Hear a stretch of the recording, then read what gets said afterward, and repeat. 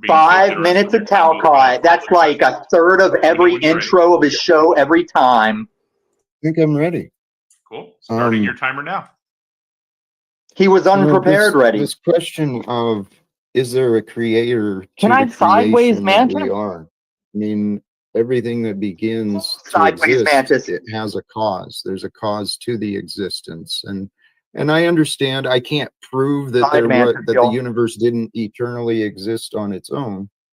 But the presumption makes sense to me because in this field of experience, his field of time that presupposition. Did he just mention his presupposition? Do I have mandibles? There they are. There they are. It doesn't just create itself. There's a process and a source of life. And the source of life, while it can be, we can point to the sciences and the patterns that other people have found. We can point to the material part. No. But if you really think about it, who you are, who I am, it's infinite. What's up? I'm variables. Grits. There are so many variables included Grits in don't give a who we shit. become, the personality, the body type, the genetic patterns. There's infinite, incalculable variables involved. What's your name? Which never mind. Nothing. DJM? Huh? Nothing. Huh? You come here a lot? It's absolutely illogical for me What's to your name? believe that somehow there's a randomness. Hey, why don't you give me your number? I'll cheat on you. There is an order, and with an order comes an intelligence of design. And then I didn't address it in the opening, but the Holy Spirit. The Holy Spirit is another evidence. It's the spirit of our consciousness, of our emotions that moves us. Here it comes. Spirit of love, here we go. Of comfort, Here we go. Truth, or we can move with the spirit of anger and fear and resentment. Then there's the idea of the story of Jesus. Jesus, the incarnation, the manifestation of the Most High in a bodily form. And as the Bible claims, he was perfected in God's love. And where no, Jesus he came went, perfect, was perfect, is perfect, not you. Emerged. We, through our corrupted minds and thoughts, we find and create a lot of imperfections. Be back. And one of the you do create a lot of that. Mother of God, even Leo pointed out that there's been changes in science, right? We learn new things. The perspective changes. The facts remain the same, but the explanations may change. And with the Mandela effect, I have a personal theory. The facts remain the same, but the explanation will change. An end of the age. The lack of self-awareness some of these motherfuckers have it makes it impossible to resist making content about them. What's happening with the advancements in communication, technology? Jack is not advancing in communication. And the Mandela effect may be another piece of evidence that proves to us time is an illusion. What we think may not always be real. Just keep on. And if what we think may not be real, then what does any of this mean? Toss that word salad, Jack. Toss that word salad. Or wisdom, I believe life is miserable.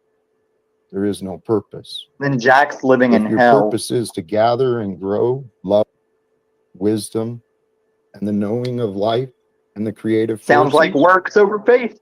That would be pretty cool. I think that's, well, let me conclude clearly. I am absolutely 100% convinced that very respectable convo, thanks to both. Yeah, if you like soccer. I know God to be if you like soccer. No one's yelling at Jack. My life seems kind of unreal. Yeah, they're being all conservative to his feels, which their side of no God, they shouldn't care about his feels, right? Right. Well, Jack needed that. If he's comfortable. I mean, no, he doesn't need that. He needs what I'm doing over here because I'm not trying to play a fucking game. See, DJM, you're all in your neighborhood mom feels. You're garbage right now. 5 minutes starts now. You're fucking garbage. So he needs. Are you saying he needs a trophy? And I think that saying Jack needs a trophy. I still think the answer to the question is a resounding no. I think that they did a fair job in establishing that we can understand ourselves as humans, our place in the world, and the world around us without having to suppose Wiz was on Jack's panel crying about being timed out yesterday, and he's hiding people from the channel. How honorable. Man, everybody over there, even my members and viewers, everybody over there is garbage. At least to the extent that anybody should. I'm allowed when this filter's on. I'm allowed to just be savage AF, bro. Yeah, I don't really have much more to say than that. There was a break.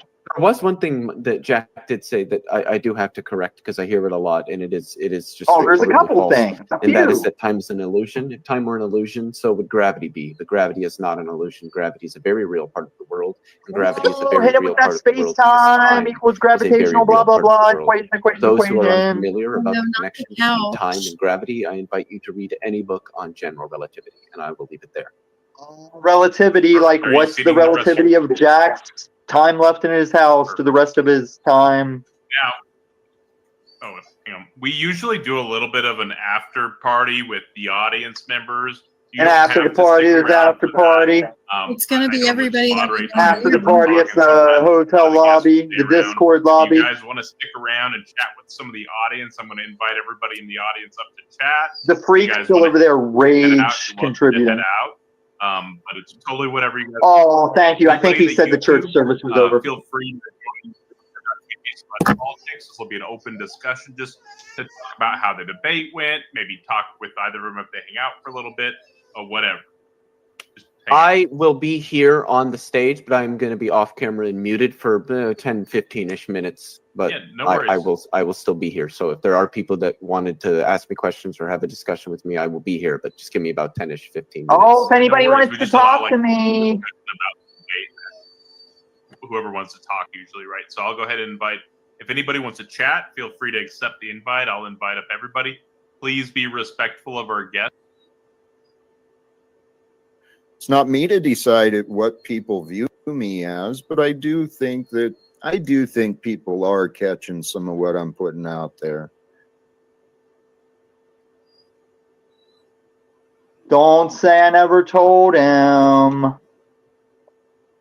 Yeah, maybe we're just back to our old ways, Jack. It was for a long time I'd be the first on your panel and first booted off unrighteously. Let's do it. Let's get it on. Let's do it. I guess I should be happy to be removed and eventually executed for my God. And I should take every opportunity to try and reach you, because like we covered before, I'll forget you in heaven. You'll remember every second of these interactions in hell. And it's not that I'm the way, Jack. I just know that you're wrong. I'm trying to steer you right. It's not ego. I just seem to be one of the few in this community that were raised in the proper Christianity. And I'm not forcing anyone to believe, but I'm saying if you out here talking that Jesus, citing that name, and you're saying it wrong, ooh, woe to thee. Woe is to thee. We just watched a Jack train wreck. Jeffrey, he was around for Talcott clip collections. While we give him time to decide, let's hit him with it. Yeah, haters, go ahead and rotate out. I don't give a fuck. This is to save Jack's cat.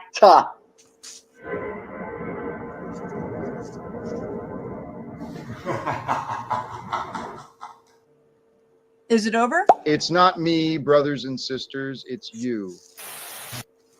The birds chirping in the background, seeing the spring growth starting to come through, really enjoying the day. And the thought came to me as I reached down to pet my little kitty. I said to her, can you believe this is our life? You know, and can you believe that there's a magical, mystical God who loves us? Who's with us? Wow. She remained silent, of course, the kitty, but I carried that thought through, and I do believe that.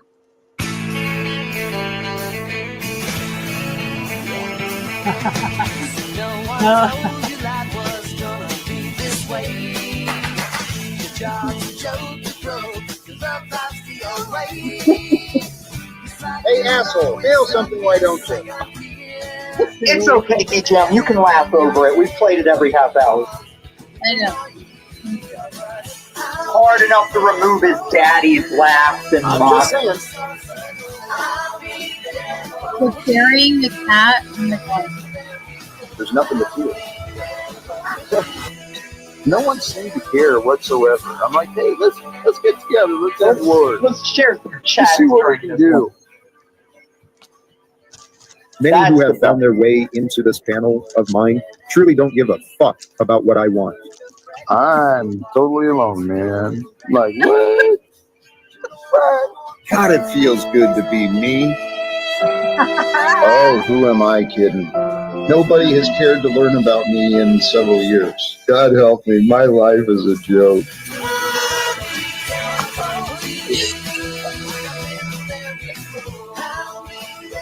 Oh, where did you and Carl's fucking chat go? I needed them. Tommy, that was pretty good. I miss people. It's been almost 6 years. I have to admit, that was pretty good.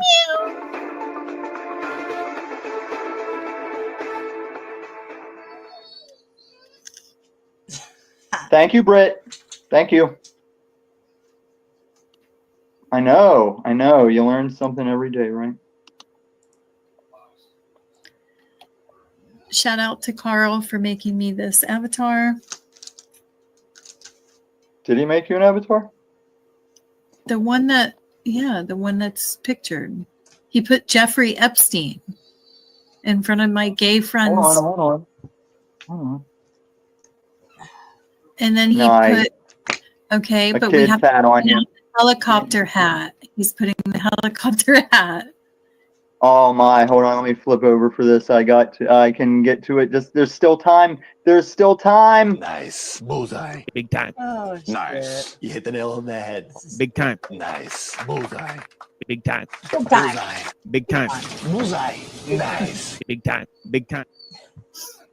It's all about the helicopter hat. What the Shaw.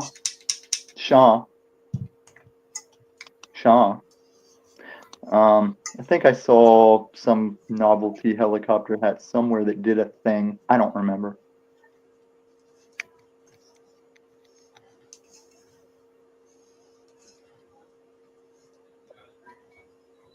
Jack, tell us what you assess about yourself, Jack. What I lacked and what I believe most people are lacking is self-awareness. I agree on you lacking it. Yeah. I agree. Mhm.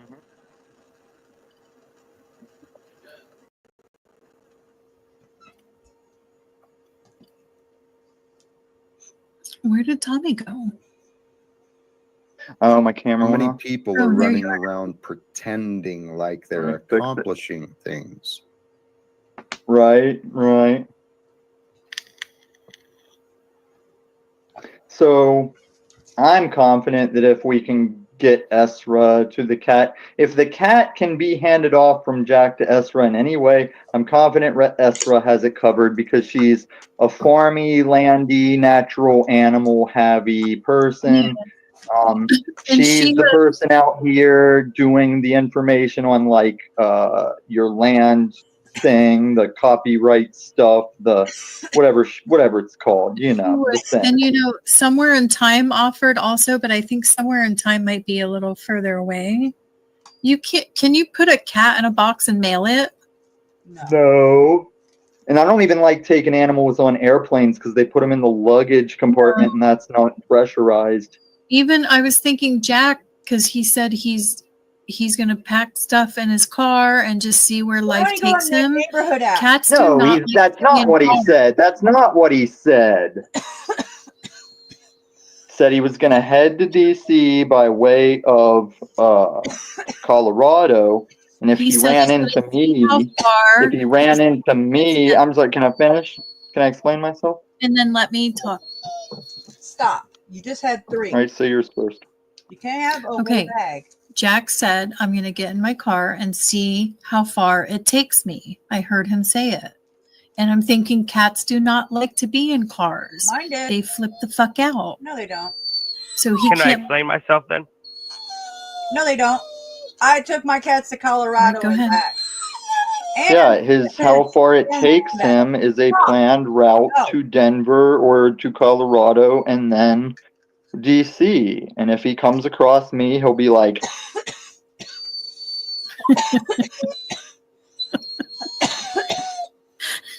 Too bright.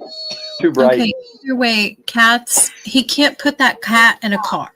And if the cat is old, I wish Jack would come up. I'm really, a lot of us are concerned. I wish Jack would show up to save Telcat. I feel like the dude at the end of Who Framed Roger Rabbit.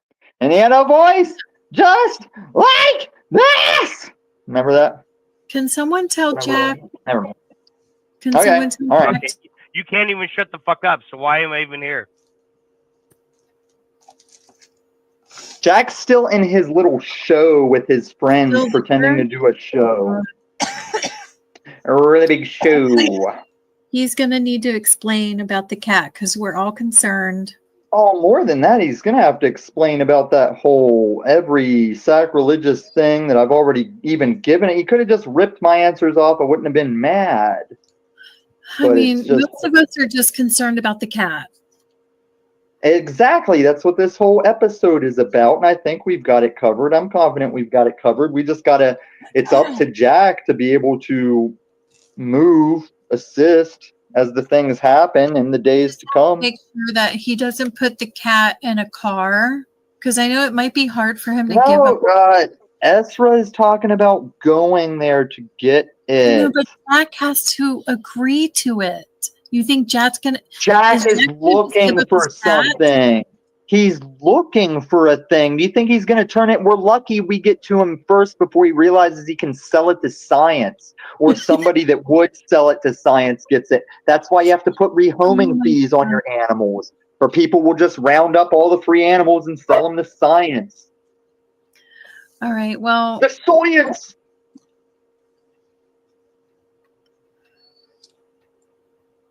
The science. I just hope he doesn't put the cat in a car. Stop. He's not. He's going to leave it, if anything. Okay, that's better. And then we can go. What, outside? It's probably an indoor. Oh, hold on. I just multi-dimensional traveled. It turns out that even though I'm hanging out with you guys, I'm kind of in one of those holy fucking celebrations. I'm getting covered with all like the powdered dust and stuff. I don't want you guys to feel like you're not having fun. I'll just keep it to myself. I don't know. What do you mean? What's happening? Go on. I'm just, hey, it's okay, ladies. I'll catch up. I know your titties are all covered with the stuff, but not the things. I get it. Happy holy, everyone. Whatever the fuck that is. I'm just here to get laid. Shout to semen retention. Shout to celibacy. I'm here to get laid. Happy holy, hot or is it I don't know what holly? it is. Is that a I don't Y? Holy. All right. Well, hopefully Jack will have answers for us soon when he's done over there, whatever he's doing. It's okay. Jack has already assured me. My words don't contradict with the Bible, and I know if someone with Scripture helped, worked with me, sitting right here, Scripture supports what I'm saying. No, it doesn't. It doesn't. It really doesn't. You like that? Oh, everyone loves this one. This is one of the crowd favorites. Jesus didn't teach people to go get a job or to vote for some commander. All of the church. Oh, you want more job? You want more job denial? This one, you can tell in the body language he knows he's wrong in this. Participation. Every one of us is guilty of enabling the Federal Reserve lies. Everyone who's participating in the banking scams and, having to go to a job. Tommy, can you pause it? Oh, okay. Can you pause it? Tommy, real quick. Holi is a Hindu festival. Yeah, that's why I wouldn't be caught dead there. All right, well, we'll keep everybody posted. Hopefully I figure out what happens as the things goes on and the things.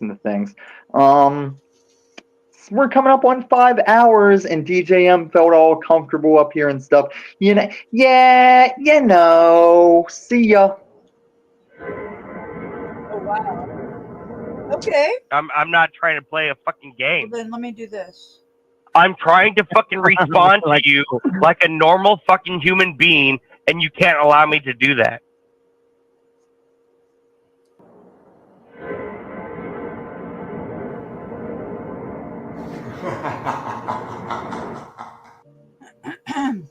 It's not me, brothers and sisters, it's you. The birds chirping in the background, seeing the spring growth starting to come through, really enjoying the day. And the thought came to me as I reached down to pet my little kitty. I said to her, can you believe this is our life?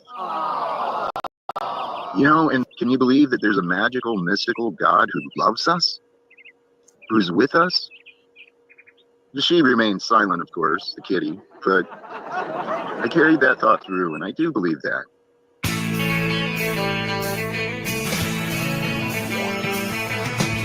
No one told you life was gonna be this way. Your job's a joke, you broke, your love life's the old way. Hey, asshole, hail something, why don't you?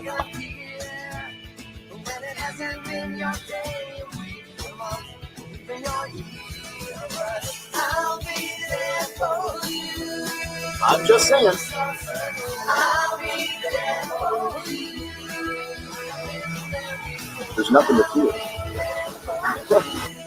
No one seemed to care whatsoever. I'm like, hey, let's get together. Let's end wars. Let's see what we can do. Many who have found their way into this panel of mine truly don't give a fuck about what I want. I'm totally alone, man. Like, what? What? God, it feels good to be me. Oh, who am I kidding?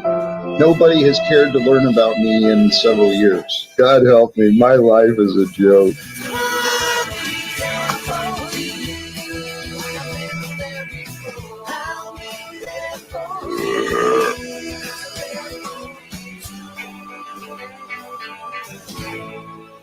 Wow.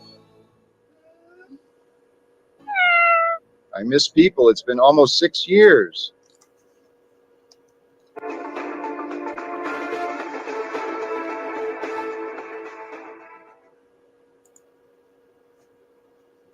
Is that it?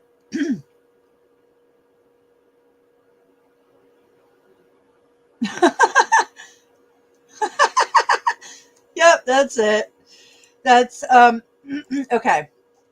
So now I want to go to this video. I want to share with you guys. Not this one, but another one. Okay. This is the video that I was telling you guys about last night that I watched when I went to bed, and it's really interesting. Oh. Let's listen. I've been doing my job for many, many years now. For context, I'm a sort of a handyman, I guess you could say. I do pretty much anything you can think of. Working on houses, fixing things up, cleaning up messes, installing things. My rates are very competitive, which usually means I get steady business. It's not glamorous, but I make enough to get by. It's also the only job I've been able to do without going insane all these years. Plus, by now, I have a ton of experience to deal with anything that comes my way.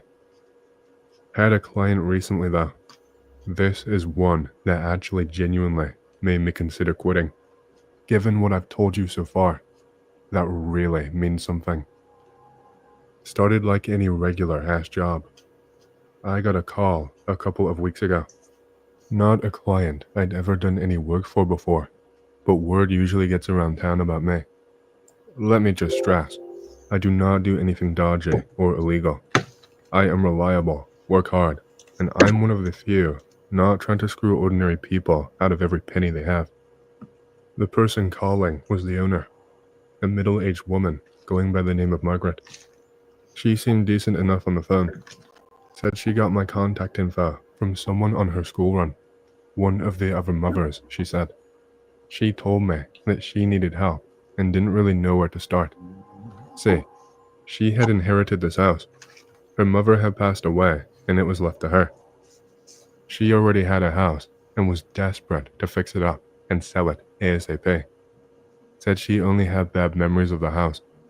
Also said that she couldn't afford the extra maintenance and taxes anymore. Sounds fair enough to me. The place was fairly old. I estimated 1950s just by looking at the place. She said it had been sitting vacant for about 3 years now. Said she was hit pretty hard by the death and grief took its toll. Basically, stopped her from getting around to it at all. She mentioned the place smelled bad and was in a bit of a state, but nothing that couldn't be sorted. I took some notes about what needed doing and made a plan. I called to the house around 1 week later, on a Tuesday afternoon. No, I didn't sleep in. I have prior work I had to finish up. Not all of us with trade jobs or lazy fucks. The place was a little farther out of my way than I initially expected, but it wasn't an impossible task. It was nestled right on the edge of town. Place was a shit heap from first sight. Old, run down, overgrown, you name it. I could get it done with enough time. There wasn't anything alarming that was outside of my wheelhouse, thankfully. Margaret told me where to find the spare key and gave me a list of urgent jobs. Never met her in person. All of this was done over the phone and text messages. First day went by okay. Just basic plumbing stuff. Also replaced a few tiles and fixed a couple of windows. I like to get my stuff done alone if possible. Any extra manpower means higher costs for me and the customer, so I only employed it when necessary. The house was quiet though. Like, yeah, obviously, it was abandoned, but I mean, too quiet. Hard to explain, but it seemed slightly off. The atmosphere just had this oppressive quality to it, like the house was holding its breath and getting ready to spew on me. I just chalked it up to my imagination. The second day on the job was when things kicked off into Strangeland. I was tooling away in the basement, just working on fixing some crappy old pipes. I found something I was not expecting. It was a small, old chest resting under some floorboards. Old lady must have wanted to keep some secrets from her family. The thing was dusty and rusted. It immediately made me feel anxious. The hinges were covered in years of grime. I almost didn't want to open it. It creaked open when I pulled it. I was expecting maybe something stupid like a porn stash, but no. Photos, some papers, some old trinkets. There was a smaller box inside, a little lockbox. The padlock was completely broken. I decided to pry it open with my tools. A bundle of old, brittle letters was what awaited me. Weird place to hide something like this. Why go to all the trouble instead of under your bed or something? I started reading through what was still legible. Lots of cryptic messages. Things I didn't really understand. Talking about drops and lists of coordinates, along with a series of codes. All structured like M2C3-119, that kind of thing. Just all different notes too. Weights, dimensions, country of origin. I don't know if she had some shipping company or what. I noticed something else scrawled on one of the letters, over the top of something else. It seemed to be the most recent thing. If you find this, burn it. Don't let them see you. Going senile in her old age maybe, and hallucinating people out to get her. I really did try to shake it out of my mind, but I could not stop thinking about it. It was incredibly strange. I wish that was the end of it, but the next few days got weirder. I started to hear noises while I was working. Footsteps coming from upstairs, from the basement. Any room I was not in, I would start to hear things. I never dared to go check when I heard them. It was a decently sized place, so it could easily have been a squatter moving around, I suppose. Not worth the risk being bitten and infected by some feral junkie. I tried locking every door and window on days when I was working, but the noises still persisted. There is absolutely no way anyone could have gotten in. I noticed the back door open one time. I locked it. I double and triple checked it, but it was wide open. I just went home that day. Sometimes, when stripping the old, yellowed wallpaper, I would notice strange markings. Just weird scribbles that didn't mean anything to me. I was becoming more and more creeped out. I think it was maybe my 4th day working on the house. It just got worse. I was upstairs, inspecting and working on one of the bedrooms, the window specifically. They were coated in some kind of weird, congealed substance all around the edges where they were sealed. I had just turned around to take a break, and I noticed something. Right in the corner of the room, tucked away. Now, this was the smallest room in the house, and its layout was the oddest I had ever seen in all my years working. You walk in, and there is almost immediately a wall, only about 15 inches or so wide, that curves around. It creates this almost alcove-like entrance. It was all wallpapered up. Come to think of it, this wallpaper was almost new. There was something beneath it. It is not immediately visible. You'd think it would be, that someone would notice it, since it is the first thing you see when you walk in. But I guess the room layout just distracts you and takes your attention away from it. It was the faint outline of a door. Not a full one, more like a small hatch hidden underneath the wall. My heart actually skipped a beat. How had I not noticed? I couldn't just leave it. I mean, I was being paid to fix this place up. I had to know what it was. It was basically part of my job, right? That is how I psyched myself up anyway. I pried at the edge of the wallpaper and found whatever this hatch/entrance thing was. It led to a narrow crawl space, incredibly narrow. I could barely fit my admittedly out-of-shape frame through it. My gut told me to stop and to leave it alone, but I just couldn't. I crawled inside just far enough to see what was on the other side. That is when I saw the worst thing in all of my years on the job. There, in the far corner of the crawl space, was a pile of old, yellowed bones. They were fucking human bones. I got the urge to vomit right then and there. I got out and ran my ass back to my van. I locked the door, hid the key where I had been told to leave it, and drove straight home. I sent a text to Margaret. I apologized profusely, but told her that she needed someone with more expertise to fix the place up. I did not mention the bones directly. I did not want to freak this woman out. I just told her to contact the authorities and have them help her deal with the situation. I gave just enough detail to ensure that she would not want to go and investigate alone and have to see what I saw. About 3 days went by without a text back. I decided to give her line a call, just to see if she was okay. I mean, fuck. I felt like I needed therapy ASAP. She did not answer. The line was disconnected. The phone, it was no longer in service. I tried to do some investigating, but I could not find any evidence of any Margaret owning that property. No history of inheritance or prior ownership.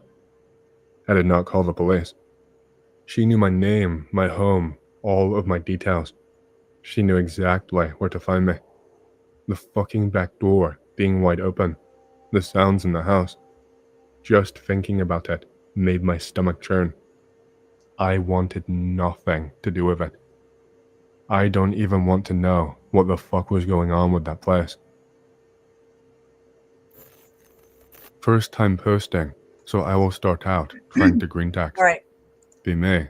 So, that story right there, there's many stories that are out there that are like this, that are on 4chan, and but they're just a little bit different. But a lot of these stories that are coming out about P. Diddy and shit is directly like this. So, okay, I have heard ones that, from this channel, that these people put out ads on Craigslist And then they find these people to do their dirty shit. And people don't know what they're getting themselves into.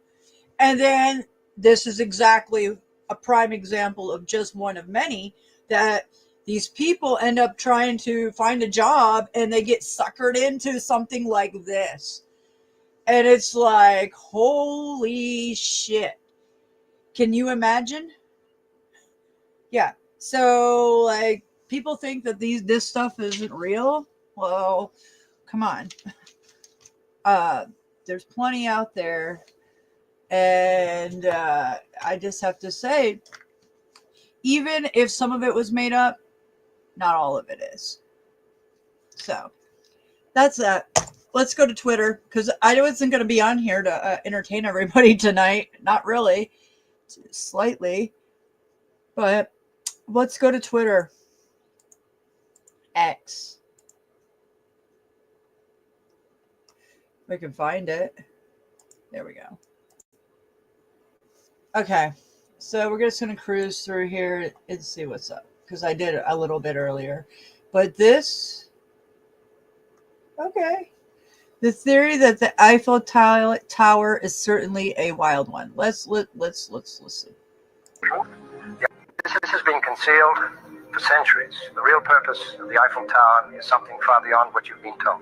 Most people believe it's nothing more than a symbol of Parisian culture or a product of the industrial era. The truth? The Eiffel Tower was designed as a massive antenna, an instrument for wireless electricity experiments, and its secrets could have revolutionized the world. The year was 1889, and the tower was unveiled at the Paris World's Fair, touted as a temporary exhibit. But here's where it gets strange. The true intent behind this engineering marvel was hidden in plain sight.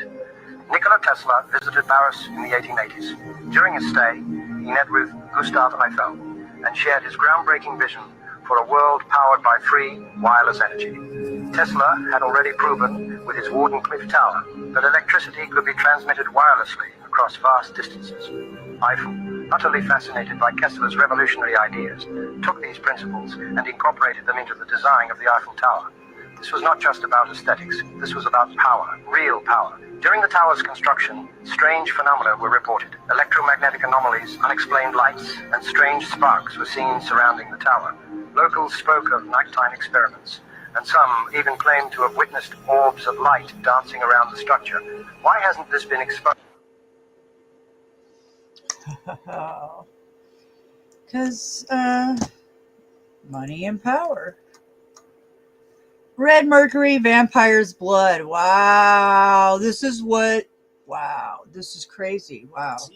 The reflection. If you remember, mercury is a living substance. It's just like water. And red mercury, when you put it in front of a mirror, you won't see the reflection. If you take mercury and you spin it in a circle like this, you create voltage. This is what, when you look at the old world buildings, the cathedrals, they had these orbs up on top of these cathedrals.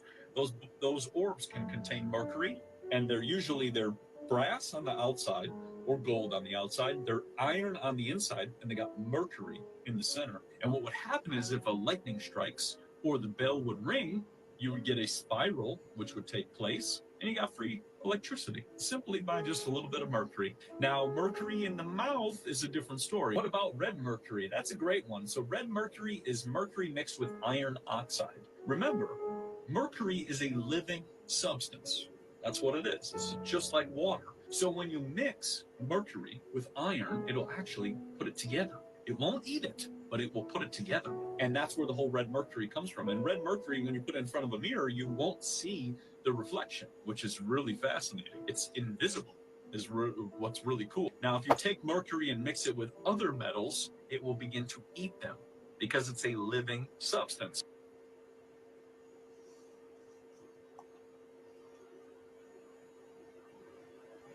That's, I need to, let me, one more time. Remember, mercury is a living substance. It's just like water. And red mercury, when you put it in front of a mirror, you won't see the reflection. If you take mercury and you spin it in a circle like this, you create voltage. This is what, when you look at the old world buildings, the cathedrals, they had these orbs up on top of these cathedrals. Those orbs can contain mercury, and they're brass on the outside or gold on the outside. They're iron on the inside, and they got mercury in the center. And what would happen is if a lightning strikes or the bell would ring, you would get a spiral, which would take place, and you got free electricity simply by just a little bit of mercury. Now, mercury in the mouth is a different story. What about red mercury? That's a great one. So red mercury is mercury mixed with iron oxide. Remember, mercury is a living substance. That's what it is. It's just like water. So when you mix mercury with iron, it'll actually put it together. It won't eat it, but it will put it together. And that's where... When you mix mercury with iron, and they're calling it a vampire blood.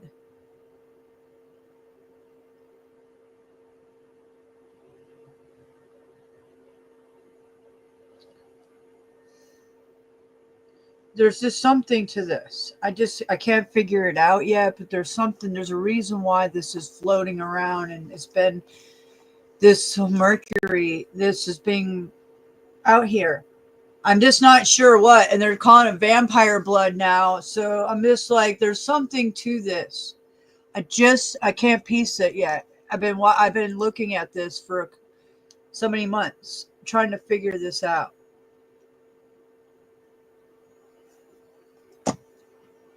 Where the whole red mercury comes from. And red mercury, when you put it in front of a mirror, you won't see the reflection, which is really fascinating. It's invisible.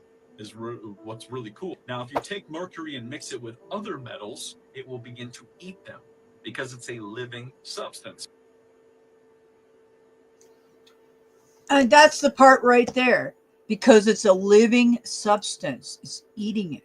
It will eat it. Okay, so I'm just going to have to sit and think about all that.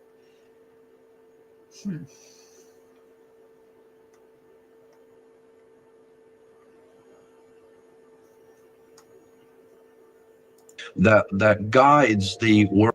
According to the reference works, there is a little spiritual entity that guides the world Freemasonry, and they call him Yoda.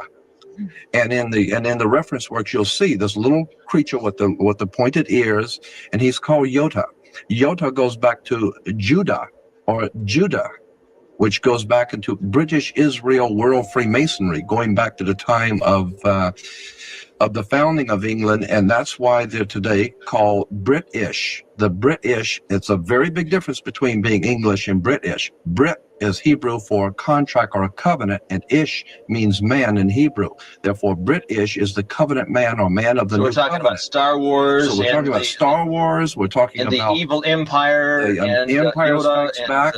And with the Empire striking back, New York is the Empire State. We're talking about the new empire of New World, America, striking back at Europe in 2 world wars to overthrow the old Roman dynasties in Europe to take over the world. So, wow.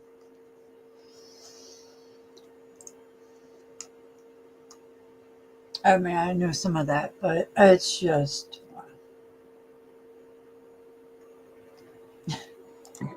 In 1923, this is the only proof we have of time travel, and it's absolutely terrifying. In 1923, archaeologists uncovered a sealed tomb in Egypt. Inside, they found something that defied logic, a photograph dated 1987. It showed a man in modern clothing standing in front of the tomb, holding a camera. The man was identified as Elon Huck, a scientist who vanished in 1987 while working on a top-secret government project called Kronos. The project's goal? To unlock time travel. But it was shut down after Huck disappeared without a trace. The photograph had a chilling message scrawled on the back. I tried to stop it, but the loop is inevitable. Years later, in 1980, another photograph surfaced. This one showed Elon Huck, now decades older, standing in front of the same tomb. The date on the photo? 2025. Experts were stunned. How could a man exist in 3 different timelines? And what did he mean by the loop is inevitable? The final clue was found in Huck's 1987 lab notes. He wrote, "Time isn't linear, it's a loop, and I'm trapped in it." But here's the twist. In 2023, a team of researchers decided to open the tomb again. Inside, they found a camera, the same one from the photographs. When they developed the film, it showed a picture of them standing in the tomb, dated 2045. I gotta listen to that again, too. Oh, gosh. What? This is the only proof we have of time travel, and it's absolutely terrifying. In 1923, archaeologists uncovered a sealed tomb in Egypt. Inside, they found something that defied logic, a photograph dated 1987. It showed a man in modern clothing standing in front of the tomb, holding a camera. The man was identified as Elon Huck, which is terrifying. In 1923, archaeologists uncovered a sealed tomb in Egypt. Inside, they found something that defied logic, a photograph dated 1987. It showed a man in modern clothing standing in front of the tomb, holding a camera. The man was identified as Elon Huck, a scientist who vanished in 1987 while working on a top-secret government project called Kronos. The project's goal? To unlock time travel. But it was shut down after Huck disappeared without a trace. The photograph had a chilling message scrawled on the back. I tried to stop it, but the loop is inevitable. Years later, in 1980, another photograph surfaced. This one showed Elon Huck, now decades older, standing in front of the same tomb. The date on the photo? 2025. Experts were stunned. How could a man exist in 3 different timelines? And what did he mean by the loop is inevitable? The final clue was found in Huck's 1987 lab notes. He wrote, "Time isn't linear, it's a loop, and I'm trapped in it." But here's the twist. In 2023, a team of researchers decided to open the tomb again. Inside, they found a camera, the same one from the photographs. When they developed the film, it showed a picture of them standing in the tomb, dated 2045. I just don't believe that. I don't believe anything about that. I don't know about you guys, but it just doesn't seem, it just seems like a bunch of rubbish. Yeah, because the guy could have took, okay, so what if you found a, well, here's the thing. They claim that in 1923, they opened it and found a photograph that's in 1987 and it had a picture of him. I mean, I just don't believe, I don't know who this publisher is. I'm just not quite sure on this story. Show me all the evidence. I don't believe that. Because there's people out here trying to create a narrative of that we're in a loop and all this shit, and this is just a video to propagate propaganda. Yeah, that because they've made Bernstein Bears, the Mandela effect. I don't believe in the Mandela effect. The Mandela effect is corporations rebranding themselves and relabeling themselves just slightly, so you still know who they are, the same brand, same label, everything just slightly off. Changed it because of legality reasons. And so that's everything that I see in the Mandela effect has to do with law, money, and it has to do with nothing with no time loop or any of that. So I don't believe in this video whatsoever. That's just my opinion. The HAARP death grid. Yes. Well, let's look at it. Yeah. What are they doing? Creating tornadoes in Atlanta tonight?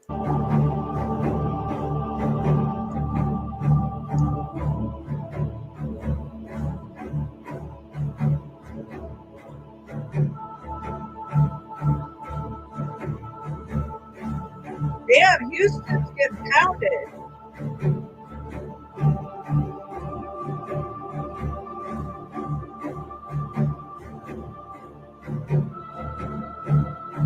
That's nasty. That's wicked.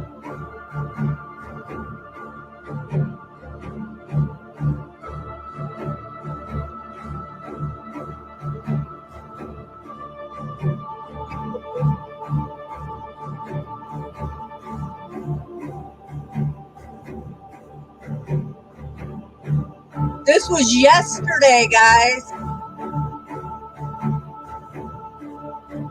Right? Or is this today?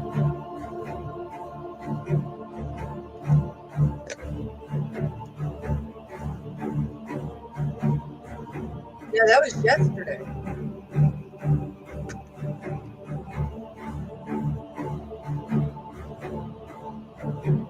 Look at that one up there by Idaho.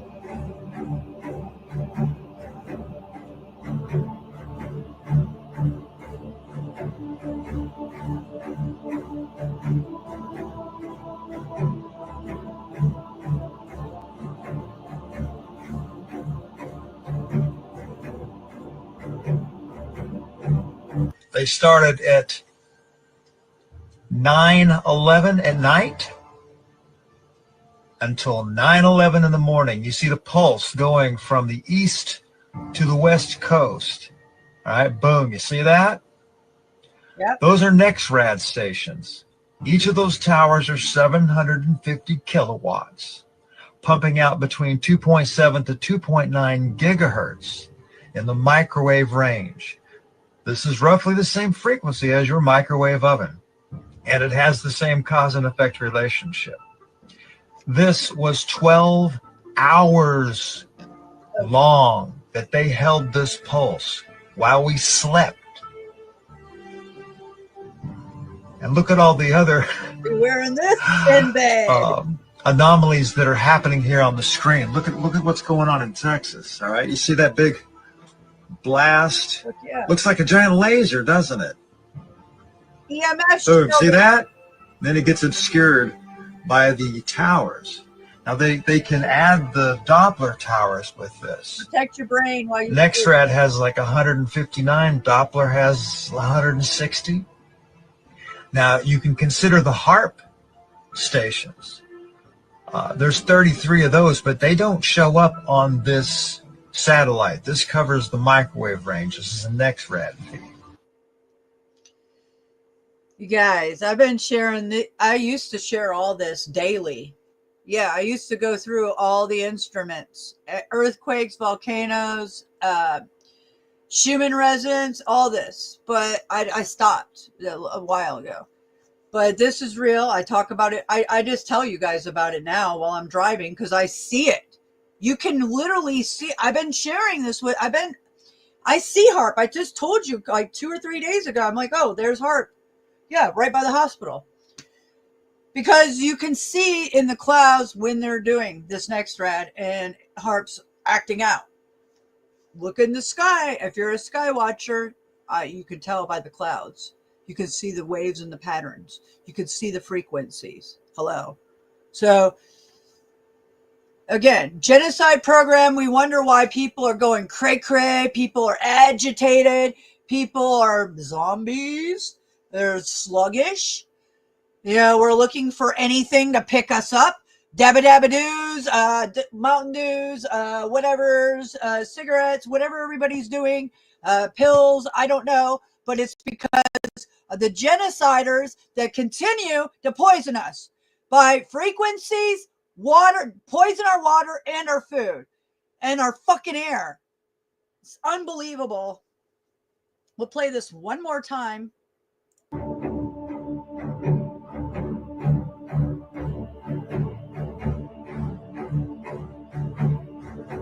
Including all the animals that, I mean, this is outrageous. This is in our country. Is this okay, Trump, with you? Is this okay that your family's getting fried? All your grandchildren, all your friends, all your buddies you shake hands with? Yo-yos. Yeah, this happened all through Biden years. This happened all through Obama years. This happened all through Trump years. Nobody does dick.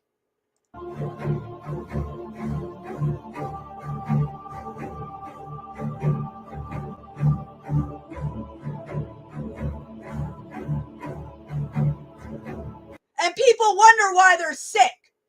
Where is the outrage? Hello? I forgot. They're being dulled down by the genociders. Hello.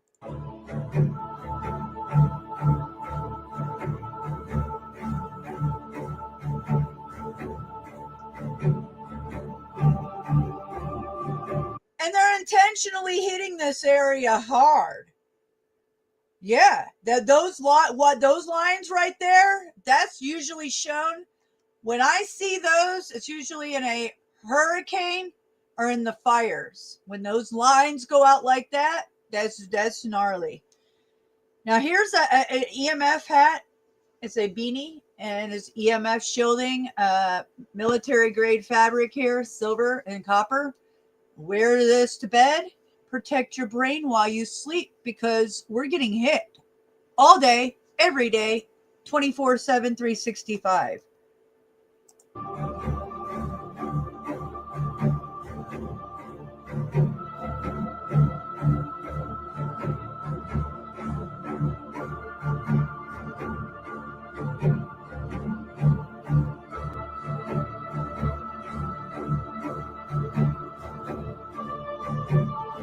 Look, this is right in Houston yesterday where Gigi's at. Gigi, my adopted mother, sent me this. She also sent me a huge EMF shielding blanket. Yeah, so because I'm a targeted individual because of my journalism on all the social media platforms for quite some time now. So I know all about this shit. And it's no joke. So that's how I got this beanie. I have Mylar. I have all my things that I do to deflect frequencies, but I didn't have a beanie. This hat that I wear from Leak Project. Actually, I bought this hat because it had a copper lining in here. Yeah, for EMF protection.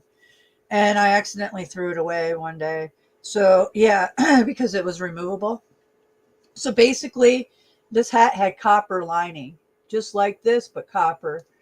And yeah, tinfoil hat wearer. Get you one. tinfoilhatcompany.com.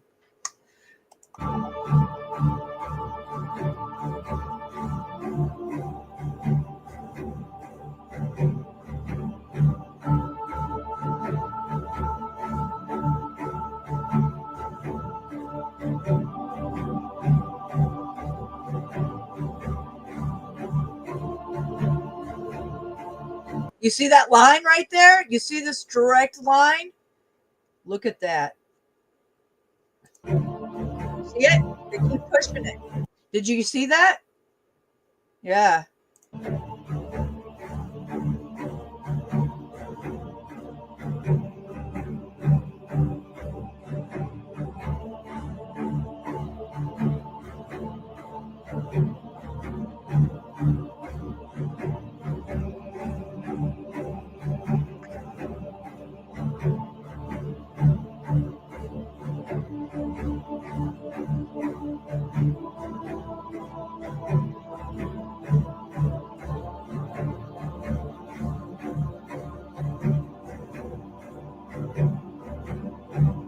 They started at 9:11 at night until 9:11 in the morning. You see the pulse going from the east to the west coast. All right. And they had to do it 9/11. This is incredible, guys. This is, and the guy that made this video, he did a great job because he put the music to it to make it, you know, yeah. Not theatrical, but as intense as it is, because I used to do the same thing, and he did a good job. So this is why you're feeling sick in Houston, Gigi. Look at what they did. I mean, it's just like this right here, this whole Houston area is just a mess. Yeah, I would like to see what happened from the time of 9/11 to the time of 9 at night, like he said. How people acted in this area right here would be very interesting study to see how many police reports, what cray shit went on, because those frequencies, look at compared to everywhere else. Wow. They started at 9:11 at night until 9:11 in the morning. You see the pulse going from the east to the west coast. All right, boom. You see that? Those are NEXRAD stations. Each of those towers are 750 kilowatts, pumping out between 2.7 to 2.9 gigahertz in the microwave range.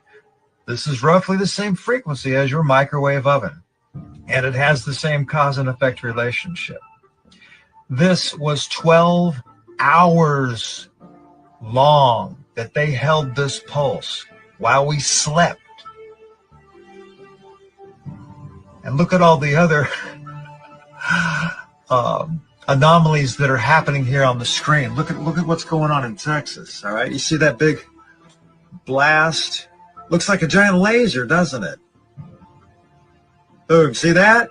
Then it gets obscured by the towers. Now they can add the Doppler towers with this. NexRad has like 159, Doppler has 160. Now you can consider the HARP stations. There's 33 of those, but they don't show up on this satellite. This covers the microwave range. This is a NexRad feed. I'm just floored. Yeah, I am. Okay. Oh, perfect. A parasite cleanse, huh? Okay, let's talk about it. This is exactly what oh yes. It's changed in the last 3 years, a lot. Now, I used to recommend people do a parasite cleanse every 6 months. I realize now I wasn't really taking it as serious as I would have taken it now because, well, let's just say a lot's changed in the last 3 years. A lot. Since COVID, a lot has changed with all the different types of organisms. When I got the whistleblower information that the Department of Energy was behind the creation of over 400,000 parasitical organisms using brewer's yeast and cesium-137 to create these things, I mean, we knew that they were creating and putting all these things out into the environment, but I didn't have proof until 3 months ago, and let alone who out there's been targeting brewer's yeast. I mean, nobody out there has a product. We all used to think nutritional yeast was actually good for you, and it was good for you. We didn't know they were going to hijack it and turn it into genetically modified brewer's yeast to produce nanotechnology, produce venoms, produce all these compounds, produce all these toxins, produce all these chemicals. This is why the importance of what I said at the Aegis conference was the Trojan horse that they're using, the dark forces that want to control and manipulate and turn you into a half cyborg.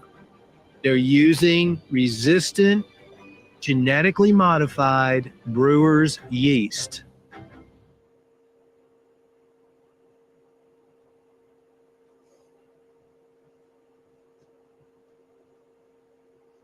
I know, because I have it under my microscope. I've been studying it for years. Oh boy. Now, I used to recommend people do a parasite cleanse every 6 months. I realize now I wasn't really taking it as serious as I would have taken it now because, well, let's just say a lot's changed in the last 3 years. A lot. Since COVID, a lot has changed with all the different types of organisms.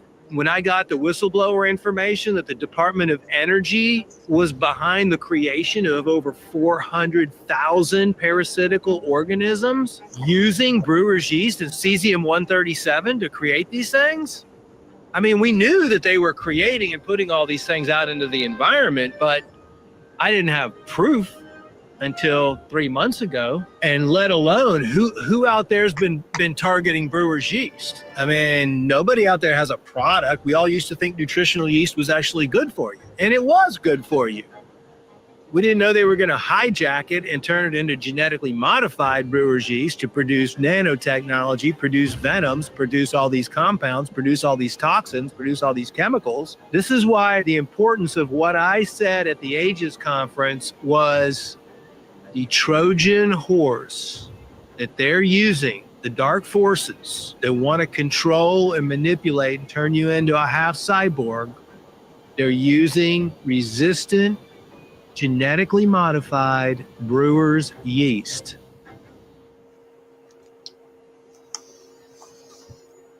Let's read what he set up here. Hold on.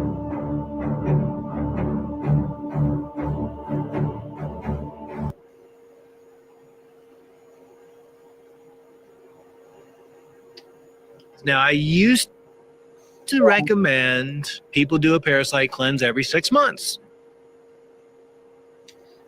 Okay, this is great. The yellow dye in Cheetos turns mouse skin transparent. What?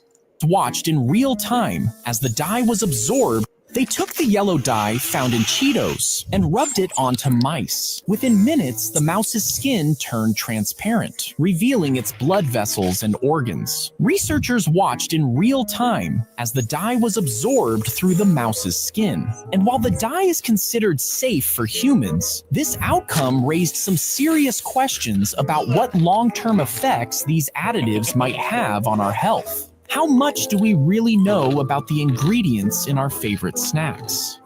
They took the yellow dye found in Cheetos and rubbed it onto mice. Within minutes, the mouse's skin turned transparent, revealing its blood vessels and organs. Researchers watched in real time as the dye was absorbed through the mouse's skin. And while the dye is considered safe for humans, this outcome raised some serious questions about what long-term effects these additives might have on our health. How much do we really know about the ingredients in our favorite snacks?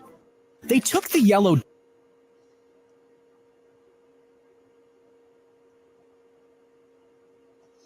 The real meaning behind this will make the hairs on the back of your neck stand up.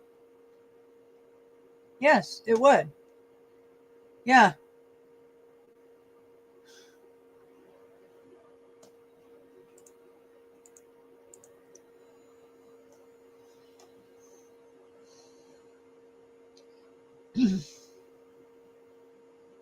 Okay. Apparently, this was taken on the lunar surface, not to mention this video surfaced before the emergence of AI videos, supposedly.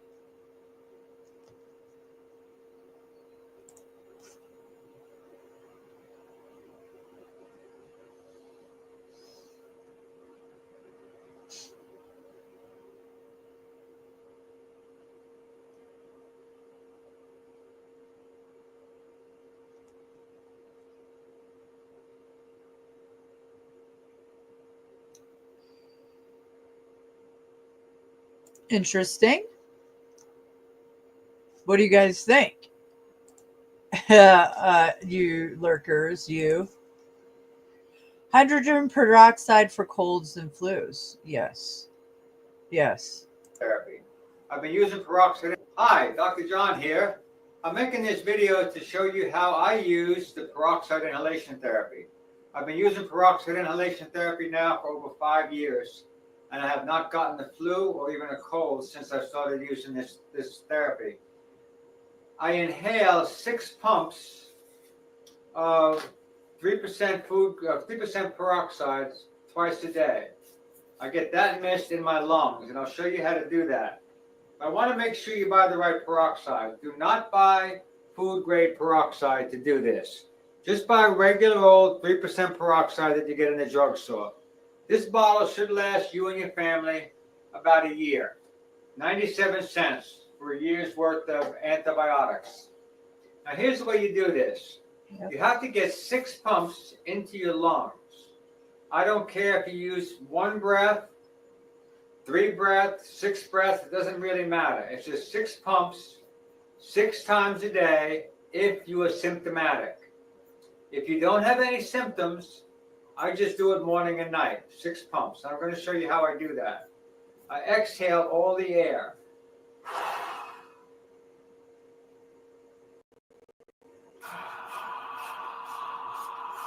That was 6 pumps on 1 breath. Some people can't do it on 1 breath. I'll do it on 2 breaths, 3 pumps on each breath.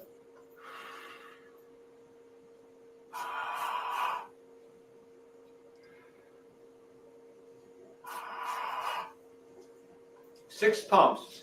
I think if you do this, you'll be amazed at how much it decreases the bacterial and viral count in your body. I've had no side effects. I've been doing this for over 5 years, and the results have been absolutely fantastic. Thank you, and have fun with that.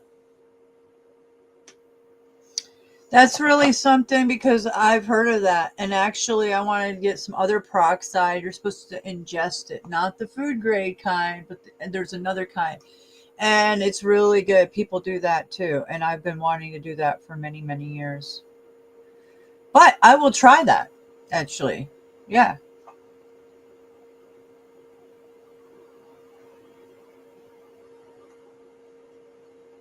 Okay. In Scotland, in the northern country, 1,000 people in the study in Israel, just so you know, that showed that the double vax were 27 times more likely. Okay. Can't do that. Coconut oil.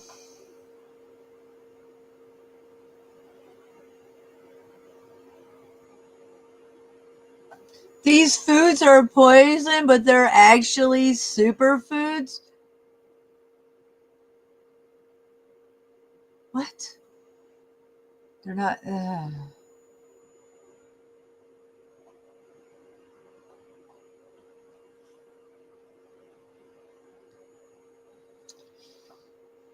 Well, what's this? Elon Musk. Those are drones, no doubt. Yeah, Doge. Look at.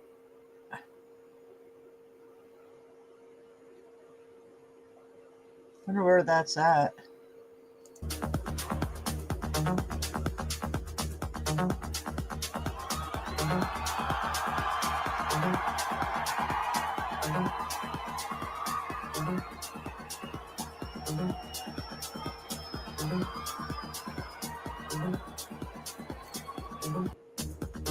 That's really something.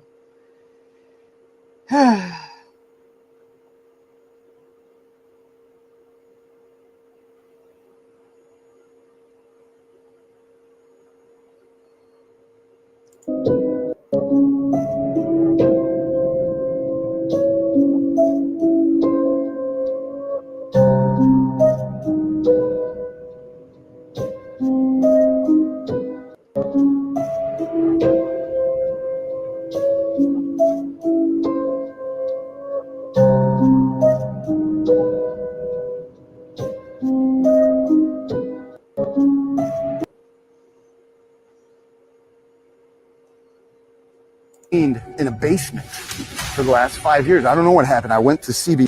When they find women and children and they're saying, oh my God, I was chained in a basement for the last 5 years. I don't know what happened. I went to CBP. They took me and then boom.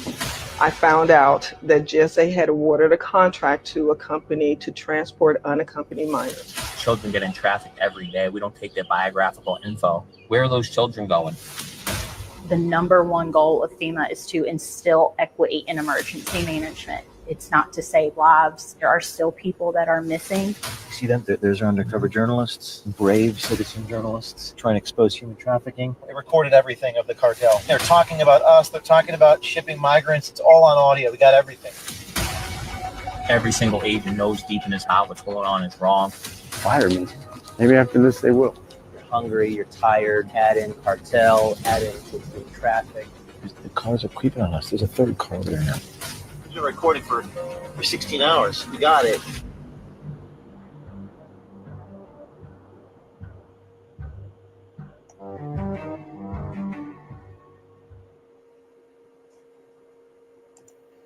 When they find women and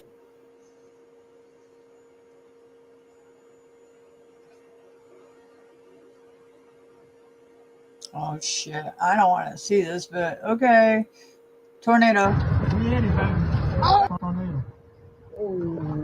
There's tornadoes rolling through Georgia tonight, so. Oh, man. Oh, no. Oh.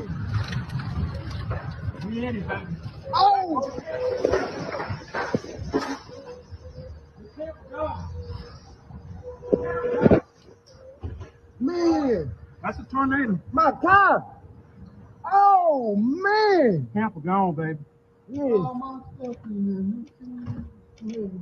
Camper gone. Man, my car gone, bro. Camper is smooth gone. That glass broke out of there. Camper is gone. And Tracy walked off to the car. Oh Lord Jesus, man. My glass, everything on my truck is gone. So lives, Paul. Mama car, damn it. Your car, damn it. My car gone. It's a tornado. Oh, look at that tree. All that's falling on Wayne House over there. We in it. Look at that. All that. Man. Oh, Lord. Oh, we in it, baby. Oh.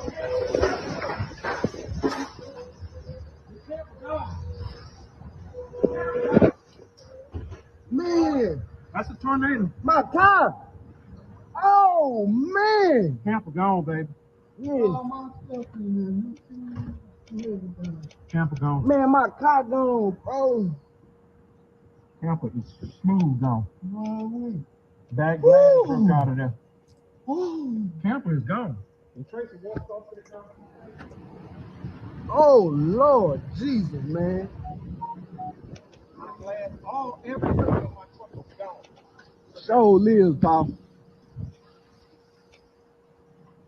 Mama car, damn it.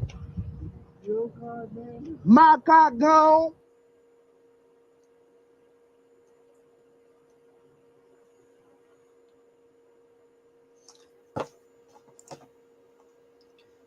Where is that? Breaking 5 hours ago? Which watch wild footage captured the first hand. Where is it? Mississippi. Oh shit. This is what's here tonight. Yeah, you guys, this is, to me, it's like I'm praying for our state because this is scary weather. It's like there's a warm front of 80. It just turned 80 degrees. It went from cold and then hot again. And it's like 80 degrees out there right now. I just went out there right before I started this, or while I was streaming, and it's warmed up again, even warmer. So this is not good. These two fronts are clashing, and it's really wild. It's really scary out there. So I'm just hoping that our city and our everybody stays safe overnight here in Georgia. I'm praying for everybody, just for everybody and the animal safety and everybody's safety, the children, the elderly, everybody.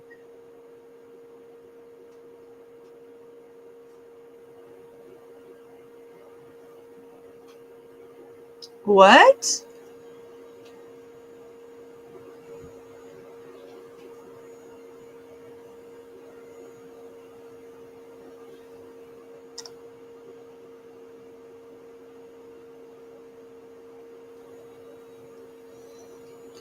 No, this is called a dome. Yeah. It's because there's a dome over us. This is crazy. Yeah, there's a dome. Anyways, yeah. It's just what the propaganda that Twitter's doing is like the slow leak of, well, we're busted, but now we're just going to let everybody slowly leak it out there, even though it's been out there. But, you know.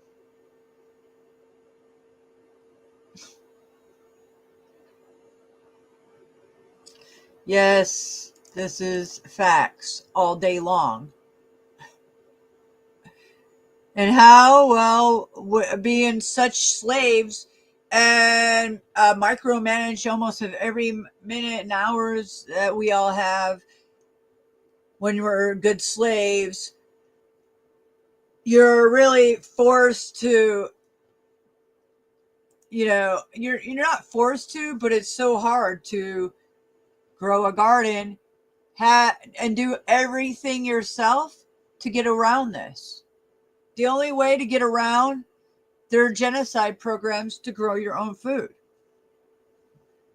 And yeah.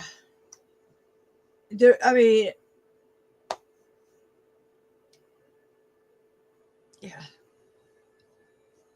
It's almost like they're intentionally poisoned. They're intentionally doing this all, but now they're going to be like coming in as heroes like RFK, not. And, oh, we're going to fix stuff and we fixed it. And no. This is beyond fixing. It's not beyond fixing, but this could have happened at any time. Remember, our country, we pay taxes in this country. They're supposed to protect us. We have the FDA supposed to protect us. These clowns. It's intentional. They're not going to save us. Your guru, Hopium, RFK is not going to fix our food supply. And like I hear all this garbage, it makes me sick. I would like to see the facts. Trump has been in office for months now. I want to see all the water supply throughout the country, that there's no fluoride, and how much arsenic's still in there. Because they're clowns. They lie. Facts.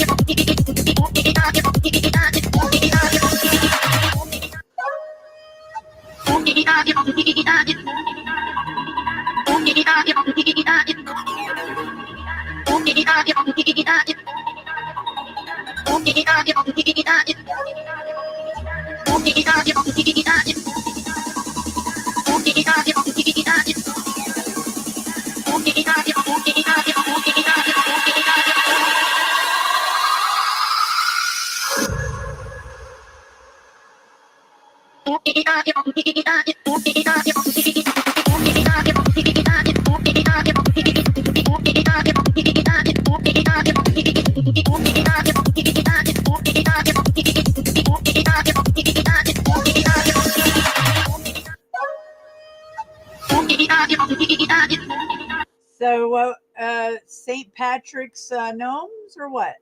I'm just wondering. Doctors, I can't play that. Probably.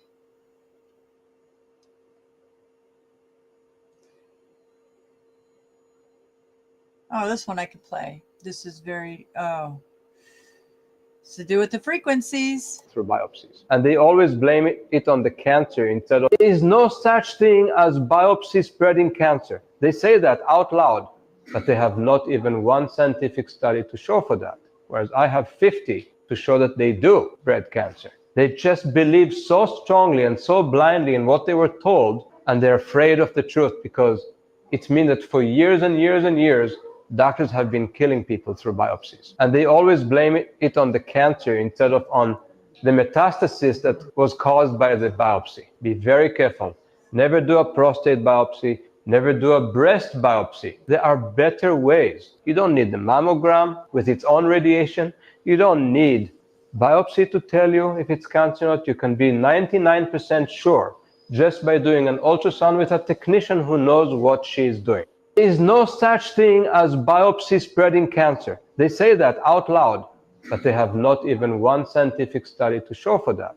Whereas I have 50 to show that they do spread cancer. They just believe so strongly and so blindly in what they were told, and they're afraid of the truth because it means that for years and years and years, doctors have been killing people through biopsies. And they always blame it on the cancer instead of on the metastasis that was caused by the biopsy. Be very careful.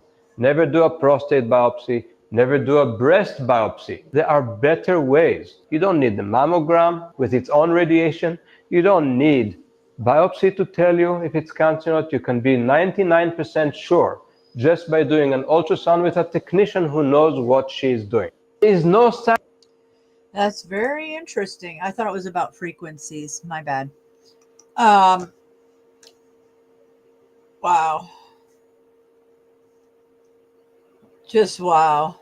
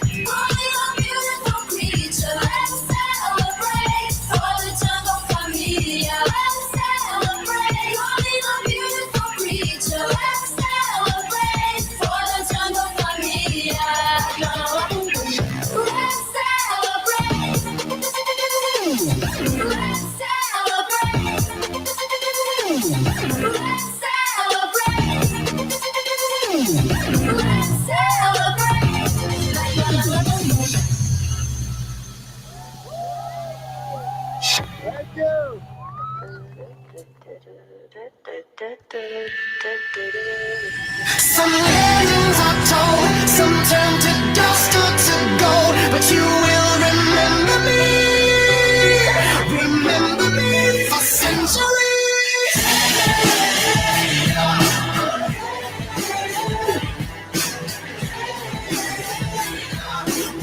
remember me for centuries. For love and easy love. You're a cherry blossom, you're about to bloom. Heavy metal Pokemon. Oh,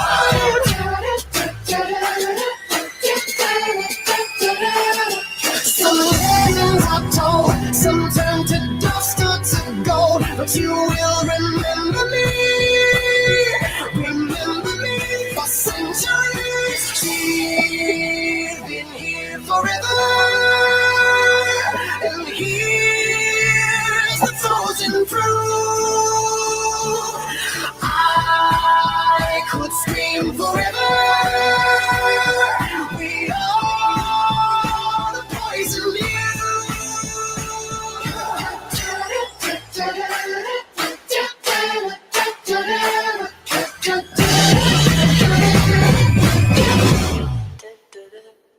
some legends are told, some turn to dust or to gold, but you will remember me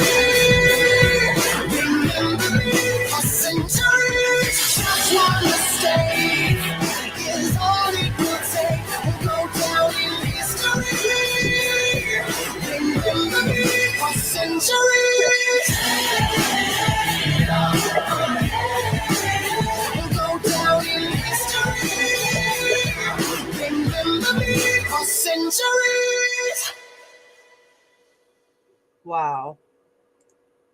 Wow. That was Tesla? Wow. Okay, that makes sense. I can't believe that. Yeah, that was quite the show. Oh, wow.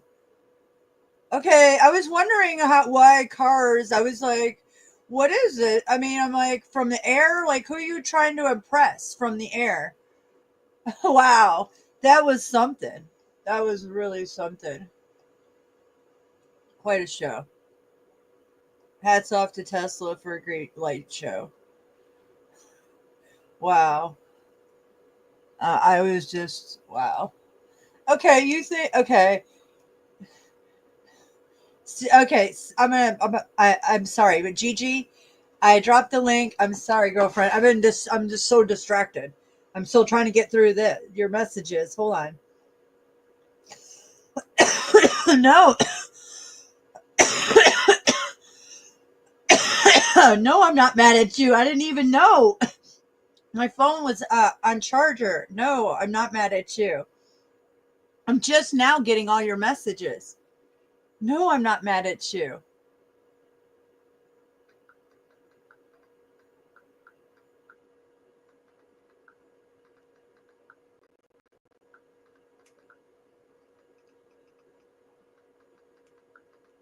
I took a half a gummy.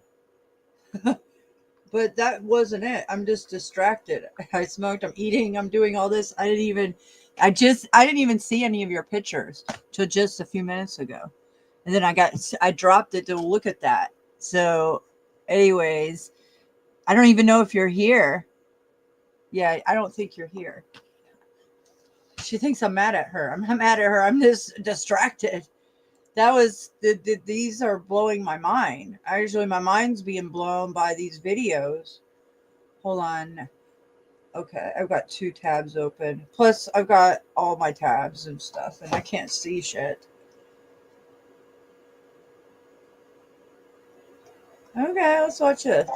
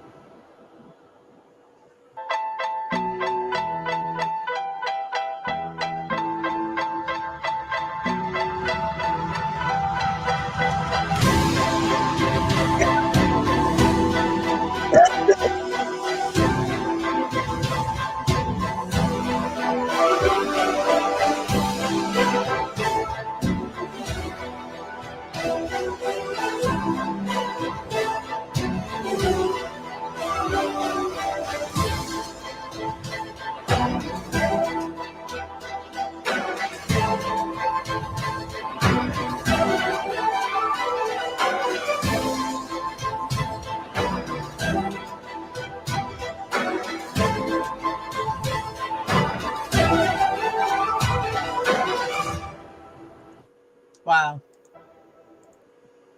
I never thought about any of that to be like that, but yeah. Yeah.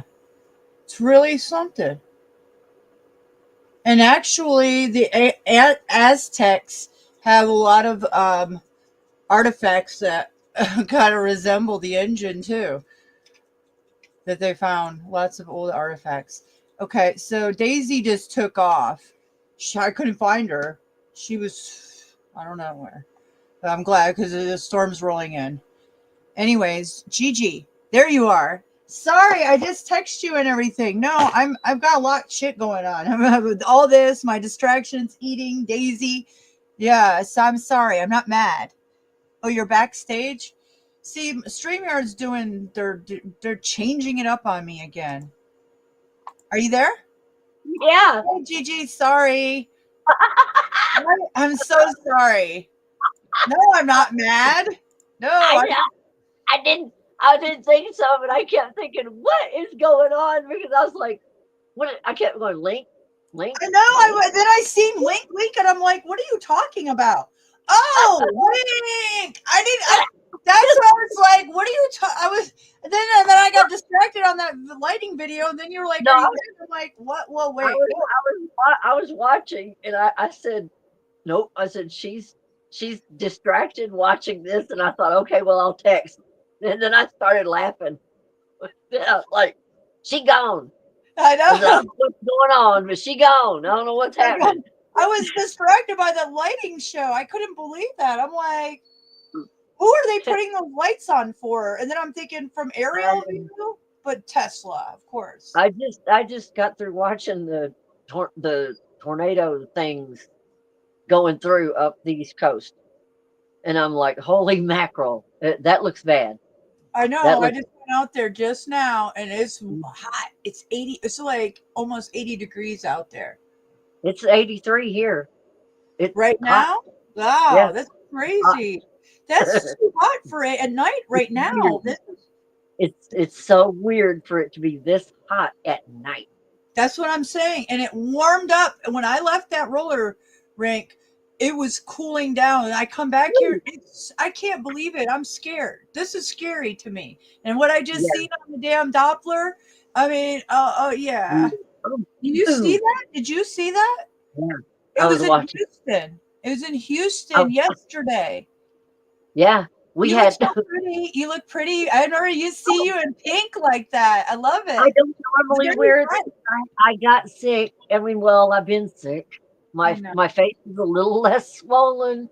I'm looking at you on the big TV on my screen, and you don't. It doesn't look swollen. It doesn't look as bad as it did, and everything in my eyes. On the left side, just a teeny.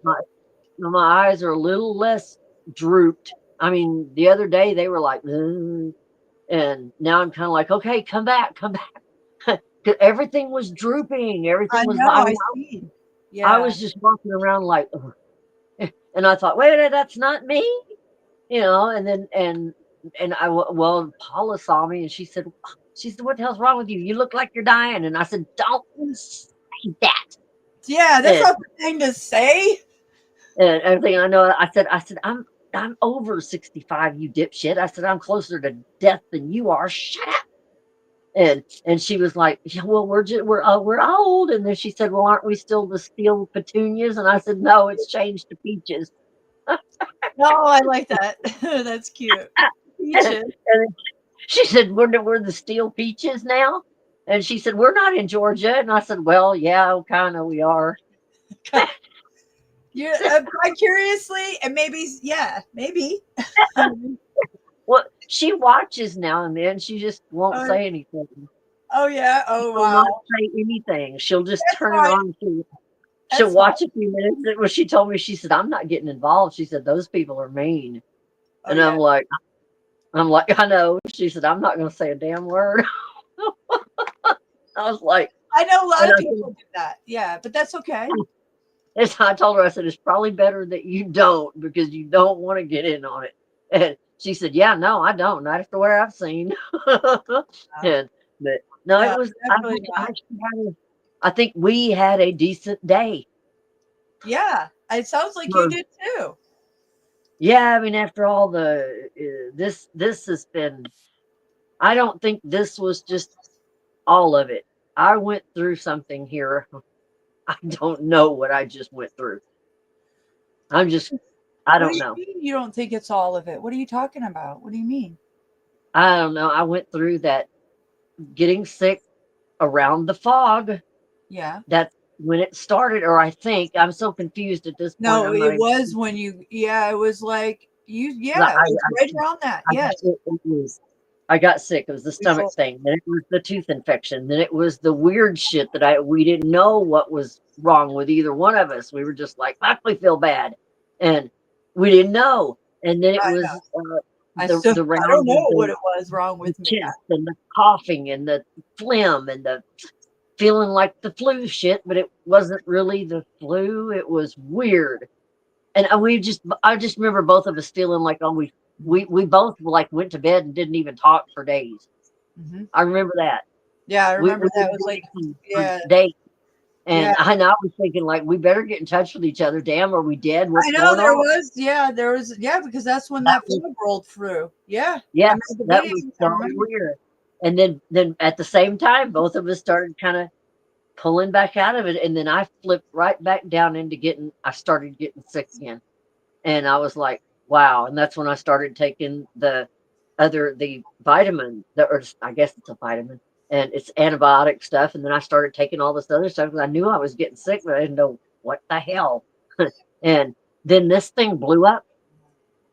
I mean, it just, and I think the infection was inside of my body, inside of my jaw, and it just hadn't popped out yet. And it was this on top of the bleeding ulcers, because I've got bleeding ulcers. I think You it was have this. bleeding ulcers? Yeah, I've had them for a little while now. I didn't know. Wow. How do you get those? I thought people that drink get those. No, stress. Oh, wow. And I've got ulcers, bleeding ulcers. I got to go get those taken care of. What is I that? still haven't had my leg taken care of yet and everything. I've got to get that taken care of. And I just haven't got it done yet. I've procrastinated on so much stuff because Your I've just legs, though, Gigi, is world- that, it's a lot. Oh, You don't need the surgery. A lot of surgeries are not good. well, it's all it is. It's a balloon thing. They just want to go in my leg and balloon that vein up because the vein is trying to collapse on me and everything. And I'm like, okay, and everything. And the dizziness is all the stress is just compounded everything. And when you're older, your body just doesn't hold up like when you're younger. Yeah. And so when you get all that stress and then you get an infection and then you get everything else that the doctors can't figure out, that runs in my family. My grandmother, my mother, all that. There's things that were going on with them. They did not know what the hell was going on. And not up until the day they died, they still were like, we don't know. And they're doing the same thing with me. Like, we know this is going on and we know that's going on, but this other stuff, we don't know. And I'm That's like, puzzling to me. I know, it's so puzzling to me. Did you get your blood back? Did you get your blood test back? yeah, there's really nothing There's nothing off there? that bad. And not anything off that bad, except thyroid is just really bad. It's not working right at all. And that's throwing all kinds of other things off. So that doesn't help.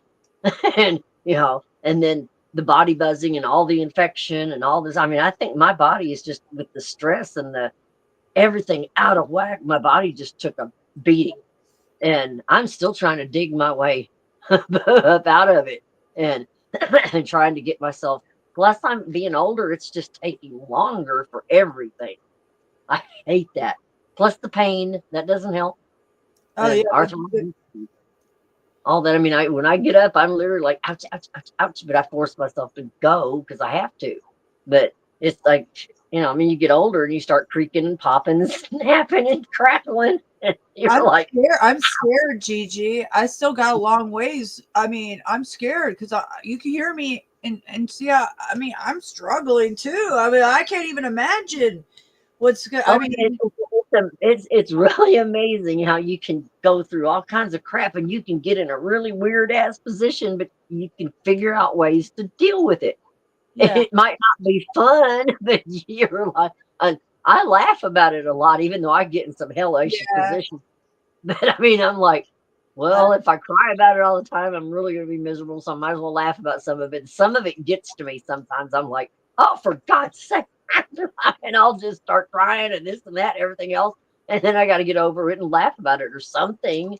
Yeah, or I'll go laughing. Yeah, you laugh a lot. That's how you get through everything. And I love that.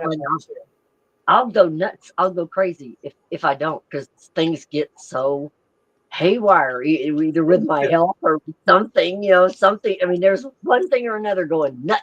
And it's been that way pretty much my whole life. So. I know. Isn't that crazy? I had to chaos because it's been our whole lives. So I had to kind of learn to go, well, shit, look at that.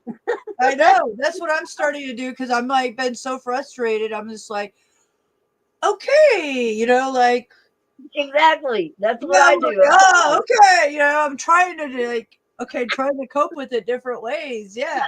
Laughing about it, like I guess what I'm doing today. I've had a couple of people. I mean, back when somebody would flip out in front of me, and I would just flip out because they were flipping out. And I thought it's really funny that I have a few times now. I haven't even done that. I've just been like, oh, really? Yeah. and my sister's been like, you mean you're not going to flip out? Nah. Why not? I don't know. I got older. That's what it is. I swear that's what it is. That's what I'm doing. I'm like, fuck it. You do it. Well, I don't care. I'm old, slow. That's what I've been saying. More to you, go for it. Like, yeah. It's just at the same time, if I really get mad, oh God. And I don't want to do that because I'm like, no, I really don't want to because it tears me up to get mad. I mean, it gets me to the point where I want to do bad things. And I don't want to do those things. So it's like this, and I'm like, stop, because it feels so good to not be mad and frustrated and biting and arguing and screaming. Yeah. Oh, man. Yeah. So much energy into hate. Oh, every day that I get that I'm not fighting with somebody or somebody's not calling me names or doing something shitty, I'm like, oh, thank God. Like today, I feel like was a pretty good day, right? Yeah. Today was pretty calm. Yeah, I was sick all day, but at least I was giggling throughout the day, and the dogs were cracking me up, and different stuff was happening that was, kind of cracking me up, and I giggled at Nall, Queen Cobra. I always giggle at her. She is so weird. I know. I have to go watch her because I crack up so. I have to go watch her. And every time she starts to fight in lamps or some shit, I just die. When she got to fight with that lamp that night, I like to have died laughing at her. Oh, I was like, I mean, she was trying to turn it off, and she started. Next thing you know, she had both hands back there, and the lampshade going this way and that way, and she's cussing out the lamp. And I was just everybody in chat was dying. I was like, "Get it, now! Get it!" And Paula walked in just at the time when I was like, touch that damn lamp. Get it now. What are you doing? And I went, oh, come look at this. You gotta see. Yeah, right. She looked at the TV and she's like, who is murdering a lamp? And I went, oh, that's Nall. I said, Queen Cobra. And she went, who the fuck is that? And so I played her some of that and she went, oh my God. Like, she doesn't know what to think of any of this. She said, Paula is not a YouTuber. Yeah. She said, you mean this shit really exists? And I went, fortunately, yeah. Oh, if they're not on YouTube, people have no idea what exists. I mean, I have to say, I was kind of, oh yeah, I gave my channel out to a parent that seen that I was recording, and I'm like, oh. He asked, and what can I do? It's like he's looking at me like, okay, it's in his phone. You got it, Like I said, I drive all day, and this is in between my videos. So if you want to clip it, or I can clip it. Like like, what can I do? He's on he's a parent from the other team, so I'm not too concerned. But I'll see him tomorrow. So you gotta go back to what it is. If you want to go investigate me, go investigate my other channel and see who I am. I don't really care. Everybody knows who I am. I plastered it through my Facebook. I walked in there. Everybody that I've seen, people that are well aware of my Facebook and my journalism, I've seen today. So I'm not worried about it. I stare them right in the face. I don't care. Yeah, that has to be weird going in there and there's all those people. Oh yeah, everybody has known all my drama through the last 8 months, and I've seen some of them today. Many of them. It's like, I'm that bitch. I'm me. I'm that journalist. Yes, this is me. Yes, I'm whatever you want to think. What is that song? It's an old song, and I can't remember it. I don't know why it popped in my head when I was thinking about this stuff. It's Harper Valley PTA. What is it? It's an old song, Harper Valley PTA, but it reminded me of all this kind of, and I can't remember how the fuck it goes. Oh, well, if you gotta sing it for me, because you gotta sing it for me, I won't know it. I like that necklace. Is that a necklace? Yeah, that's my scorpion. And it's got. I love it. I'm like trying to see what. Yeah, that's my scorpion that James got me, and everything. And he just thought, he said you're Scorpio, right? And I didn't even know him that long and everything, and he went and got me this gold scorpion and everything. And I was like, really? And everything. He was Scorpio too. Our birthdays, mine was 7/11, his was 11. His was 11/11, mine was 7/11. Perfect craps. What do you mean 7/11/7? Oh, his birthday was November 11/11, and my birthday was 11/7, and so we had. His birthday was 11/11. His was. That's crazy, and yours is 7/11, and yours was 7/11. Yeah, mine was November 7th, 1959, and his was November 11th.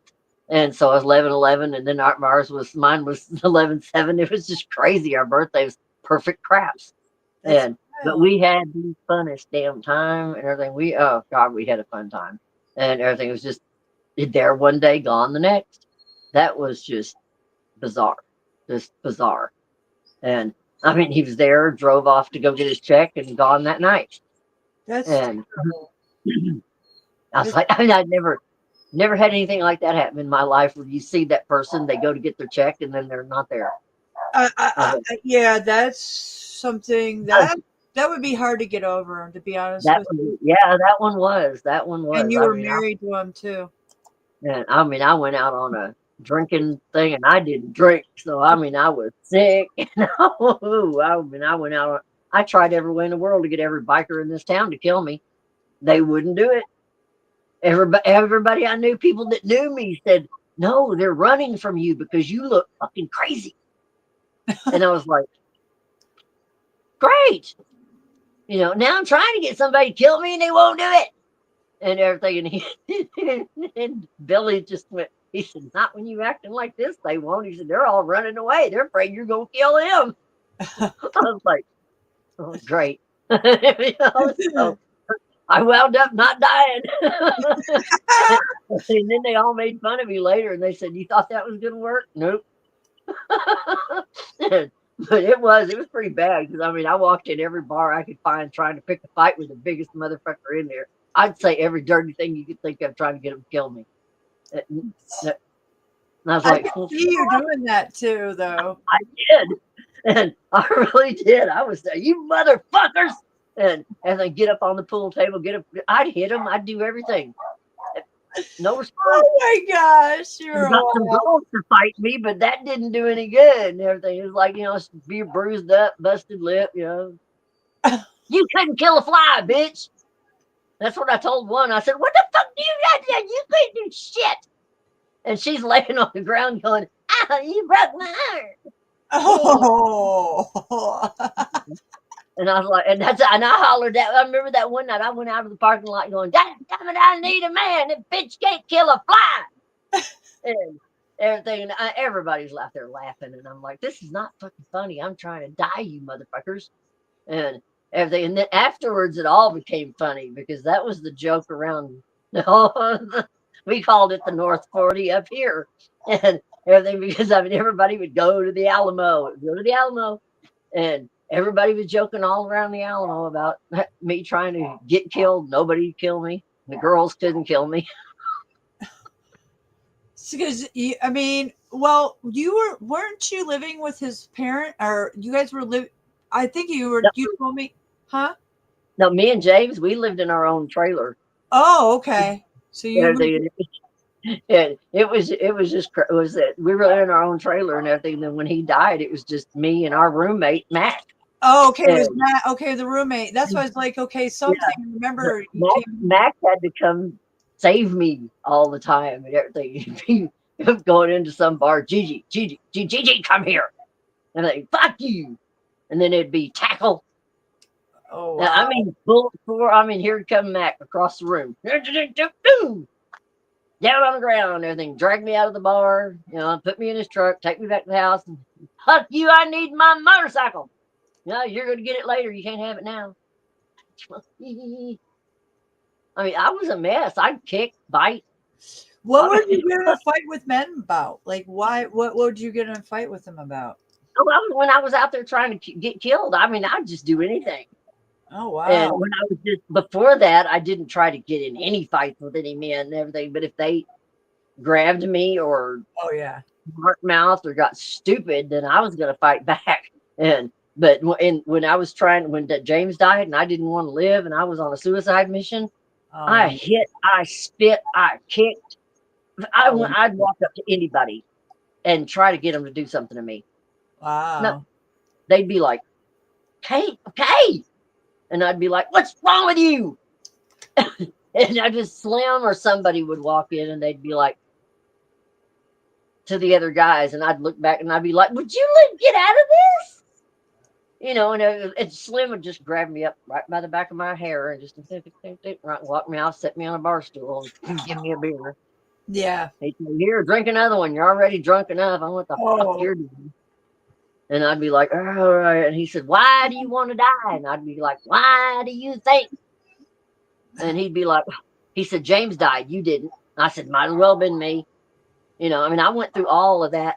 I didn't want to live. I didn't want to, without James, there was nothing. And I did that for almost 2 years, about a year and a half, something like that.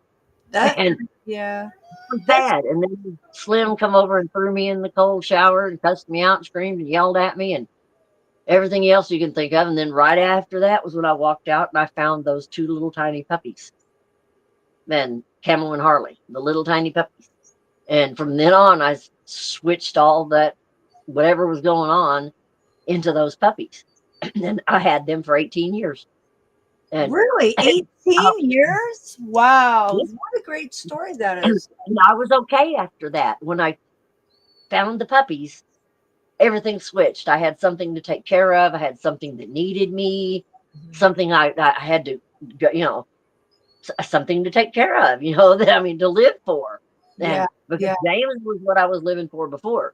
Right. And then the puppies came along. And I was like, "Oh, okay." And I guess I've always been like that, something to live for. Just like these 4 dogs showed up, and it was like, oh, now I've got 4 dogs to take care of, and I watched these dogs like they were my kids. No, you I mean, do. it's like, They are your children. where are you? Where are you? Don't get out of my sight. You know, I mean, ears, feet, tail, toes. Yeah. I mean, I it's a just total seen check. Tippy. And I mean, yeah, I mean, it's a total check every day. I check ears, eyes, teeth, everything, and make sure everybody's okay. Tuesday, I've got to take them in. I about fell out of my chair when they told me how much it's going to cost to have all the shots, all the heartworm smears. Oh, I can't even imagine. Like, well, it's going to be a little over $900. whoa, whoa, Yep. that's crazy. It's I was crazy. thinking 6 or 7. Like, that's like a lot too. But what, 900? It's going to be a chunk. Well, she estimated, she said, with everything, everything, and the total exams to check their bodies for anything and everything. And I mean, they get the full shebang when they go in and everything. But she said it'll be around close to about $950. So I'm going to be pushing about $1,000 when I get out of there. And I'm like, oh God. And that's not even including the Advantage Multi for their heartworm stuff. That'll be at least another $100 a dog. No, So I'm probably there's no seeing way. about What are they $1,000 charging for? There's no way. What are they Everything. charging? All the shots, every shot that they need to keep them from getting sick, all of the physical exam for everything, and then they give them the whole shebang that they need and everything. I mean, the tail trim, the everything, not the tail trim, the nail trim, Tail trim. all of it. I mean, all the ear checks, and they do the blood work, I mean, they get a full blood panel, and they get it all. When they go in there once a year, they get the full shebang. So I know if they're healthy or not. And, you know, every year they get a full exam because I want to know that they're good to go. And, you know, they're my babies. I know they're your babies, but can I have a one-on-one about something like we know about? And I'm just like wondering, what kind of shots were you giving them that it's going to cost all that? Like, they don't need all those shots. Well, the Parvo is the big one. But Parvo they get through kenneling. When you most of it is all the damn blood work to make sure everything's fits that. And then Bug's got her knots on her head. She has to have her knots treated, and she has a knot on this side and a knot on this side. They have to go in and treat them down and everything. They don't do anything. They're not anything bad. They just keep growing. Oh, like, they're almost like horns, but not horns. Really? And I have to have them like taken back down, and they put a little pads on them, and then they get okay, and then they grow back. They have to do. I want to see someday. Really? Wow, that's wild. I'll take a picture of hers that she's got kind of coming up again on her head. I want to see both of them and everything, and then the mosquito stuff, and then I mean they get it all. I mean they get their pads checked, they get their bodies checked, they get weighed, they get weighed, they get a full. All 4 dogs get a full panel blood draw, and that's $100 right there for all the blood draw and everything, just for that one full panel. And then the heartworm screens, that's another $100. Oh, I see where they're coming up with it now. Okay. I mean, it's 100 and 100, 150, 200. So I mean, it's $200 and something per dog. Dang. To get in there. So I'm looking at about $1,000 by the time I walk out with the flea stuff. And if they have anything wrong with them, I'm looking at more. And I don't think they do, but if they do, I'm looking at more. So I'm having to, I save every year for this time of year. Every year at this time of year, I know they're going in. So I start saving it right after this. I start putting money back because I know this is coming up every single year. And everything, and I know I'm always going to need $900 to $1,500, so I shove it back and everything because I don't want to be scraping at this time of year every year, and I don't want that to happen because I don't want to be, oh my God, I can't get my dogs their exams, I can't get what they need and everything, and I'll freak out. So, and I've got a dog fund, and I've got a dog card, It's like an insurance card, except it's a credit card for dogs. Yeah. And if I want to pay, it's a pet card. If I want to pay it like that, I can pay it off in time. Or if I just want to, if I just want to go ahead and pay it in cash, I can pay it. And which I'm gonna do it that way because I don't like bills. Yeah. I don't like I pay this month and that. I'd rather just slap it down and pay it over with. And- Yeah. But if I ever get in a bind, I've got that pet card. That's So good. that That's great. I can just go here, and everything. So I keep that back as a safety net. I always save for the $1,000 this time of year every year, and so that I've got that safety net. I make safety nets.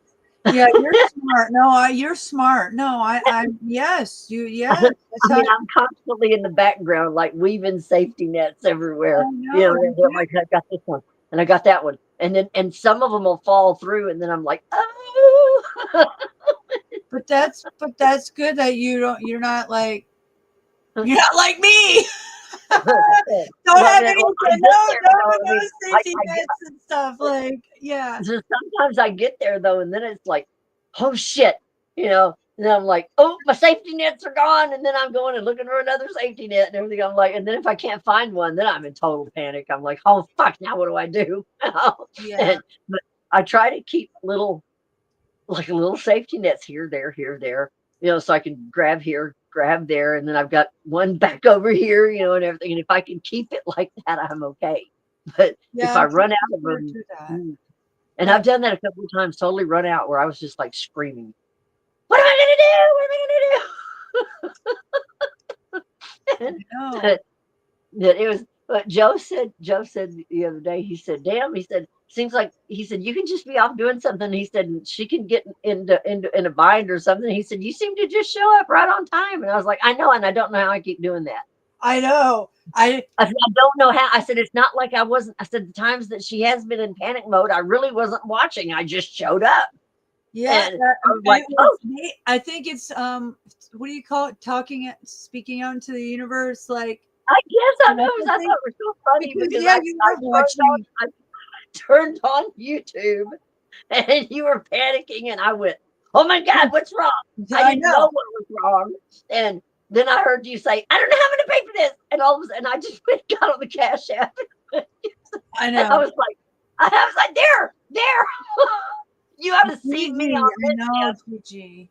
It's funny as hell on this end. I know it's funny as hell. I mean, it's frustrating. I mean that was terrible. And I know I see you. So you're like, "What's wrong?" I'm like, but I appreciate you so much. I know that. I wish I had a camera over here watching me. Watching you. Oh, and it would be, you would laugh your ass off if you were watching me, watching you. Oh, I could though. I could do it like this while I'm driving. Technically. Yeah, that would be so funny.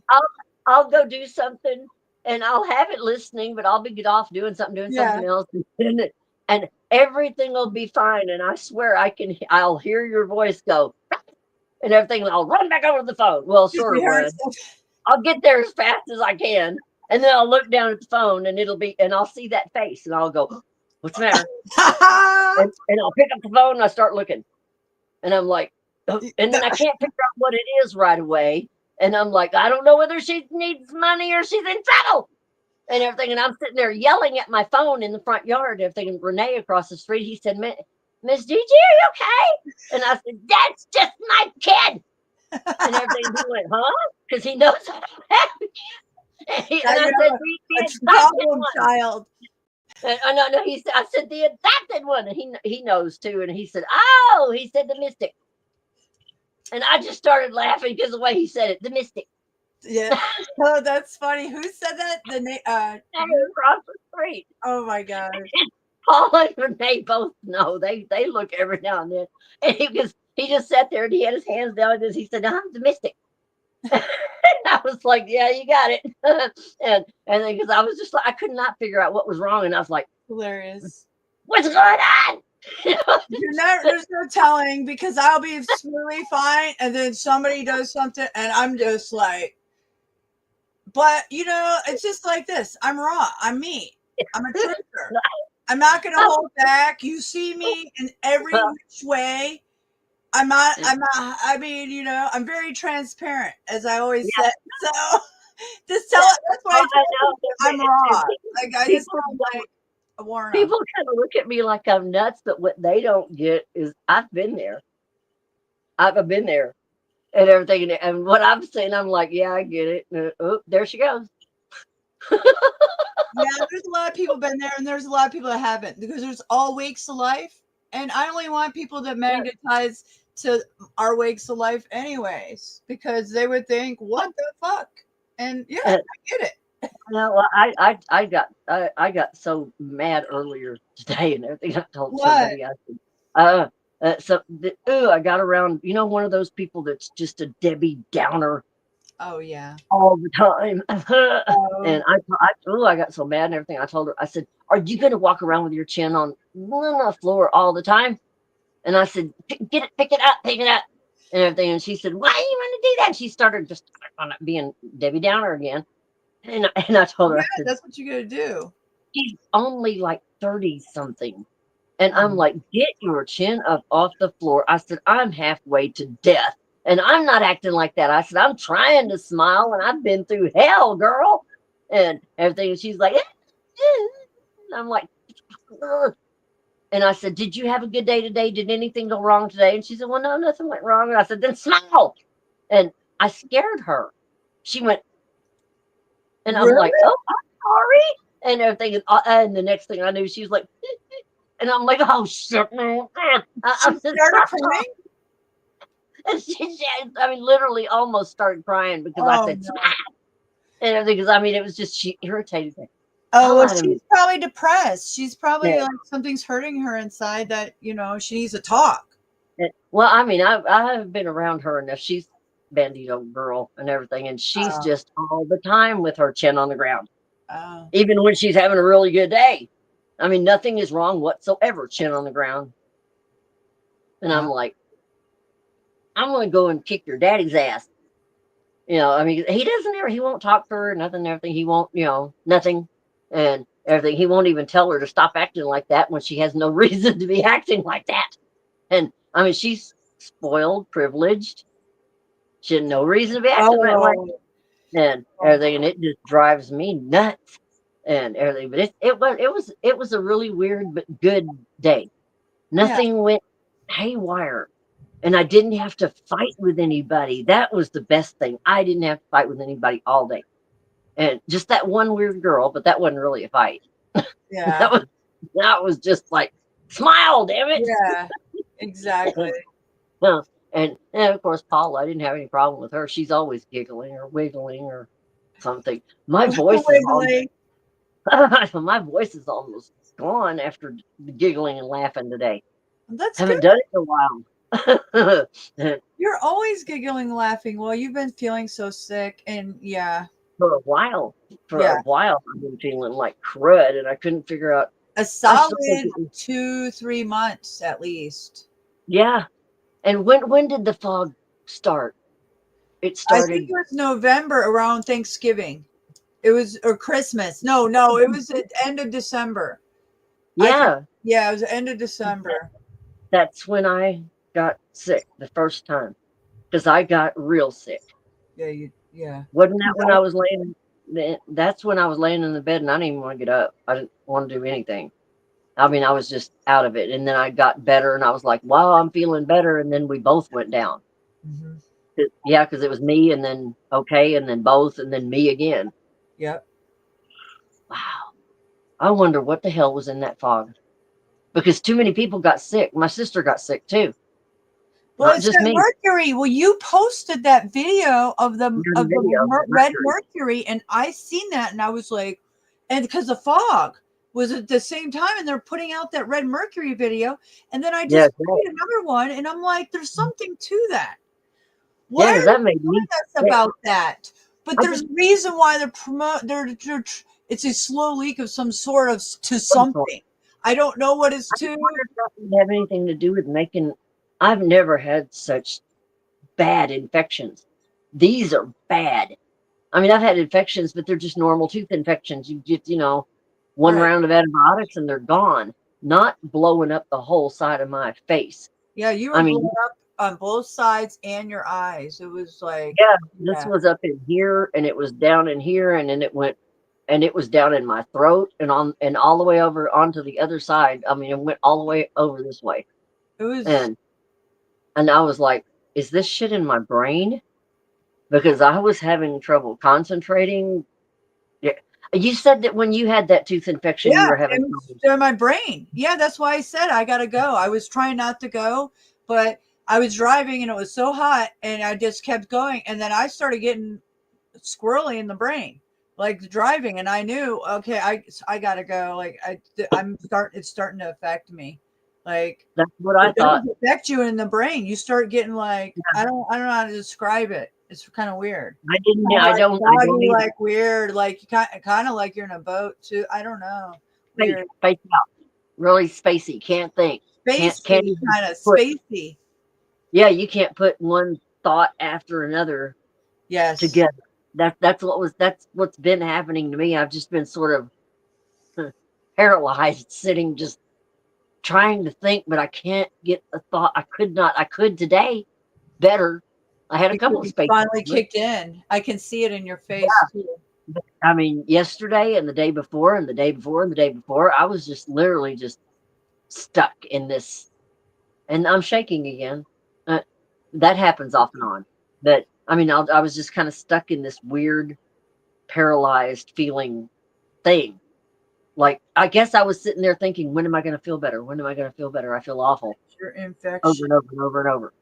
Yeah. But I think it was the amount of the infection, because that thing in my mouth, I didn't realize it was that big until it went down a little bit. And then I was like, oh my God. Wow. That was huge. And it was more on the ball was more on the inside than out. I just didn't feel it, didn't realize it until it went down a little bit. And I'm like, oh God. And then I did not realize I wasn't tasting anything right. You can't taste shit when you've got infection in your mouth. Oh, really? I didn't even notice that. I really didn't have. Noticed. Really? It didn't dawn on me. I kept telling Paula, I said, I can't taste shit. It just tastes awful. And she said, well, dummy, you have infection in your mouth. And I'm like, oh, ooh. And she said, you're not going to taste anything right for a while. And I'm like, you mean it's draining in my mouth? And she said, well, yeah. And I'm like, so now then I started gargling with everything under the damn sun. Yeah. And everything. I'm like, I didn't think it was that. And everything is, I mean, I knew there was infection because you can taste it. It doesn't, it's awful. And then, but it was like big. Wow. And I kept pushing on it with my tongue, but you couldn't, because I mean, any pressure felt like it was going to explode. Is it on your gum or on your cheek? Where on your gum? It's on my gum, on my jaw. Okay, because yeah, down on my jaw and inward. So it's from your tooth, right? Yeah. Okay. I had a bad tooth back there. Wow. I'm gonna go get it pulled. I've seen the picture you sent me. Yeah. As soon as this over here gets uninfected, I'm going to the dentist. It's got to come out. That's big. Then that was big. That's crazy. And now I can push. That's what's scary. I can push that side in, and it dents. It dents in. So there must have been a lot of pressure under there. Well, if you're doing that, you're pushing infection out into your body. So. I know, but I just blew me away and everything. Whenever I woke up, was not yesterday, the day before that, and I thought, what is that in my mouth? I mean, it blew up that fast, and I was just like, whoa! I didn't know that you had a thing like that in your mouth. No, I didn't know that. And that's when I noticed that it was not just there; it was up here and down and all down here, and I was like, what? And then I thought, well, no wonder I've been feeling. It probably did it while you were sleeping, laying down. It got all, like gathered, like because it just did it practically overnight or something. I know, because I've been feeling pretty crazy for a while now, and everything. So I'm just trying to get past all the stress, trying to kind of get my balance again. You know, my senses balance. Not, I'll never get my balance back, but I'm trying to kind of get my, I know what you mean. Be trying normal. to regain being away from stress. I'm so used to being, that I've forgotten what it's like to not be like that now. I know. I mean, I don't know if you've experienced it, but I'm having the hardest time getting my muscles to just stop clenching up, stop doing this. That's why I can't eat, Gigi. Look, I have my sandwich. I can barely eat. I can't relax hardly. Like you said, like the stress, because I'm spent so stressed. Yeah. It's hard for me to relax, man. It's so hard. And my muscles are tense. When I did my teledoc meeting with my shrink and everything, I asked her, I said, why can't I stop this? And she said, what do you mean? I said, every muscle in my body. I said, that's the only thing. I said, with a few exceptions of the other things I'm having because of the stress level over the last month. And I told her, I said, me and Nicole are both going through it. I said, we're doing the same exact thing. And I said, we're doing this tension in our arms, tension in our neck, back, legs. And I said, we can release it. But I said, both of us will sit there. And the next thing you know, we're tensing back up again. And I said, what the fuck? And she said, that's sheer from what you've been through. So she said, your body doesn't know how to let go of it yet. Yeah, that's what I'm trying. Yeah, I know. And I'm it's I'm like, terrible. what can we do? And everything. She said, you'll have to get away from YouTube, away from TVs, away from everything, and just really relax. Just relax and train. She said, you're going to have to retrain your body to not be under so much stress. She said, but you can't stay this way. She said, you're going to have to train your body to be relaxed during the time that you were dealing with the stress before, during the day, during the times when you were dealing. She said, because right now you're dealing, in other words, you're trying to be normal, but you're still used to that. So you're trying to be normal and still doing this. She said, you got to retrain. And You know she said, what? that's Sorry. it's going to be hard. It's going to be hard, but you can do it. I'm going to tell you, when I went to that game earlier and I sat there for 2 hours outside, that was so relaxing that I almost fell asleep. Like that, I haven't been that relaxed in a while. And then I got in the car, and then the tent came back.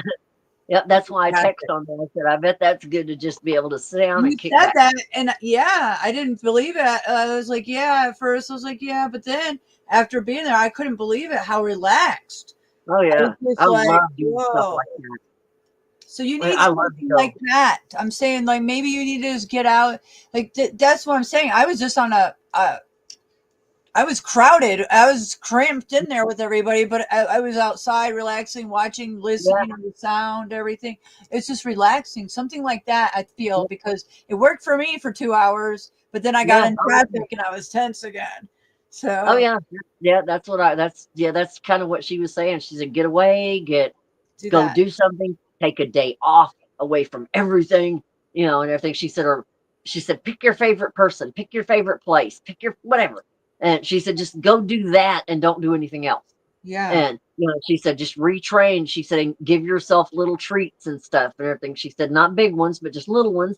And she said, and do that. She said, and retrain yourself how to be not stressed all day, all night. And she said, because you can't live like that. She said, it just isn't she's not cohabitatable with or whatever with life, And I said, I know that. And she said, yeah. She said, you've got to pick yourself up, she said, and you've got to be calm she said, being stressed out for 9 months is not normal for anybody. And she said, and after what y'all went through, she said, that is so out there. And because she's seen some of it. I've told her about it. I've given her everything. I mean, she's looked at some of it, not all of it, but she's looked at it enough to know it's bad. Wow. And she knows how much stress I've been under and everything. So if she knows how much I've been under, she knows how much you've been under. I've told that woman everything. So there's nothing she doesn't know. And everything, and she sees everything pretty clearly. She's like, she's amazed at both of us. She said, I don't know how either one of you are sane. And I'm like, I don't either. But she definitely, you know, because balance. It's good. Learn how to balance. It's called. I mean, I can move things out of the way because I have like keep your eye on the prize and like you have missions. You have missions that you wake up. You do so much every day. You're like the most busy. I mean, you do so much. It amazes me. Even I know because you say your age and stuff, but like you have it like you're like my age, but with more energy. You do all kinds of shit. You know. Well, now I'm really slowed down. Well, but I'm going in my mind quite a bit, and I'm trying to do other things. I mean, I keep going. It's just slower. It's because you're sick, Gigi. I know. It's just because you got hit. If I had my balance back, you know, where I was balanced and sure of my footing and all that stuff, oh, I could do so much. And if there wasn't the arthritis trying to get me, and I told my sister, I said, dang it. I said, I'm turning into my grandmother. And everything. She went, what? And I said, Mr. Arthritis is coming to get me. And he said, Mr. Arthritis? And I said, yeah, or Mr. Arthritis. I said, he's in love with me. And everything. He's got my back, my legs, my hands, and everything. And I'm like, ugh. It's terrible when you're trying to thread a damn needle and you're like, ow, ow. Like, shit. And so I'm going to go get a needle threader. And my hands look so different because the arthritis is starting to, turn them, and they're starting. One of them is really crooked. I mean, this finger's really crooked. But my grandmother's hands were like that and everything, and it's really weird when you run your hand through the sleeve and your hand comes out and you go, damn, that's my grandmother's hand. That's not me. And everything, it's weird looking. My sister did that with my mom's hand. Well, my mother had pretty hands. My grandmother did not. So neither of my parents do. So that's why I want to get henna tattoo. Because my hands. That's why I put lotion all the time. Because I got like the nurses go. They love me whenever they take blood, and I'm like, get that needle. I'm like, I'm gonna pass out. And because my hands are on top of my friggin' skin practically. Yeah. Mine are too. Old lady hands practically. That's why I put stuff on them all the time. I want them tattooed. I don't know if I could tattoo my. I don't know if I want to tattoo my hands or not. My hands are weird looking. Yeah, it's a lace. I want this lace print, and it comes down. Oh, it's so pretty. Yeah. Oh wow. You would like it if I showed it. It's really pretty, but I want it black, not henna colored. Yeah, I've seen them. I mean, I like them. I don't know if I would do it. I would because my hands are ugly like that. I just have to say they're not. I mean, they're just getting old. I got the veins popping out everywhere. I don't know if it's because my high blood pressure, but they are. They're always like that. Wow, that reminded me. I haven't checked my blood pressure, and I don't know when. Oh, I wouldn't want to check mine. I don't care. I wouldn't want to right now. I mean, I know. No, I'm on the borderline of like my heart and shit. Nah, I don't want to know nothing. If anything's wrong, I don't want to know. That's just how my father and I are. We're anti-doctors. We're holistic. I did not used to be like that. I was I'm not kidding. I was a little hypochondriac for a while. There a long time ago. I mean, I'd run to the doctor if I had an itch. Now you can't get me in the doctor. You have to practically plow me up, and I'm like, no.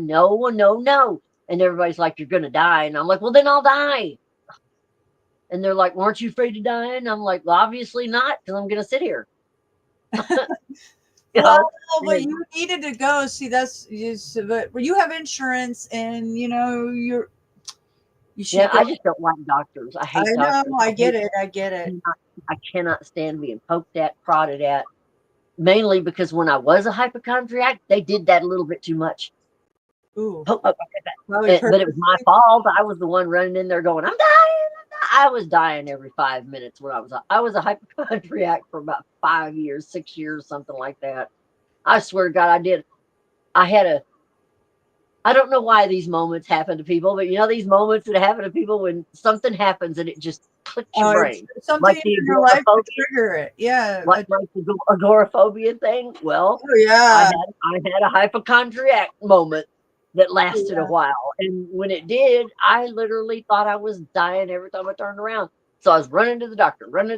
Every time I turned around, they were poking me, prodding me, doing this and that. Well, I got over that. I don't remember how. It was a long, long time ago. Because they get it so much. I got over it. I got back out. I stopped going to the doctor. And then I got really sick. I got really, really sick after that. And then they poked and prodded me to death. And then I didn't want to go to the doctor. That stopped being a hypochondriac. Then I got sick up here in Houston with the withdrawals, and then they poked and prodded me to death. And after that, I was like, don't touch me anymore. I was like, just don't touch me. You know, because I'd been poked and prodded so much. I was like, keep your hands to yourself. I do not want you poking me, prodding me, sticking me, and everything. And then they're like, well, if we don't, then you might die. And I said, then leave me alone, let me die. Well, it'll hurt. I don't care. I'll just die. Yeah. Be better than you sticking me with something.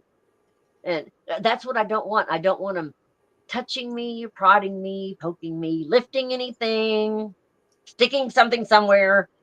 I'm like, I'm kind of like skies above with that. I just. Oh, she's like that too? I didn't know Yeah. that. Yeah, Oh, she don't want to she'll messing like with her. She'll get go. I ballistic. mean, she'll go because she did that last time. She went to the hospital. She had She to, yeah. She got Yeah, she would rather not. She'll be on her desk door before she'll go, and because Wait. she did that before. Remember, she was sicker than a dog before she went, and she didn't want to go. She didn't want them touching her. We're all alike. That's why we all like magnetize to each other, I believe. Because I'm like that. Yeah. Well, you did that too. I mean, you were. I didn't go. He wouldn't take me. I was at my last. Yeah, because I waited. Then I was like, yeah, finally take me, and then he wouldn't take me. And then You this thought, last time, you thought you were dying and everything, and I thought I was fucking dying with that. and you stomach told shit me out there. go, and I was like, no. And then I told Ace one time I need to go, and he said no. You can't afford that. So I can afford it. Both of us spent over a week or 2 weeks rolling around thinking we were going to die, and we I didn't go to did. the Oh, it was I terrible. really thought I was going to die with that stomach shit. had I was brain out there screaming, holding my guts, crying, and there's still something wrong with my guts. It's just, I think it's the bleeding ulcers. It has to And be probably. that, I mean, when I went in and they did this test, I forgot what the test was called, and he kind of looked at me. He said, "You've got bleeding ulcers." And I said, "Oh." And I said, "That's what all this burping is?" Oh, And he said, burping? "Yeah." You're burping? That might Yep. be what's going on with me. Constantly. That's how it started. Started Oh, with no, constant don't tell belching, me that. Don't tell me that. And so now I take I take a buttload of antacids. I take antacids a lot, and I keep Tums by the bed, and I take Nexium every day. I take that every single day, and he's trying to come up with something that'll help it without going in there and having to do surgery and shit. Because I do not want to. I told him no, and he said, "Well, let's try a few things first." And I said, "Yeah, try something first, because I'd rather not." What's Nexium? It's And for Nexium, you can get it at Amazon. You just take one a day and it keeps the heartburn gone. so it's for And- heartburn. So you Yep. have heartburn and burping. Yeah, burping, heartburn and burping all And the it- time. Is that from ulcers or no? Yeah. Yeah, That that's comes with all of that. yeah, it's all, I mean, I burp, heartburn. So that almost all the time. that's all from stress that Yep. causes the ulcers because you don't drink. So that is wild to me. Yep, it's all, well, because I Oh my was, god, I might be getting that. That's my I was born with, I was born with an Slowly. anxiety disorder in the first place. And Yeah, so I it kind of worked against me and everything. So I mean, my body, when I get really under a lot of stress, stress takes it out on my body. It just ravages my body more than it does my brain. And so I'll have shit go wrong with me in my body and everything. And I know it. Now I can tell when I'm having shit, stress just going wrong with me. Because I mean, when he said stress, that was, I mean, he looked at me because I wasn't even surprised. I was like, yeah, and everything. And he was like, you need to stop getting stressed out. And I was like, yeah, right. You want to change my entire life? That ain't gonna happen. I know, right? It's like I know. So I mean, I just stressed. I just try to deal with it with either laughing about it, or I've just got to back away from it, or I just kind of go, well, I guess that's the way it is. Or I scream. I scream, cry, kick, this, that, I and do everything, it and then I get all. off and try to roll on and everything. Or somebody thinks I'm crazy because I'm screaming, crying, kicking, or acting out. And I'm like, I'm sorry. I'll try not to act out again. It's like this. Who's around you that you care that's seeing you? I mean, they all know who you are, and anybody else, they don't matter. That's how. Yeah, and I keep telling my sister, okay, I'll try not to act out, and then I really try not to act out. I mean, I try really hard not to act out, and the only time I do is when I really, really get really mad. I would rather act out by laughing and rolling around the yard or doing something stupid or funny, or I mean, that's a whole lot more fun. I have a whole lot more fun being funny. And I'd rather go out laughing. Yeah, of course.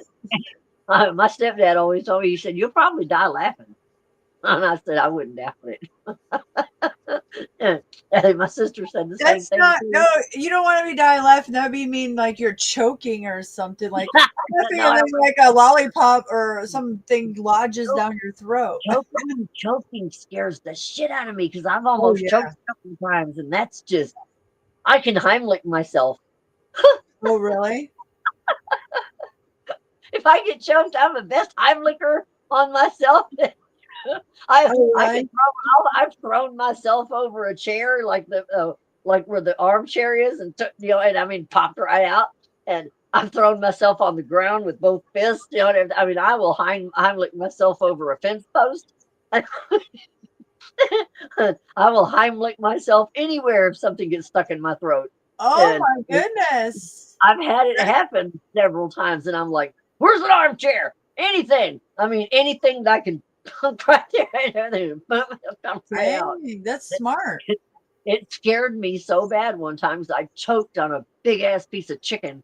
I couldn't get it out, and I was like, and I thought Heimlich, and I thought, fuck, there's nobody around. And I said, well, there's only me, so I just threw myself on the armchair. It popped out. Wow.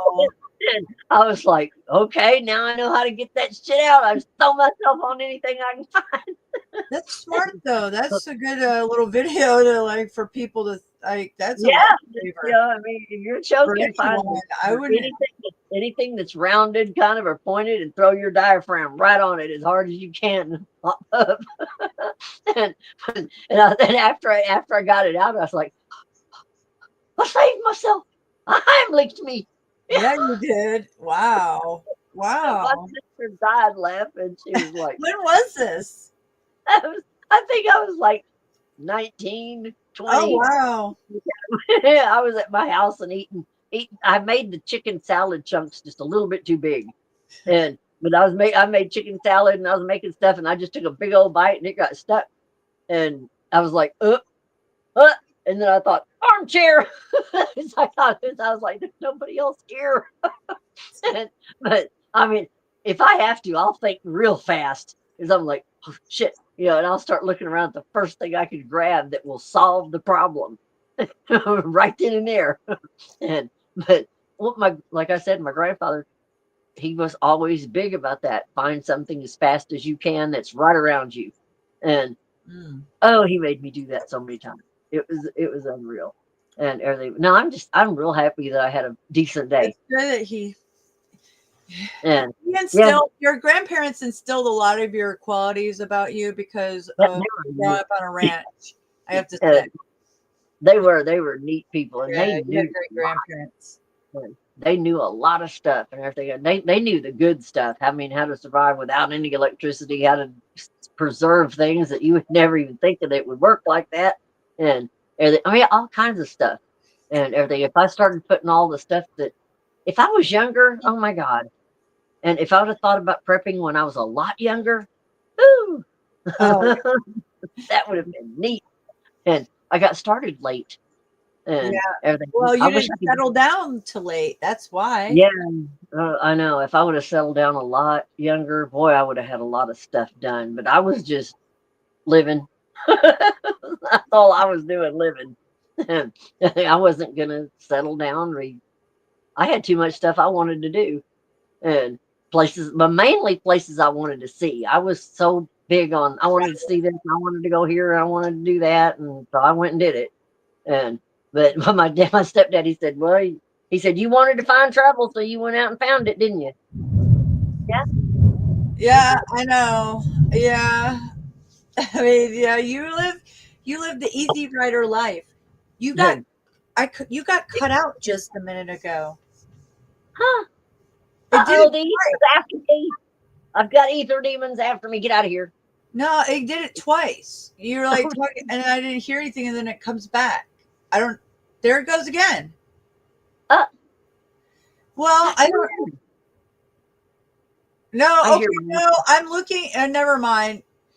I'm I hear looking at my TV, and but you're in front of me, and because I can see you over here. Never mind. It's my bad. Because I'm looking at you, I'm like, wait a minute. Because I I'm know. looking at you here, and because I can't see you that good, I can see you big over here. I found Dean. You found here. what? Uncle Dean. He's back there. Who? He's been here. My Uncle Dean. He's been here for 2 days. What? My Uncle Dean got here this afternoon, but he's been here since yesterday. You didn't tell me that. And he didn't get here to the house until today and everything. I didn't know he was here yesterday either until he got here today and everything. And I was like, oh, I had no idea. Wow. I haven't seen him in you just now telling me this? 11 years. He shocked the shit out of me. I was just like, well, you didn't tell me you were coming. I didn't even know where you were near here. And then but he'll be here for 2 weeks, then he's going someplace else, and then he'll be back. And I'm not sure what he's going to do. Nobody can get Dean to settle down for shit. He's real tall with real short hair and glasses. But he's one mean motherfucker. Wow. He said, when he came in, he said, I'm tired, I'm going to eat. And he said, and then I'm going to look at some things. Okay. He said, I love you.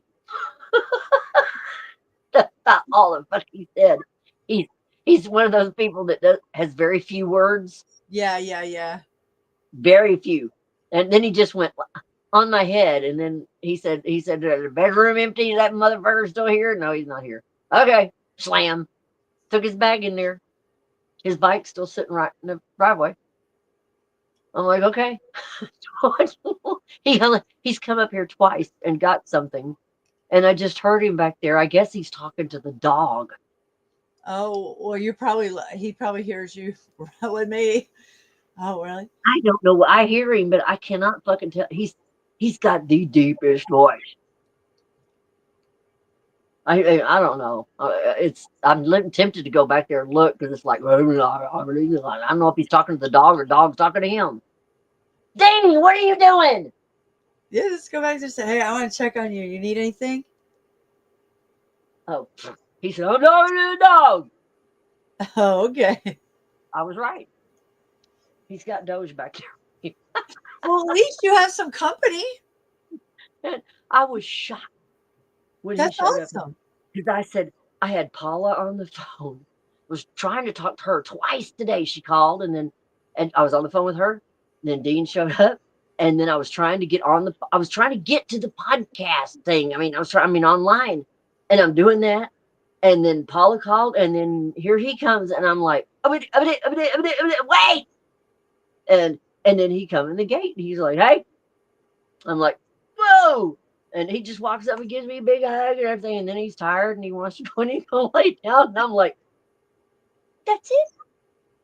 That's no hanging out? Yeah, well, he probably drove or riding or, he gets the biggest kick out of me because he doesn't hardly say any words. And he'll walk past me or something. I'm like, huh?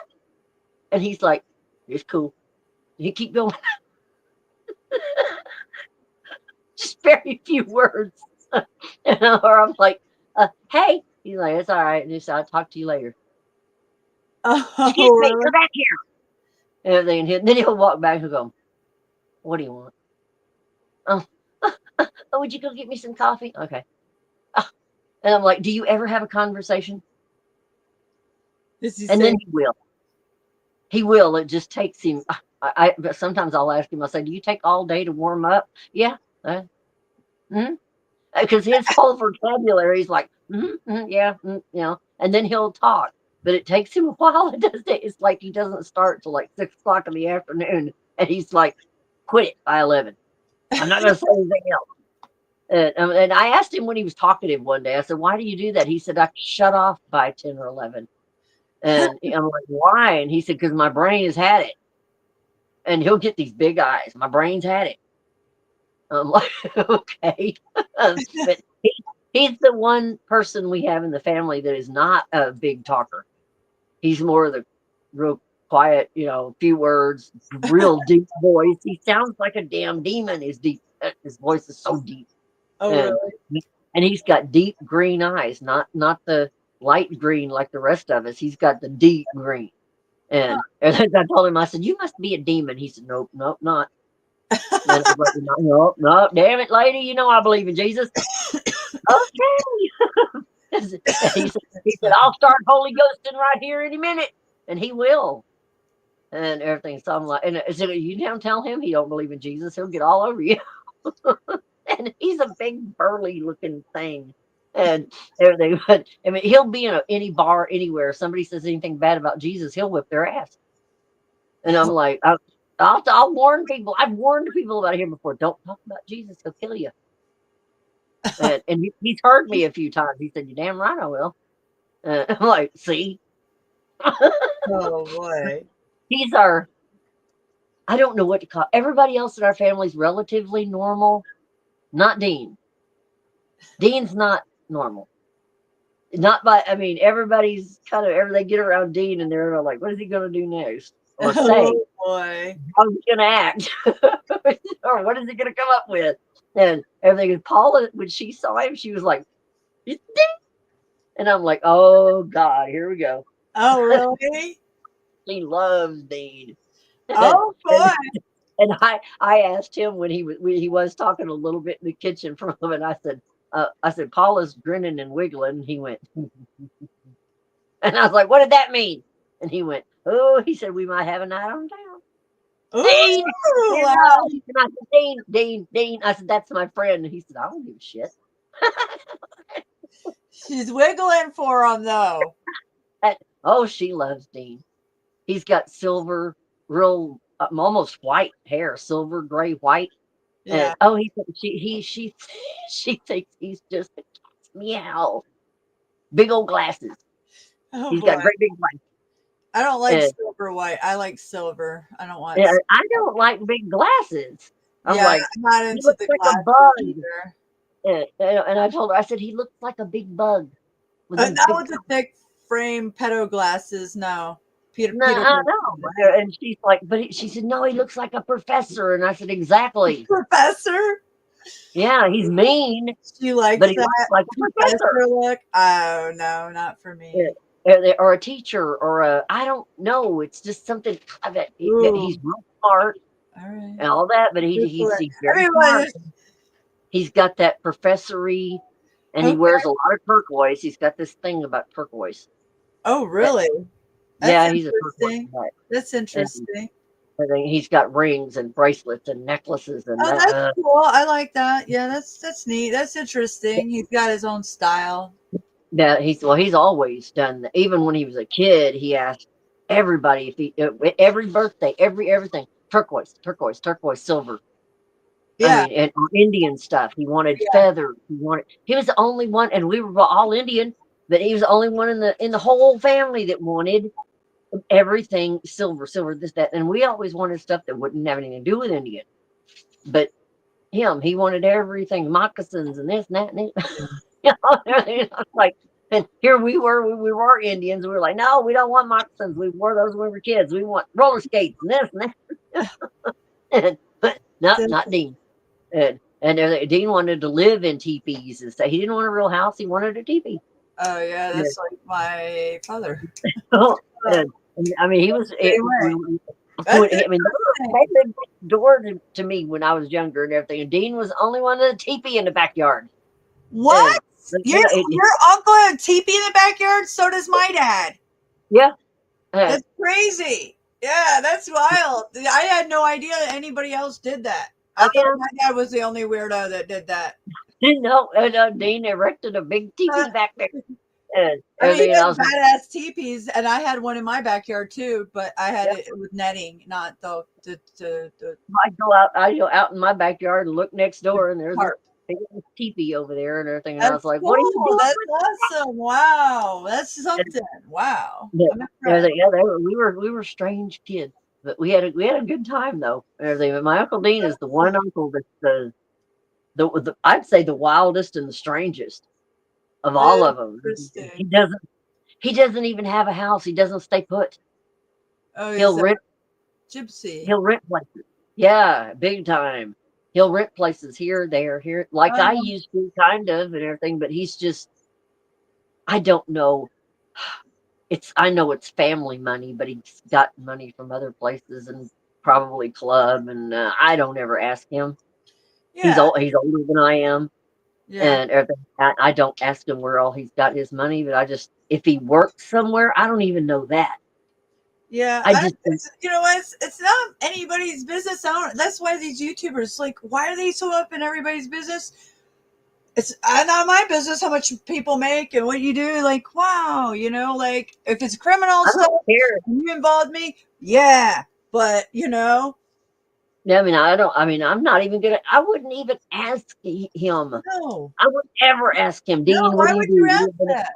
Yeah. As long as if he's doing something criminal, as long as he doesn't bring it here, talk to me about it. As long as I don't know about it, if he doesn't involve me, then I don't even know. Exactly. He's still my uncle, or that person may be still my friend. But if they are my friend, then they won't involve me in it. I won't even know about it.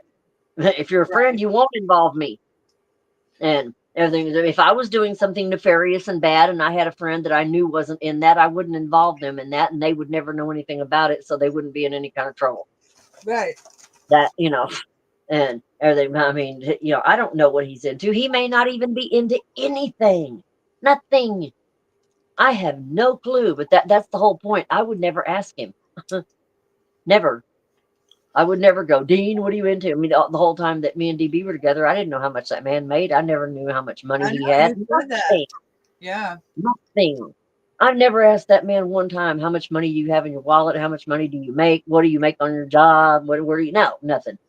I mean, I just knew where he worked. That was about it. And when he left the house, I never knew where the hell he went. Never asked. He was like, I'm going, bye. So I don't know what he had to bitch about. I don't know what, except that he got into a money bind. I know that much. He got into a hell of a money bind with all of these storms and all the houses. Into a drug habit. Because something went so freaking haywire that it went bad, and it went bad fast. And I've never seen anybody flip and turn straight into Randy Reeves. Yeah. That was. I mean, I've got him on film. I've got one of these days. I'm gonna put all of that on YouTube. Or I'm gonna do it. Wow! Oh, I can't wait. I've got him on several different occasions and everything. Where if you put him and Randy Reeves together, they'd be twins. Wow. The way they talk, the tactic, everything. Because he was watching him. It was like he was mocking him. Yes. That's what I'm wondering. I'm wondering still to this day. Did DB mock Randy and just act like that because he thought, oh, well, let's see how this works for me? Or did Randy actually get to him and pay him off? I think he paid him off, because how did DB get all these houses fixed so quick? That doesn't seem right. He went at you a different way. He lightly went after you this way, and then he sent in there. Yeah. I would think, look what he did with my ex. Look what he did with everybody in my family. Everybody. Yeah, everybody. Yeah, everyone. I was like, oh my gosh, what is going on here? You contacted my sister, everybody in my family, my grandmother, Did they ever find your sister? Nobody will tell me.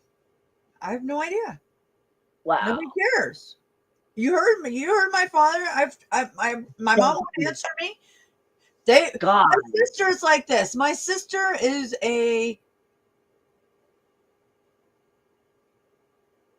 she's a up and down user. She'll go through her spells, and she's known for this. She's known for her Running away. No, she's not running away. She just she hangs around. She just is, like I said, her and I are just totally opposite. So she lies a lot. She lies a lot, and she hangs out with people that are just like, I've never hung out with the type of people that she hangs out with remotely. So she plays a different side of life than me, and she's always using drugs off and on, and then she does things. I don't know. Like, I mean, I don't even know. Like, her health isn't bad, but she'll end up doing things. Like, I don't know. So I don't know if this is some spell or something happened. Nobody will tell me. I don't know, because I don't talk to her. I talked to her because she was talking to Randy, and I warned her about him, and then she talked to him after I warned her about everything, and then she's trying to hustle up, and he's trying to work her. Like, they're trying to. I'm like, what? Stupid. Yeah, so I don't know. She doesn't know how. She doesn't know what kind of a dangerous game she may be gone because of She him. might be gone, and that's that, because she is so. I mean, I already told him about her, and if he knew that he was going after intentionally talking to her, the next thing you know, payout. Yep. Like, I wonder where to go. I mean, I know he's not gone. Sherelle's not gone, so he's not gone. No, I just wonder where he's at. Well, have you seen her lately on any panels? Mm-mm. In the recent, not in the last couple weeks, right? Mm-mm. I don't know. I don't think she's been over on Flows. I think she was over on Powder Dusty or whatever the fuck that is. Well, has she been going on panel? Yeah, she goes over there. Yeah, that's Flows. Flo used to be so different. Now I don't know what he is now. I don't know what the fuck's wrong with Flo. That's not the Flo I know or knew. Yeah. Not the one I knew. Everybody's changed. They're not the people I knew, not at all. Because a lot of them got paid off to be on the bad guys' side and protect criminals or really dark individuals like dirty dark witches like Oprah and Smelly Cabbagey Hillary. Yeah. It's just I'm some of it I'm finding really creepy about the people that I'm seeing that have changed so much. I'm like, they're not even the same people that I knew. I don't even know these people anymore. I'm like, who the fuck are you? I don't know you. Yeah, they've really changed some darkness. Like, is because people, I don't even know. Like Flo, he is interesting. I thought he was an agent, but he's not. He can't be. There's just no way. He's definitely different. He's different. Yeah, but he's been in jail. He's been in jail for drugs and stuff. He talks about it openly. But then again, he runs on snow, and that's where it goes, Imani, and that's where it goes, well, is he playing them and he's a Fed?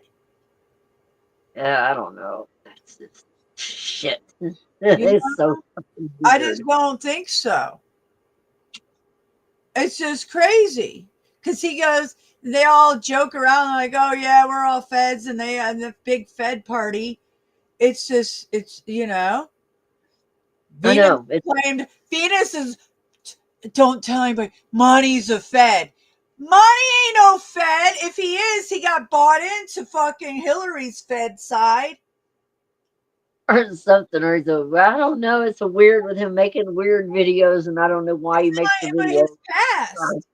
It's all kinds of shit. It's all kinds, like, it's not as Montography as NFTs. It's like Hooker Alley in Colorado, Colfax Avenue.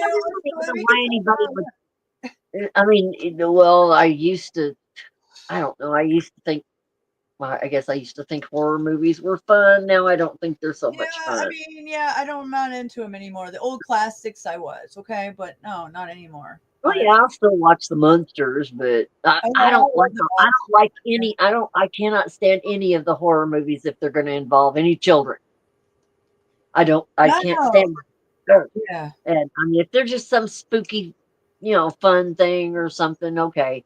But I mean, I'll watch that or something. But not much anymore. I would I never don't. watch any horror movie with children. Anything like that's no. No. If it involves any kind of kids in it, I don't want to see it. No, I don't want I to don't see even have anything to do with it. But if Yeah. it's just like I don't know. I can't even think of a movie. Just some stupid, funny horror movie, or I might watch that and everything. But I mean, I don't even know what I watch. I really don't watch that much. And I used to, but not We anymore. watch YouTube because it's more entertaining than scripted Hollywood bullshit. That's why I like IRLers. I like real life. I people's watch a lot of stuff about. I mean, I love the stuff about what's in the Morena Trench and what's in these deep caverns and the caves, and I like stuff like. Wow! You should send me Yeah. some of those channels that you watch because that's it. I love that stuff.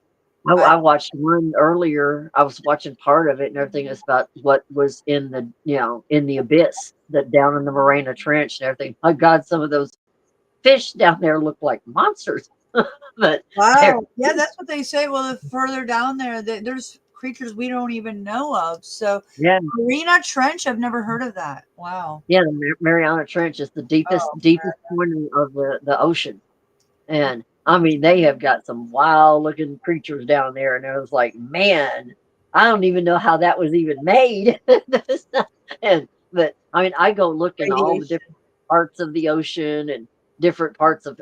I cannot believe how deep the Mariana Trench is, and then it gets it's so black down there that the fish have to make their own light, and so they're little lighted up fish down there, and then the see-through octopus they call it the glass octopus, Yeah. and that thing was beautiful. I mean, it was just absolutely see-through, and its own little bioluminescent lights in it. It's amazing. Just floating down there. And I was like, whoa. And then they had these fish that are so black that when they light themselves up, they look red, just velvet red and everything. I was just sitting there staring at them and everything. And I found it on YouTube. It said Into the Abyss. And I was sitting there watching the whole thing. And I was like, I was mesmerized at the jellyfish and the things that are down there and everything. And then I found another one that I saved. It was called the Mariana Trench and everything, deep into the Mariana Trench and everything. And I want to watch that one because I'm like, gosh, I wonder what's down there. and because we haven't explored the ocean.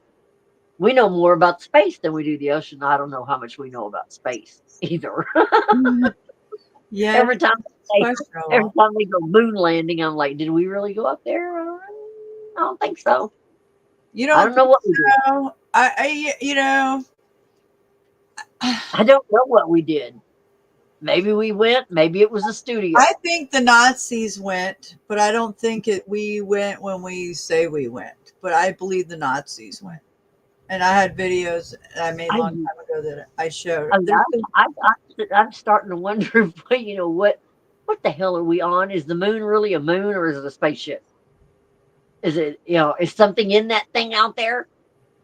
I mean, I'm just starting to wonder about everything, what's real, what's not real. It's a crazy world out there with a bunch of crazy things. Yeah. And I'm just kind of riding it out from day to day. I mean, I know I'm here. I know I'm breathing.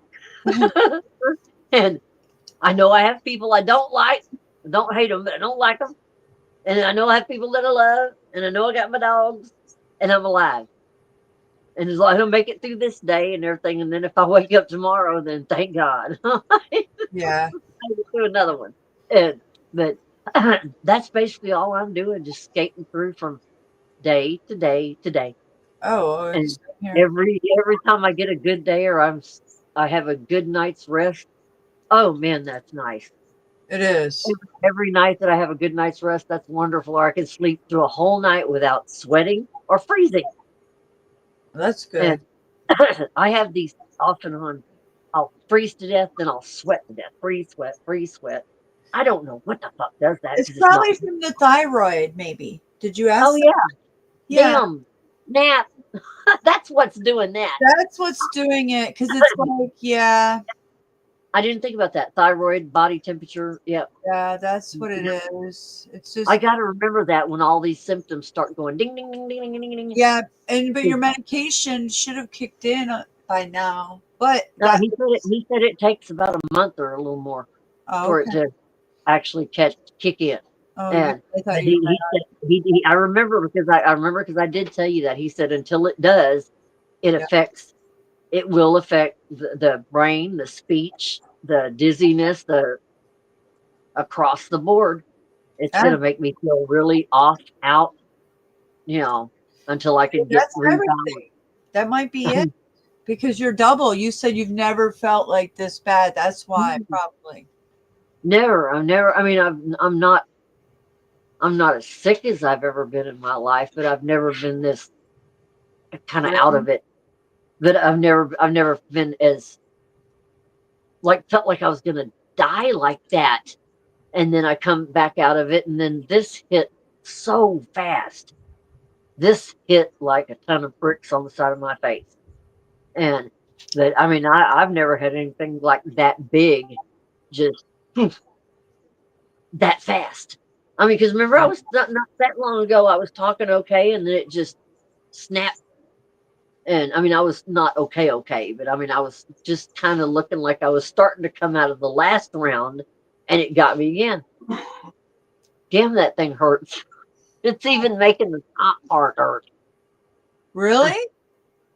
Yes, this down here is making this up here hurt. Wow. Or the infection spread, or is there another tooth infected? No, it's all right there. It's just okay. It's just so infected, it's making other parts hurt.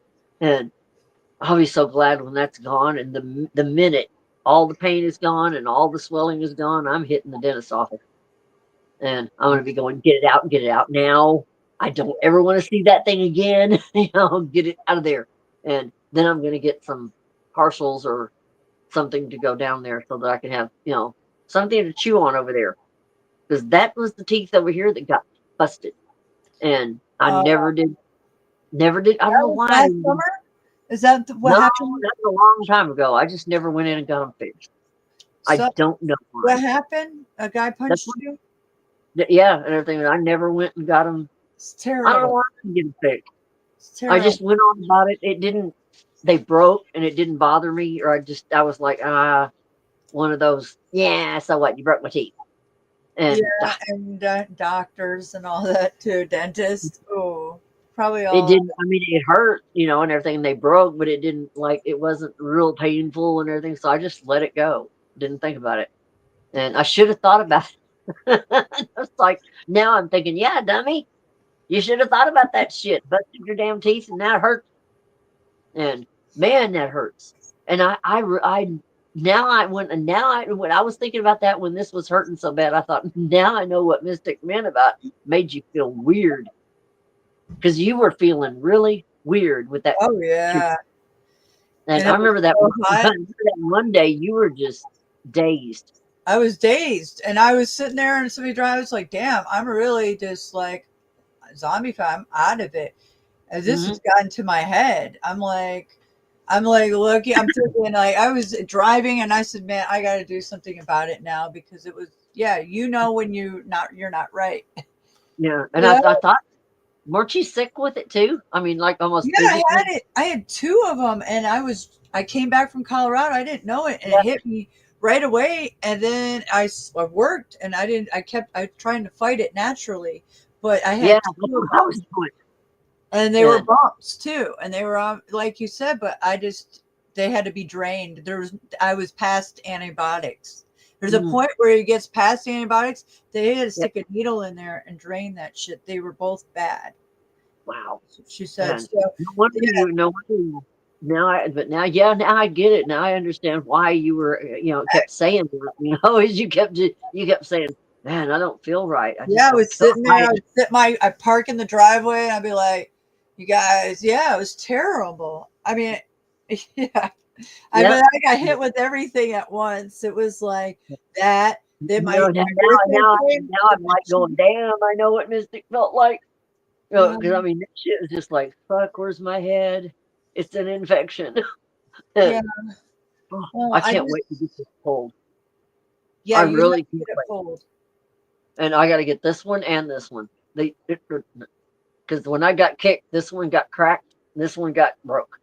So I'm gonna get them both at one time, just out of there. Just Get yeah, the hell out. yeah. And I do not want to. I do not ever want another tooth infection. Uh-huh. This is. I mean, Well, I I'm figured trying that to out. fight one. Well, I figured that out just since I got really sick back when I went through all the withdrawals and my body took a bad hit then. And then with all the stress through that, and then with all the stress through the snappy snaps, through the Randy thing, through all this, then through the DB thing, and getting, I mean, and then through when I went through the infection with my kidneys and all that crap, and I damn near died with that one, and I mean that was pretty bad. That was bad, but I went through all that. When you're older, your body just can't spring back. Right. It just doesn't. I mean, I kept thinking that it would, because I've always just sprung right back. Yeah, I mean, I've always been really lucky like that. I've always just been bing, I'm back, bing, I'm back. This time I didn't bing. And I'm like, that's scary to me. I didn't just bounce. And I'm like, whoa, no bounce back? Uh-oh, shit. So now I've got an arsenal back there. I know. I see that when you said arsenal, and I blew it up. But I was like, "Oh, good! I'm proud of you." Yeah, I mean, like oh, you said, I've got that's every behind organ you. I covered. see it. It's behind you, right? Yeah, I've got every organ covered. I mean, I've taken everything I could possibly think of to try and help whatever's going on and everything. But I mean, my sister made a good point. She said, "Well, there comes a point when things just don't help anymore," And I'm like, "I know, just that's what I'm trying." But I mean, I try to keep myself moving. I try to take the right vitamins. I try to do everything I can and everything. But I mean, I know there's going to come a point when all this shit ain't going to help anymore. But I'm like, well, I'm going to keep make going. me as long as I'm cry. kicking. But I'm gonna keep kicking as long as I possibly can because I still want to have a good time before everything shit hits the fan. I think it's already hitting the fan. Look around. Wow. This world has gone nuts. This world has gone absolutely insane. I mean, I look around and I can't believe what I'm seeing. I'm like, this is crazy. and I keep telling everybody if they want to see reprobate minds, just get on YouTube. They're everywhere. Well, you got to get better because you can't do that. Okay. And it really hurts. Well, I don't plan on doing that. You can't. Don't do that. I don't plan on doing that anytime soon. I just don't like you to talk like that because it upsets me. Well, you can't do that. I don't do it. I've been worried about you. Yeah, you talk like that. It upsets me, stresses me out. I'm sorry, Well, but don't do that. We've had enough stress. We can't do that. We got to go giggling or something. Oh my God, Null showed up on my TV. Okay. Well, I'm sorry, but I told you, like when I'm driving in Utah, I get sensitive. I cry. I know you can't I do that. know, but I'm that sensitive. I'm telling you, like you got to get better and stuff. Like I know. That's why I was glad when I woke up today and I could actually walk without ping ponging. I was like, damn, I didn't hit a wall. I'm doing good.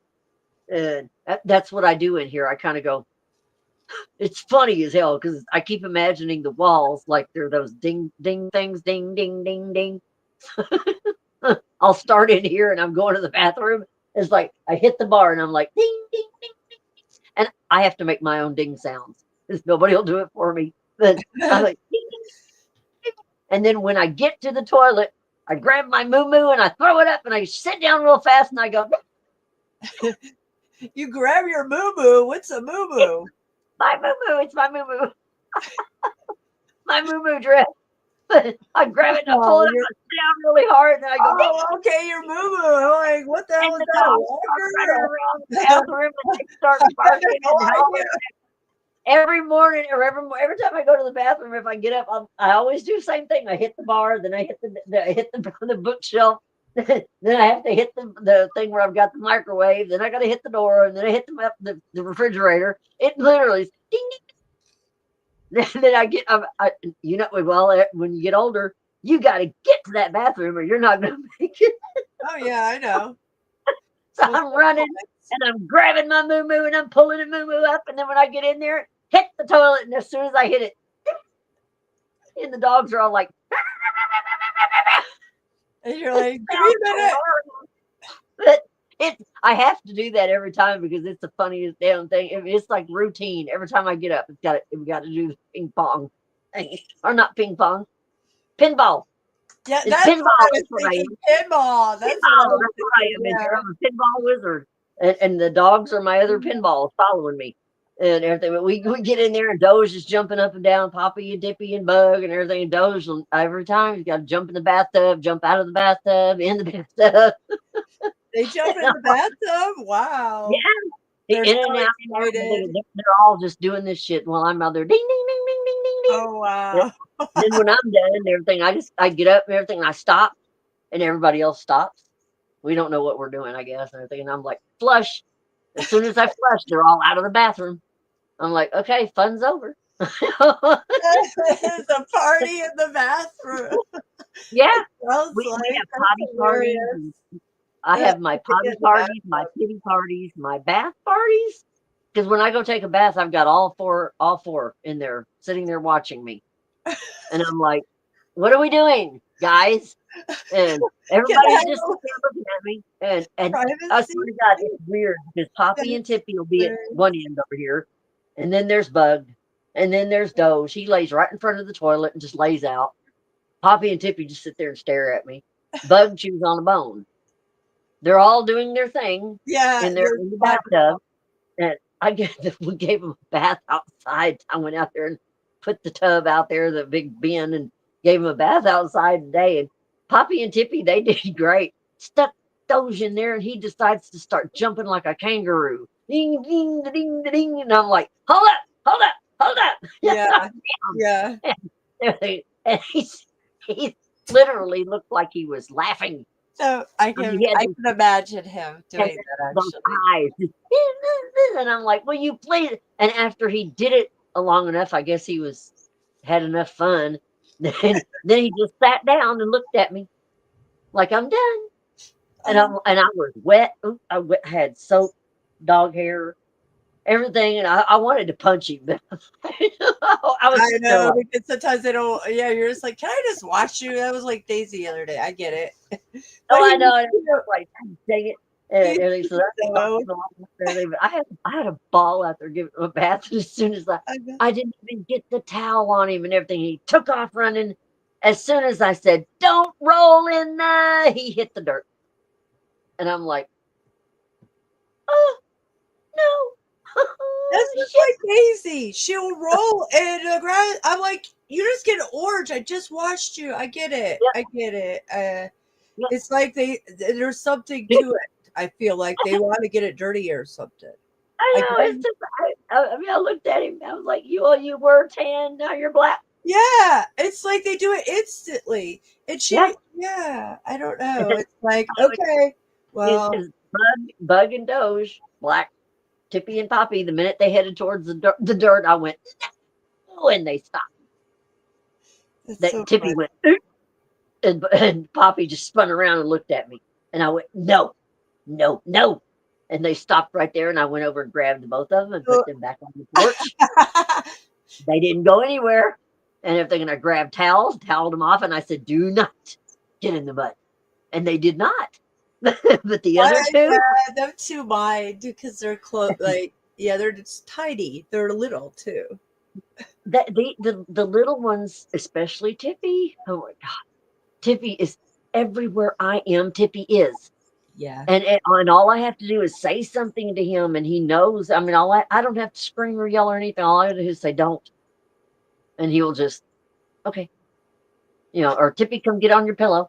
Because you're so close to him. Yeah, he sleeps right here. You're that close. So Oh yeah, he's got his own Tippy pillow, and I mean his every night when I get in the bed or I'm on the bed, he goes straight to his Tippy pillow. He knows where his Tippy pillow is. Yeah, And that's so close. If Pollock sits up here next to me, forget it.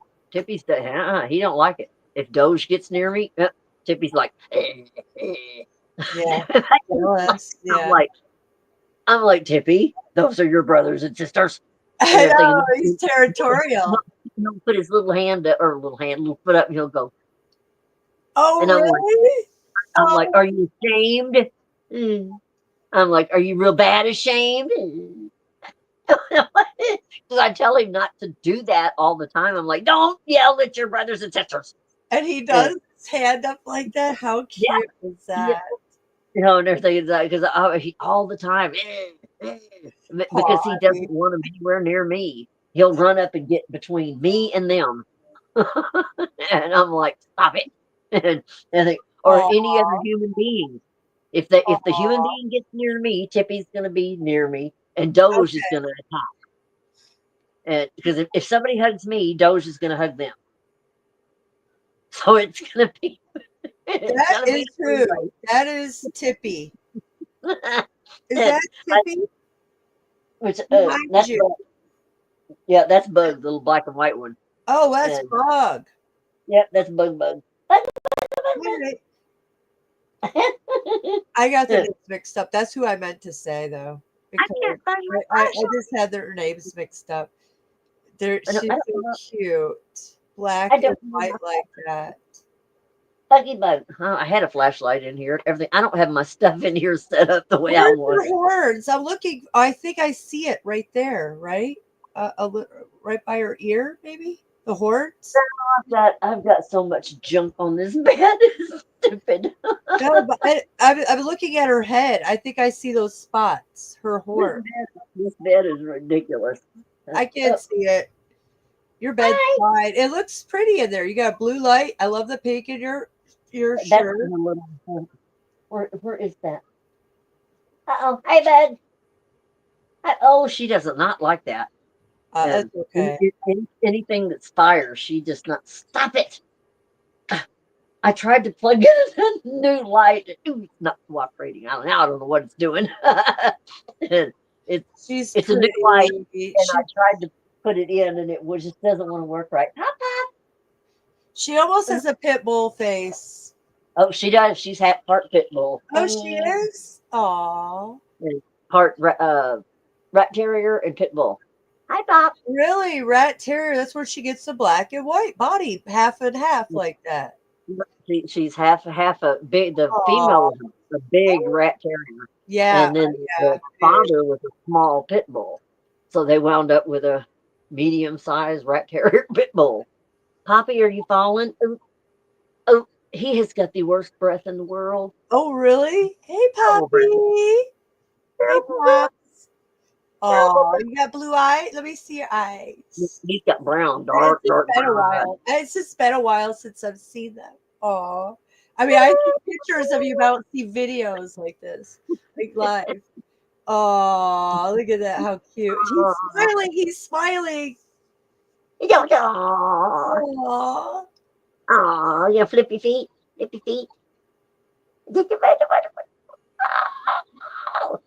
Sometimes he'll scream. He'll go. Oh. You don't want to do it? No, you're going to wiggle around. Oh, now he's grunting. That's his little belt. Are you grunting? Aw. He almost screamed.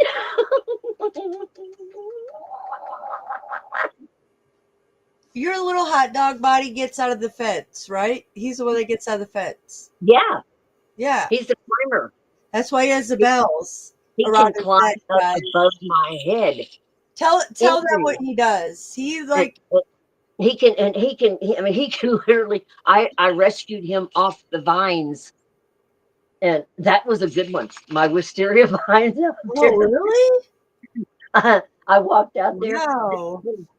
He was sitting up. I'm 5'3". He was up above my head, and he was standing up there going, and I'm like, "Are you kidding me?" And I'm like, I'm looking, how did he get up there? He obviously climbed his way up there, and he was trying to get over to the fence to jump over. Well, he got up, That's crazy. yeah, he got up in the vine, couldn't get back down. I knew where he tried to cross, but he misjudged it, and there wasn't a way to cross right there. So he was stuck up there. I sat there and looked at him and laughed and pointed and everything else. Ah, you little motherfucker. Try to get his tag. I let him sit up there for a half hour and laughed at him. And he just sat there and barked at me.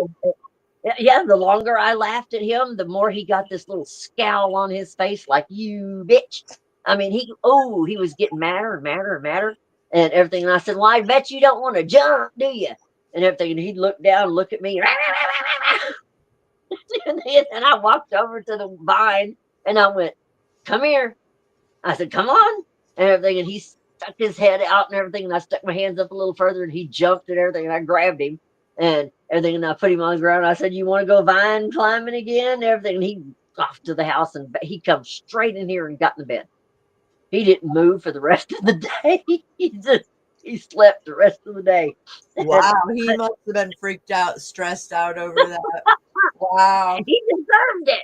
No, I can't believe his body would, like, wisteria is not like their vines. It's like not, I'm surprised he could get up all that. But well, this one is it a 45-year-old wisteria. Yeah.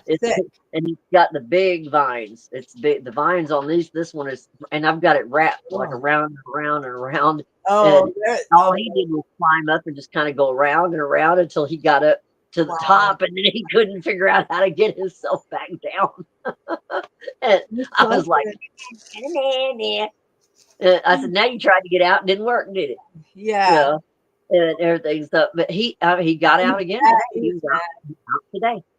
And I don't know how he did it. I've got to go back around the fence again. Did you find the corner house? But I made him a single ball. So now he has a single ball. This one just goes around his neck and it prevents him from getting out. And he, it works. Let me see what is that? What is that? Yeah, it's just a cloth, and it's tied so the ball can't go around. What kind of ball is that? What kind of ball? A duffel It's just ball? a ball with holes in it. I just picked up a ball with a hole on this side, and a hole on this side, and a bunch of other holes, and I just run a thing through it. What kind of ball?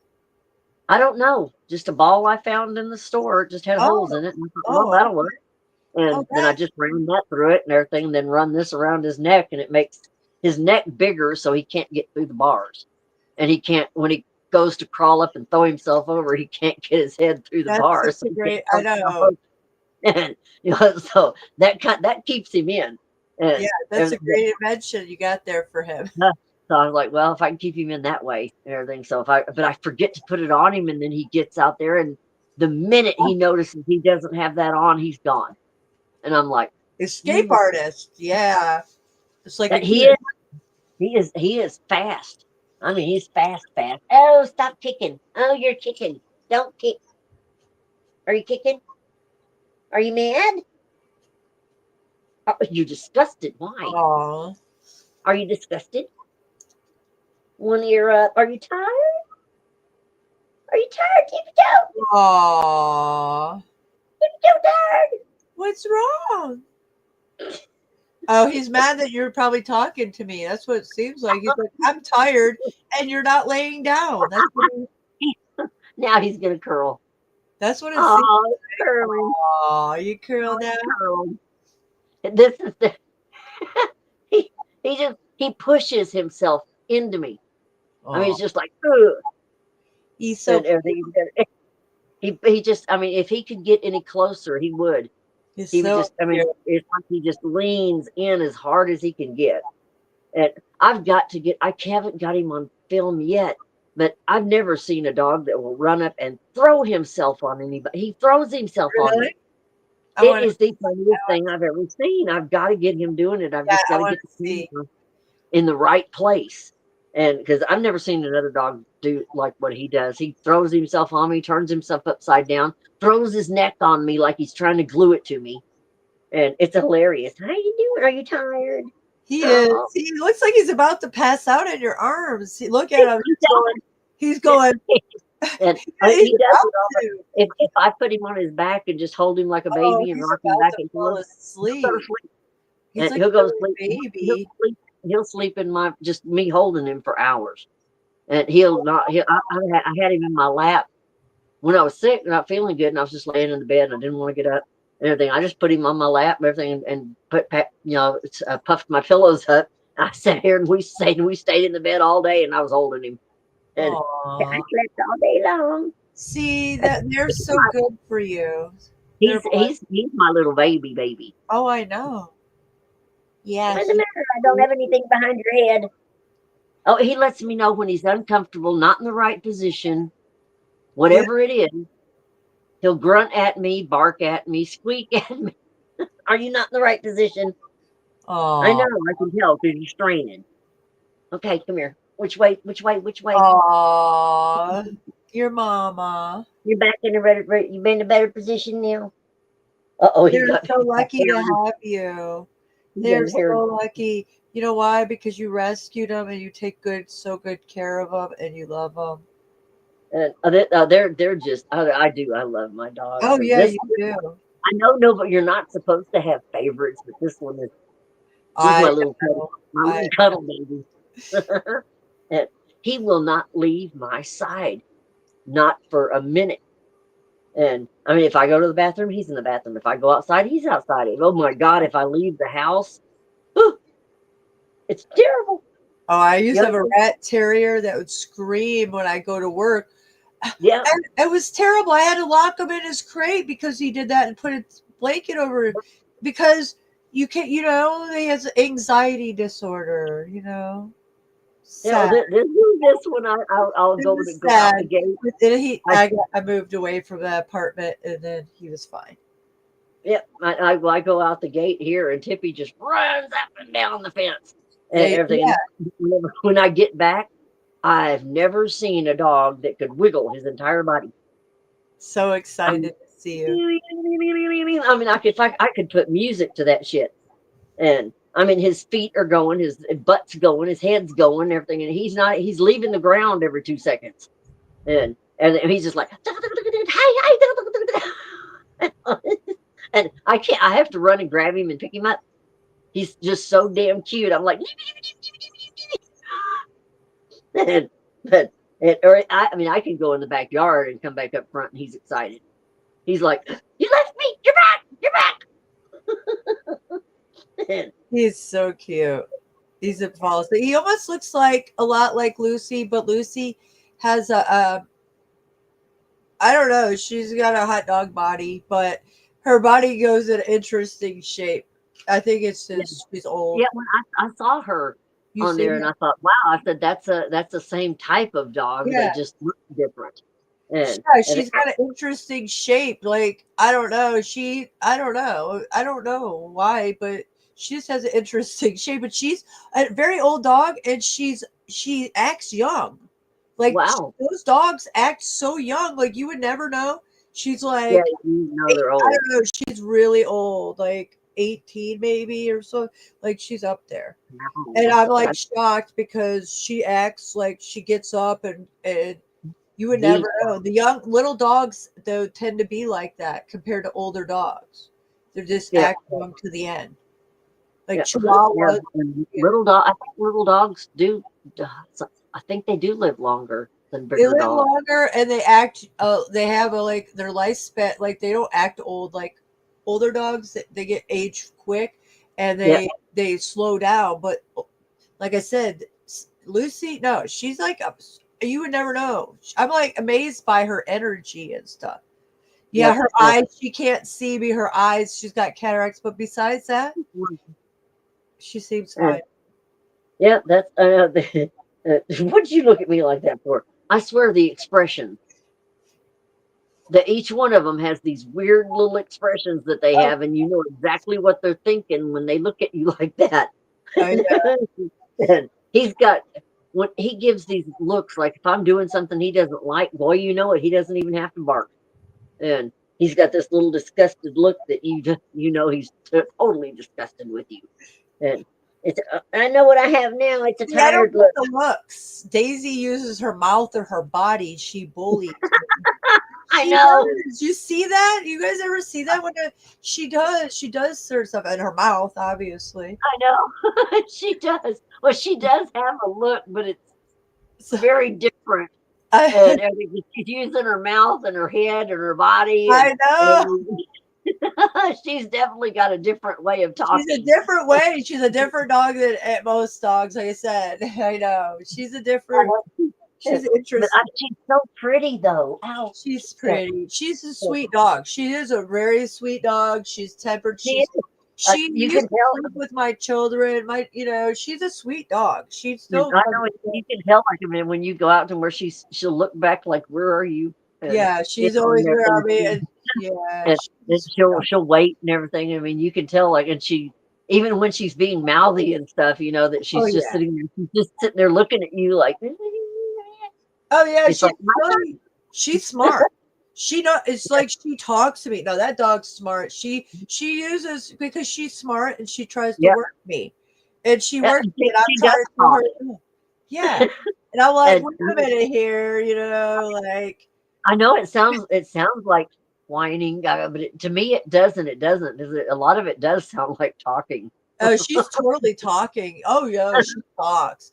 That dog is like she has a language. She thinks that's when then she uses her body because I won't listen and I'm telling her because I'm hearing and she's talking and then she'll do this, then it's like she's totally like a human. She's like, that dog Sydney gave me this it's like this painting, but it's like cardboard and it's like this cardboard of dogs playing cards because I liked it and I was hanging in her garage. She's like, oh, you can have it. And I was like, okay. So it's these dogs playing like cards. Yep. And, it's a famous poster people have seen, But that's what she reminds me of one of those dogs playing cards. That's Doge reminds me of more being. Doge He uses his body and his mouth and everything else, and you can tell him to stop all day long, but that's him. That's him. He could be he's too big. He's like a human almost. Remember he's dancing with DB? I thought that was so cute. But, I know because he is a big dog and he's just he doesn't do any. I mean, he's kind of like Daisy. He doesn't do anything bad. He just when he's gonna talk, he talks. And you're like, yeah, no, I hear you. And if I want to hear him. He wants attention. I know I gotta get all these. It's really hard. Me. Maybe I can get Dean to hold the camera. I don't know. I can try. Oh, well, you just set it up wherever they're playing. Like lean it, like when I'm at places, just lean it up against something, push play.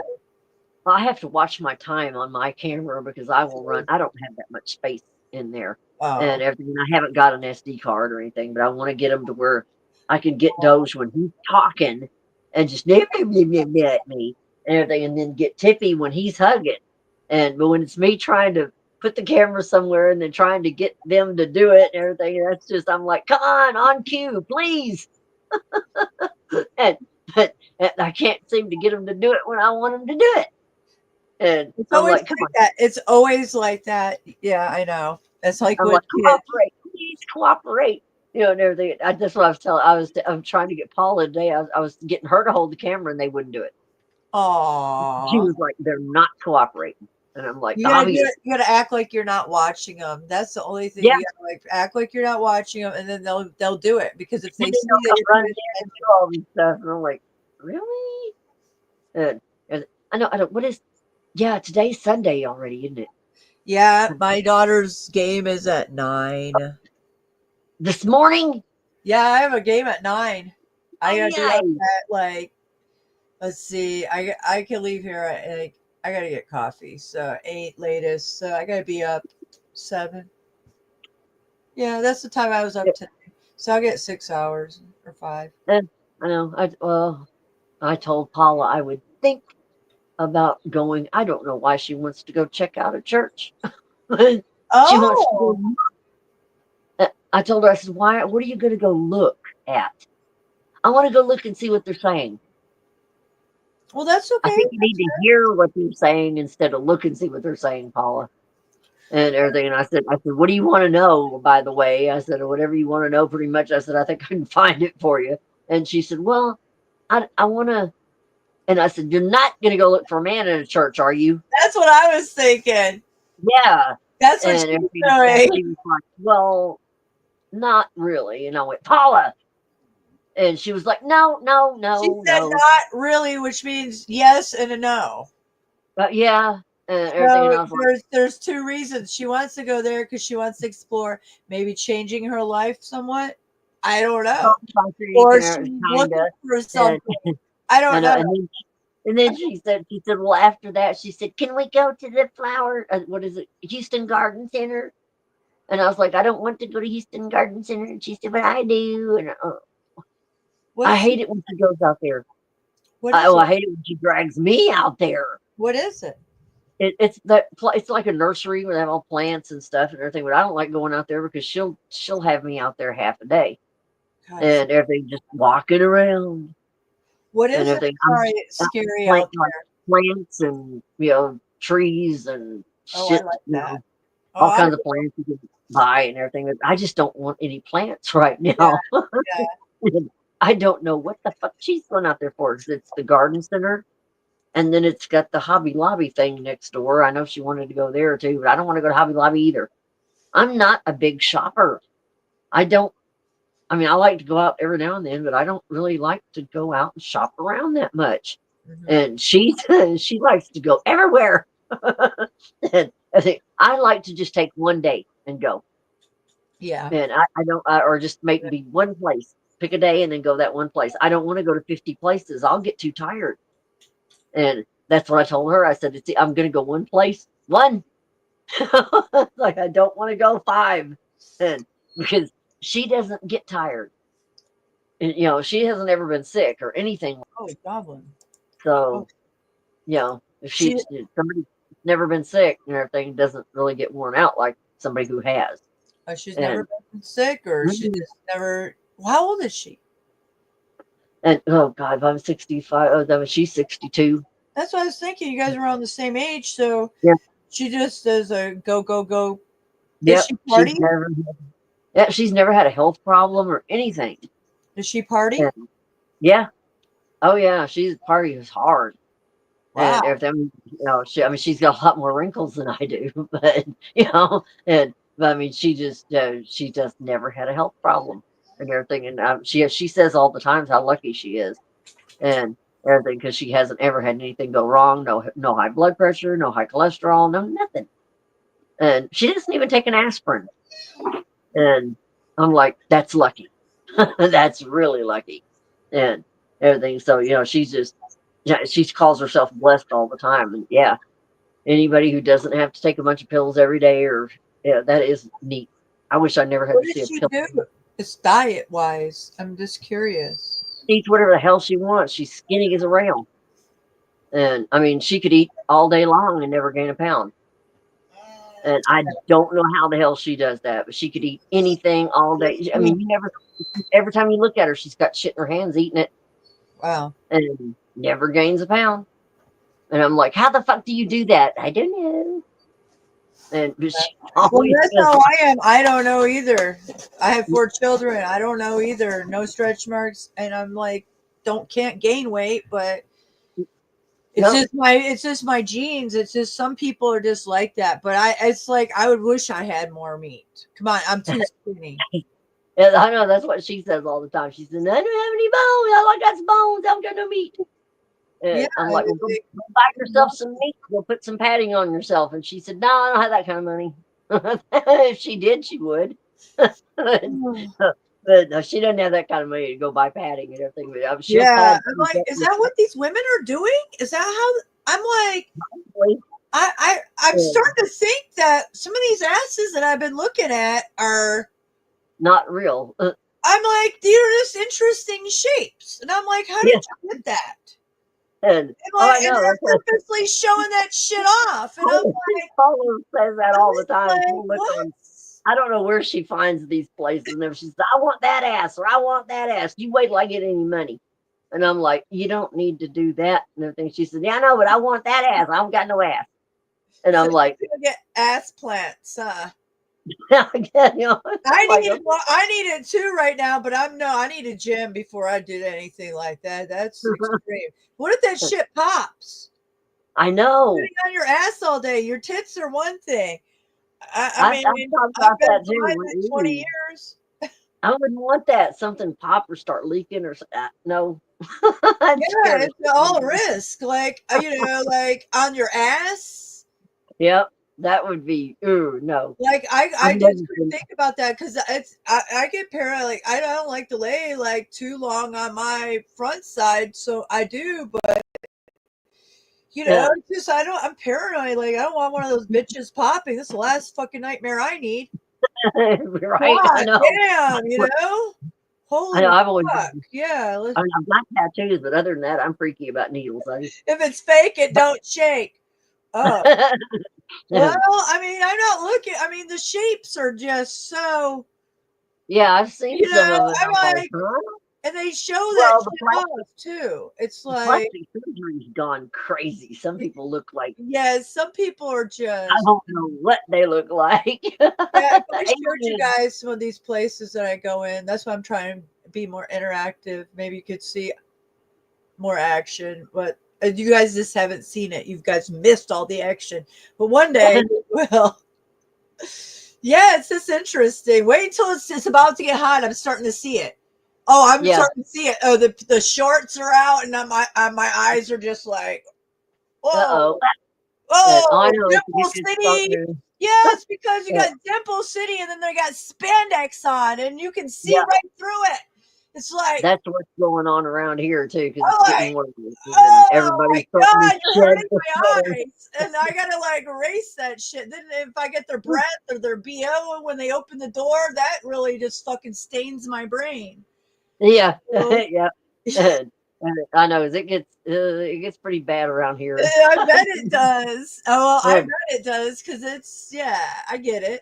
It's just pretty everywhere. People are eating a lot of sugar. Especially down Hooker Alley. Ooh, hey, Hooker Alley's pretty bad. Or anywhere downtown. Hooker Alley? And a Hooker Alley. Oh, Hooker Alley.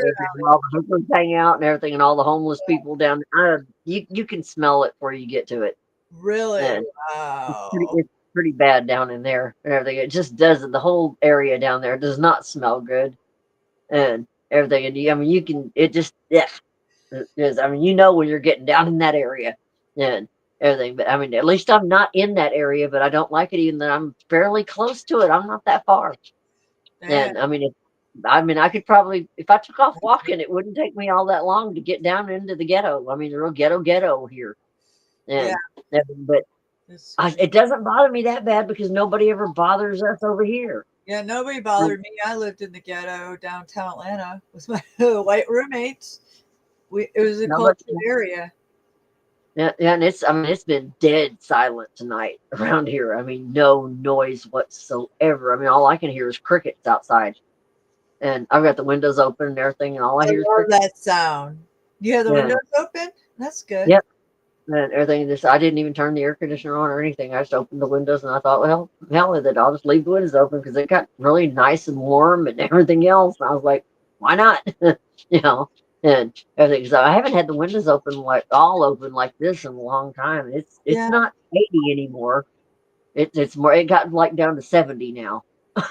So I don't know what it's supposed to be tomorrow, and I don't even know if the storms are going to go through or be through or what. I think they're already done. They're in Atlanta. They're here right now. That's why I keep looking up because there's like all these sounds. I'm like, no tree, no tornado, please. Just keep on no. Yeah, because there's trees right here that are scary. Oh, wow. Oh, yeah. These are huge pine trees. And the branches come down, too. It's the branches all around here. Scary. I know when that storm was hitting here, that scared the shit out of me. I mean, wow. You I were don't ever. I really wouldn't scared. You said that you never been so scared. Really, that was scary. Yeah, I don't ever want to go through that again. I mean, thunderstorms are okay, but not that. Not that. I mean, I can't imagine what the people in those. How many tornadoes was it that went through? I think 8 or 13 people got killed somewhere. When? It was on Pastor Paul, and it was today. The Well, tornadoes it was went through. probably Mississippi. That video I just shared, that Yeah, was Mississippi yeah. yesterday. I guess that was. I think it was Mississippi. And Well, that's wild. That was, yeah. Well, I hope that he your gets carport was taken out. Like, I think honestly, I don't believe what they said. There's no way that a whole street of people's roofs got torn off and a carport, and that wasn't a touchdown tornado or whatever. Yeah, something happened here. Something I mean, of that nature. I Something mean, this had whole to happen. street. I mean, because it was the whole damn street. Just Yeah. And I It- mean, everybody's like, something took that out. It could have just went like this, sort of, and just went like that, and just touched. yeah, I mean, I've never. I mean, I was just They shocked not- on get out that the whole fucking yard and the whole top of the house torn up, and I was like, and then looking around and everybody else's was too, and everybody's like, what the fuck? And nobody else's on either side, just us, and all the way down, and everything. And I mean, everybody around Yeah, here was it's just a tornado. They just are not. They don't have the They dog didn't- doesn't pick up light touches like that. Like, yes, but not on Yeah. roofs. It Uh-uh. probably never touched the ground. It just scraped. It was like about to start, and it never did. It just picked up the wind and like took everything up. You know? Yeah, I mean, to me, it just looked like it picked up trees and rooftops and Yeah. and carports and Yeah, it was like all the the way down pressure. the- It was like that pressure that pulls up. It just never went down to If the they had ground. that shit happening, if they did, they must have had it happening all over Houston because there was so many roofs and carports and windows busted out all over the place. Well, did I they mean, report any tornadoes down there? Do you know? They weren't saying tornadoes; they just kept saying straight line winds. Oh, straight. That's what they're because they don't. It's insurance purposes too. Straight line winds. Yeah, Mike Yeah. Malone has been talking about that for a long time, and then now it's happening. I never heard of straight line winds until about 2 years ago. Yeah, it's called HARP. We just looked at it on this live stream. That's all that garbage in the Doppler radar. That's straight line winds created by genociders and criminals. No, I know it's So, awful. Yeah, and look at fires. We have, we have all these problems, and it's all man-made. A lot of it. Look at what happened in the mudslides in North Carolina. I mean, Oh yeah, all this shit is outrageous. It is. It is. It's just. I mean, it's just. I have a hard time grasping that there's all these people out there that want us dead, and I'm like, what do I do? Yeah, and it's hard for me to phantom that nobody sees this, and they're like, "Ooh, bad guys! What are we gonna have for dinner tonight?" You know, like, Yeah. where's the Patriots do that zombie fight? Like, what happened to all the veterans? Like, ooh, aren't any of you veterans that you know that you're dying anyways? Like, isn't it time to have a good dinner feast? Mhm. I know. I just don't get it. I'm like, I'm I'm like fine. wondering, is that because that's why they're creating their own technology so they can watch these motherfuckers because they know that they'll turn on them and shit like that. So, I mean, look what some of these characters are already doing that were from the Fort Bragg. Yeah, I know. That, all that's whether they're psyops or not. Those two incidents that happened in New Orleans and Vegas, they came from Fort Bragg. The one, both of them. The whole control system's being built up right around us. And It I is. just It's don't. being built up, and they use us Americans for their dirty jobs, including soldiers. So it's sick. Yeah. Yep. Yeah, I don't know. I don't know how the fuck it's weird that if people want to call it the Antichrist or whatever they want to call it, that they're building up this. A lot of people think the Antichrist, the evil, this and that they're going to come in just cutting off heads and that's not how it's going to look. It's going to be convenience. It's going to be slid in so slick with delusions, deceptions, and lies, and all the chaos is going to be going on over there while the beast system is just slid in under everybody's nose. And I mean, just it's going to be all prosperous. The Antichrist will come in peacefully, and prosperously, and a chicken in every pot. You can have what you want. It's all going to be the digital. Once they go digital and they get everybody to accept all this, here. Easy. Yeah, it's already here. Easy to do. Convenience. Oh, it's for your health. It's for the 4 hidden dynasties. Money. It's money, education, health. What's the other one? Everybody already took whatever the Antichrist was, a snake venom. To me, it's already, you just named off everything that they just sold the snake venom for. That's the Antichrist. But that's part of it. That was the mark. The mark of the beast is more than just one thing. It's a combination of things that's going to lock everybody into a control system. And if you don't agree and go into that control system and pledge your allegiance or alliance to agree to all that, you're ousted. And then if they catch you talking about anything that they don't like Jesus or anything else, they're going to take your head off. They're building it up right around us right now, and everybody's looking forward to the conveniences and the betterments and everything being fixed, and the fixers just realize what's happening around them. They don't see what's being caged. They don't see themselves being caged in. No, I see myself. Yeah. I can see myself being caged in a little more every day. I know we are. I know the system. I was beta tested on. These bitches don't know what's coming. They think North Korea is bad. Wait until you can be microwaved wherever you're standing with a frequency because you did something wrong that your government don't like, or you have an enemy that might be Illuminati. So, well, they're going to be able to, with this system, if it's going to be really good right at first, but then if you don't do what they want, they'll be able to cut off your pay. They'll be able to cut off your water. They'll be able to cut off your lights. They'll be able to just do whatever they want. No, you can't have medical. No, you can't have this. No, you can't have that. And if you're ousted from the system because you don't agree with it, you can't have anything. It's going to be a monstrous system because it's going to be good until it's not. And people are going to be going, oh, isn't this so good? Or golden age, or whatever they want to call it. I just think it's going to go bad, I see it bad. I see bad coming. No, I don't see bad coming because the bad's already been done. Well, it's more bad still coming. Yeah, there's more bad still coming. Yeah, I get it. I mean, like, I see all these apartments and stuff, like all this shit that they're building up, and it's like all smart and all that. Well, that's their cage system.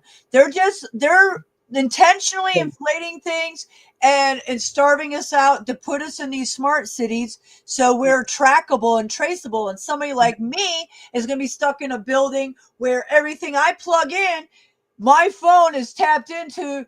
They download everything. I showed all this shit. This goes to Facebook and everything. They're all criminals. That's why my journalism. Yeah, that's why they fucking after me the way I am, because I went after the top social media giant. That's what they were saying on that. I've got to find that video because I was just watching another video about how they're going to. I just saw it. It's a different one, but it was on Telegram. They're talking about how they're going to, through this system and through what Donald Trump, Elon Musk, and everybody else is doing, they're going to incorporate a system where they can track every human being on the face of the earth. Every human being. It's happening right now. It's happening right now. And that's why they're giving free phones to the Amazon Indian and whatever, those guys in the jungles. Of course, they're tracking. They need to know everybody. So yeah, so your ass won't get away with shit. Your controller, your King James, your kings, whoever they are. Yeah, gotcha. Well, it's going to be pretty damn bad and everything. I keep wondering. Okay, the people that agree with it and they keep their control boxes or whatever they have, marks or whatever they have that's going to control them. I wonder what all the people are going to do that go no and they do run the other way, or they get out in the woods, or they get underground, or whatever they're doing. I wonder what they're going to. They're going to round us all up. Yeah. I guess you could probably run for a little while, but they'll find us. They'll find us eventually. Well, it's not like some people are going to run, some people are going to fight, some people will take themselves out, some people wait for them to get captured. It's going to be a little of everything. Yeah. I mean, yeah. History repeats itself. They have that. Look at history.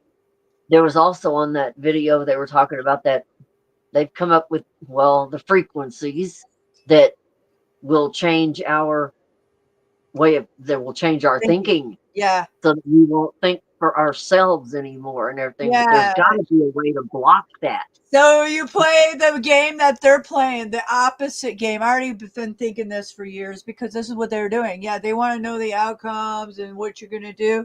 So you don't give thoughts to shit, and you think of opposite to fucking throw their asses off. You do all kinds of shit. Play their fucking game. Borg it out. Yeah, that's what I've been doing, and I've been doing it in different ways and through the chats and different things, purposely for this. When the time comes, they want to know who the fuck I am, and if I was on anybody's other IP, how would they fucking know that it's me? If I'm not even typing or nothing, they would never know. If besides the screens right here, if I covered this, there's cameras. There's like 5 or 6. There's a bunch of cameras in there. All these screens. So they can see there's so many mechanisms of them listening and looking and everything. So it's so hard to escape the system. That's what I'm saying. So for somebody to think they're going to escape, good luck. Because if they really want to find you, like I said, they can microwave you from your phone like they have me all day long. So they can get you no matter where you are. That's not an issue. Okay. So it's like, how do you want to fight them? It's how do you want to fight and how do you want to go out? Yeah. I mean, it's that simple. I used to didn't think so. I used to really think, I thought, okay, well, as long as you're not near them, you're okay. Oh, bullshit. Now that I've got the body buzzing, the ear ringing, and those. You got it. Yes, because you stepped into any webs that you never know. You can be in a chat log. You could have watched something. There's no telling how you can get targeted and be a targeted individual. This body buzzing thing, and it could be somebody you know. It could have been somewhere you worked.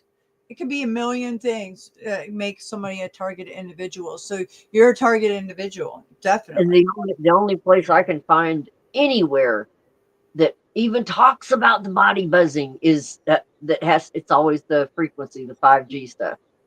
That's the only place anybody ever where? It's when they talk about the 5G symptom. That's where I find the body buzzing. That's the only place I can find it. And it's one of those symptoms and everything. And I'm like, great. There's a tower right there.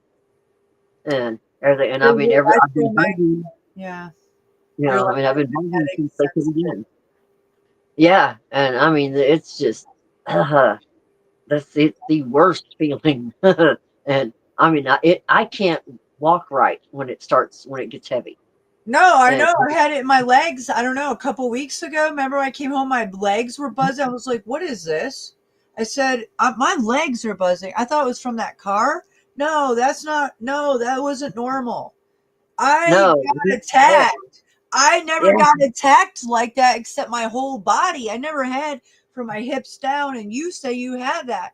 You told me about this a lot on the phone for the whole 8-9 months. I just had no idea what you're talking about until it actually happened to me. Not like it that. would be wonderful if I could get this to stop, the body buzzing. Crazy stuff. If it's your whole body, you have to take a shower because I've had the whole body. And then there's a science to this. And that's why I used to do the videos dancing with bubbles, because when you're raising your biofield and you're breaking up their frequencies, molecules, water misting. When I spray water molecules too, because they used to fucking microwave me all through a year of dashing. So off and on, because I'm fucking fighting these motherfuckers on YouTube. So I would spray my face. It wasn't just because it was hot out, but because it was fucking breaking up their fucking frequencies on me. Yeah. It's that Yeah. bad. So you have to shower when your whole body's buzzing. It breaks up the frequencies. It's a real science. You can find it if it's still on the internet. They're Yeah. describing so much that it's hard to find shit. But I know this because I've already Oh, I know. researched They're, it a time ago. and the frequencies are getting worse. They're creating new. So heavy that you can hardly block them. Yeah, They're and getting that's what humanity held hostage. That's what they were talking about over on oh damn it, Telegram, and they were saying that the shielding is going to have to get heavier to block some of this shit they're coming out with, and everything. Because I mean, the symptoms are getting worse on people, and the symptoms are getting harder for people to even handle. And everything, making people sick and shit and everything. So I'm like, man, Well, this. fibromyalgia is supposedly, from what I researched, from frequencies. They don't say we don't know what it's from. That's bullshit. From a lot of research, it's caused by frequencies. That's what I've heard.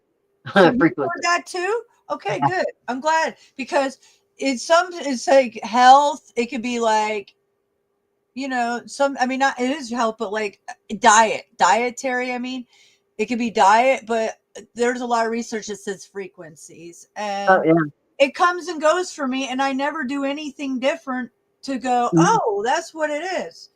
Yeah. Oh yeah, they say they tell me that I have it and everything. So you do. You say, yeah, you do. And I have these pains and this and that off and on all the time and everything. And it's just, they say that's what it is and everything. So I'm like, it's just, it comes and goes. It's frequencies. And you're by a tower. I'm by a tower. It's outside the neighborhood, but it's at that gas station. It's still like, I don't know how far that is, but it's not right by me. Like, I don't know how close yours is. It might be really. I can see mine. It's right out there. Oh, wow. That is terrible, Gigi. Are you like, how far do you think? Oh my God. It's just, next block. And I can see it out the window. Oh my God. Oh no, I can't. No, mine's like so far. I mean, I have to, takes me like a little while, 5 minutes to get to it. Yeah, no, this thing is a monster. Man, it's wow, huge. that is so wild. Okay. Yeah, everybody around here has had ear ringing and this and that ever since they put it in here.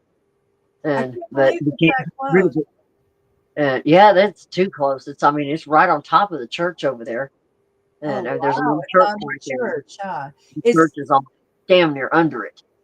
Is it on the church or on the property? And so the church is like here, and then the tower's right next to it. Yes. And everything. And I'm like, why in the world would you damn near stick it right on top of the church? And I'm like, God. Because the church pimped out their property because it's, how much money that church is now making? Oh. Yeah. Oh, yeah. They'll make a lot of money. Towers but it's.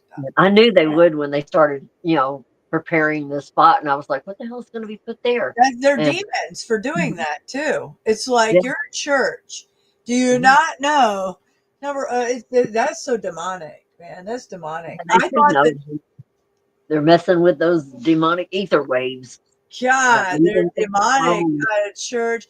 Because this gas station, I confronted them. I was like, who owns this tower? I did. I filmed it and I put it on my main channel, my first channel. And I asked him, and he told me that no, they sublease the land out and they rent it. And because I want to know who owns this. Bell South. Get it out of here. Bell South. And it's just like, it's so they pimped that shit out. And because my ex Todd, he wanted one on his property, so it would pay for his property. Yeah, he was trying to get one out there. Yeah. I wonder what would happen if people managed to take down all these towers.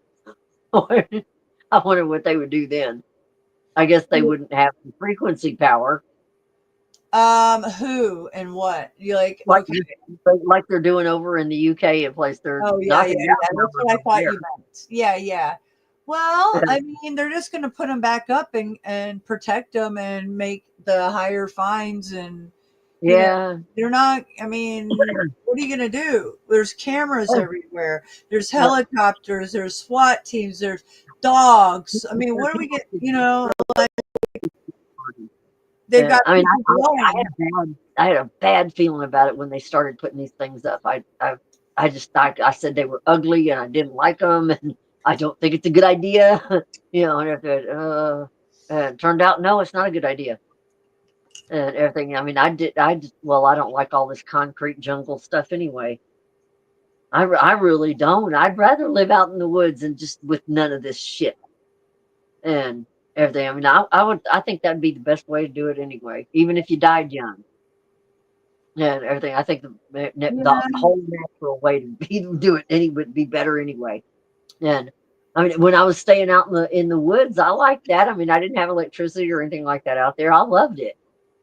And I mean, I didn't have to. I mean, when I took a bath or anything, I went over to my pond.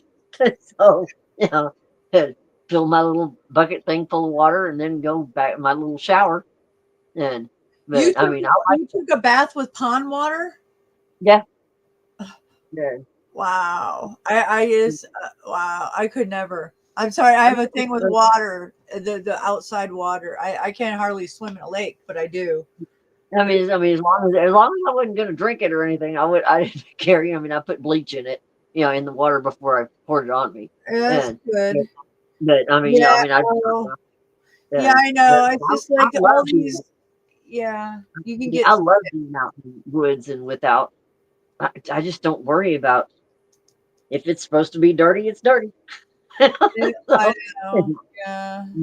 But inside the container, I kept it, cleaned out and stuff and everything. Yeah. But when everything kind of went south around here, everything went south. I know. And, yeah.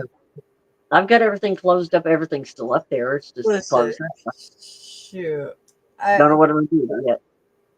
But at least it's still there. I mean, it's still sitting there. So it's there, except you have to share with him, right? That I don't know yet. Me and my sister haven't gotten that far yet. We're dragging our feet on some things. And we started to talk about it, and she went, "I don't want to talk about that. We'll talk about it later." Okay, I mean, she's about the same age I am, and she's like, "I don't really care," And everything. She was like, "I'm tired. I don't care." And everything. I'm like, "Fine, yeah, I'm tired too. I don't care." But after a while, you get to a certain age where you're like, I don't care.